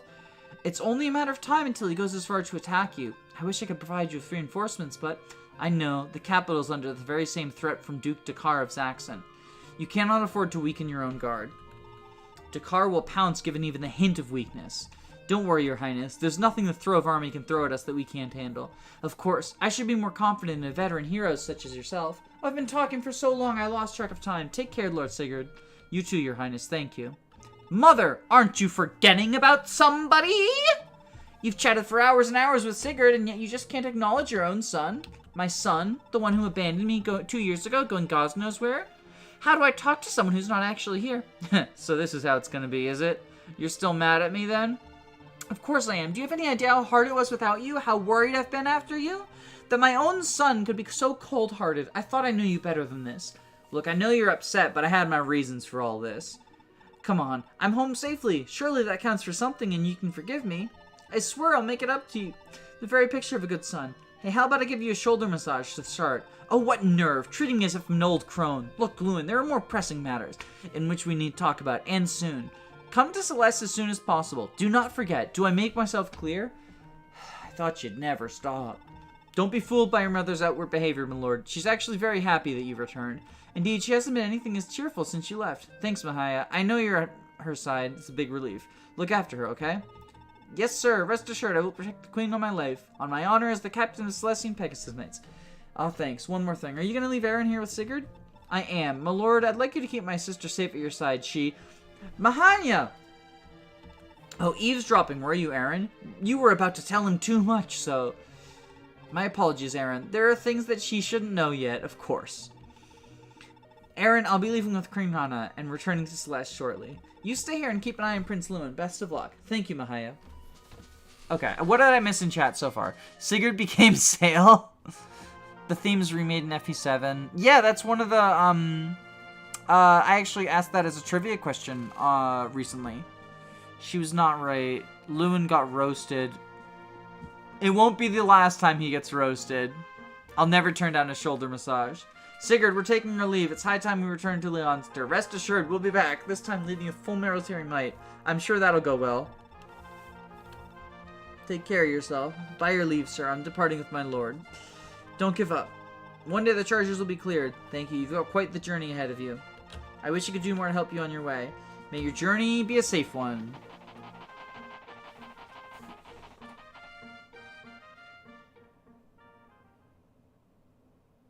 I like the dramatic irony of Sigurd blessing the reunion. Yeah, no, I think it definitely works. It's just fun to make fun of it. Like, people don't talk like that, but I also, like, you know, I understand that you make concessions for storytelling, and it works. Like, I think that is one of the things that I think FE4 does well, is the reveal at the end of Chapter 5. Is the army ready to report yet? Yes, sir. Bishop Colby's Wind Mage unit has infiltrated the forests near Saline. They await your command, sir. Very well. Relay my orders to Kilvali. Move in on Saline. Dibothra, I trust your Pegasus escorts are already briefed on the mission? Yes, our task is clear. My squadron is to raid the enemy from above, disrupting their tactics. Good, now get to work. Granville will owe us a handsome reward for bringing the heads of the infamous traitors.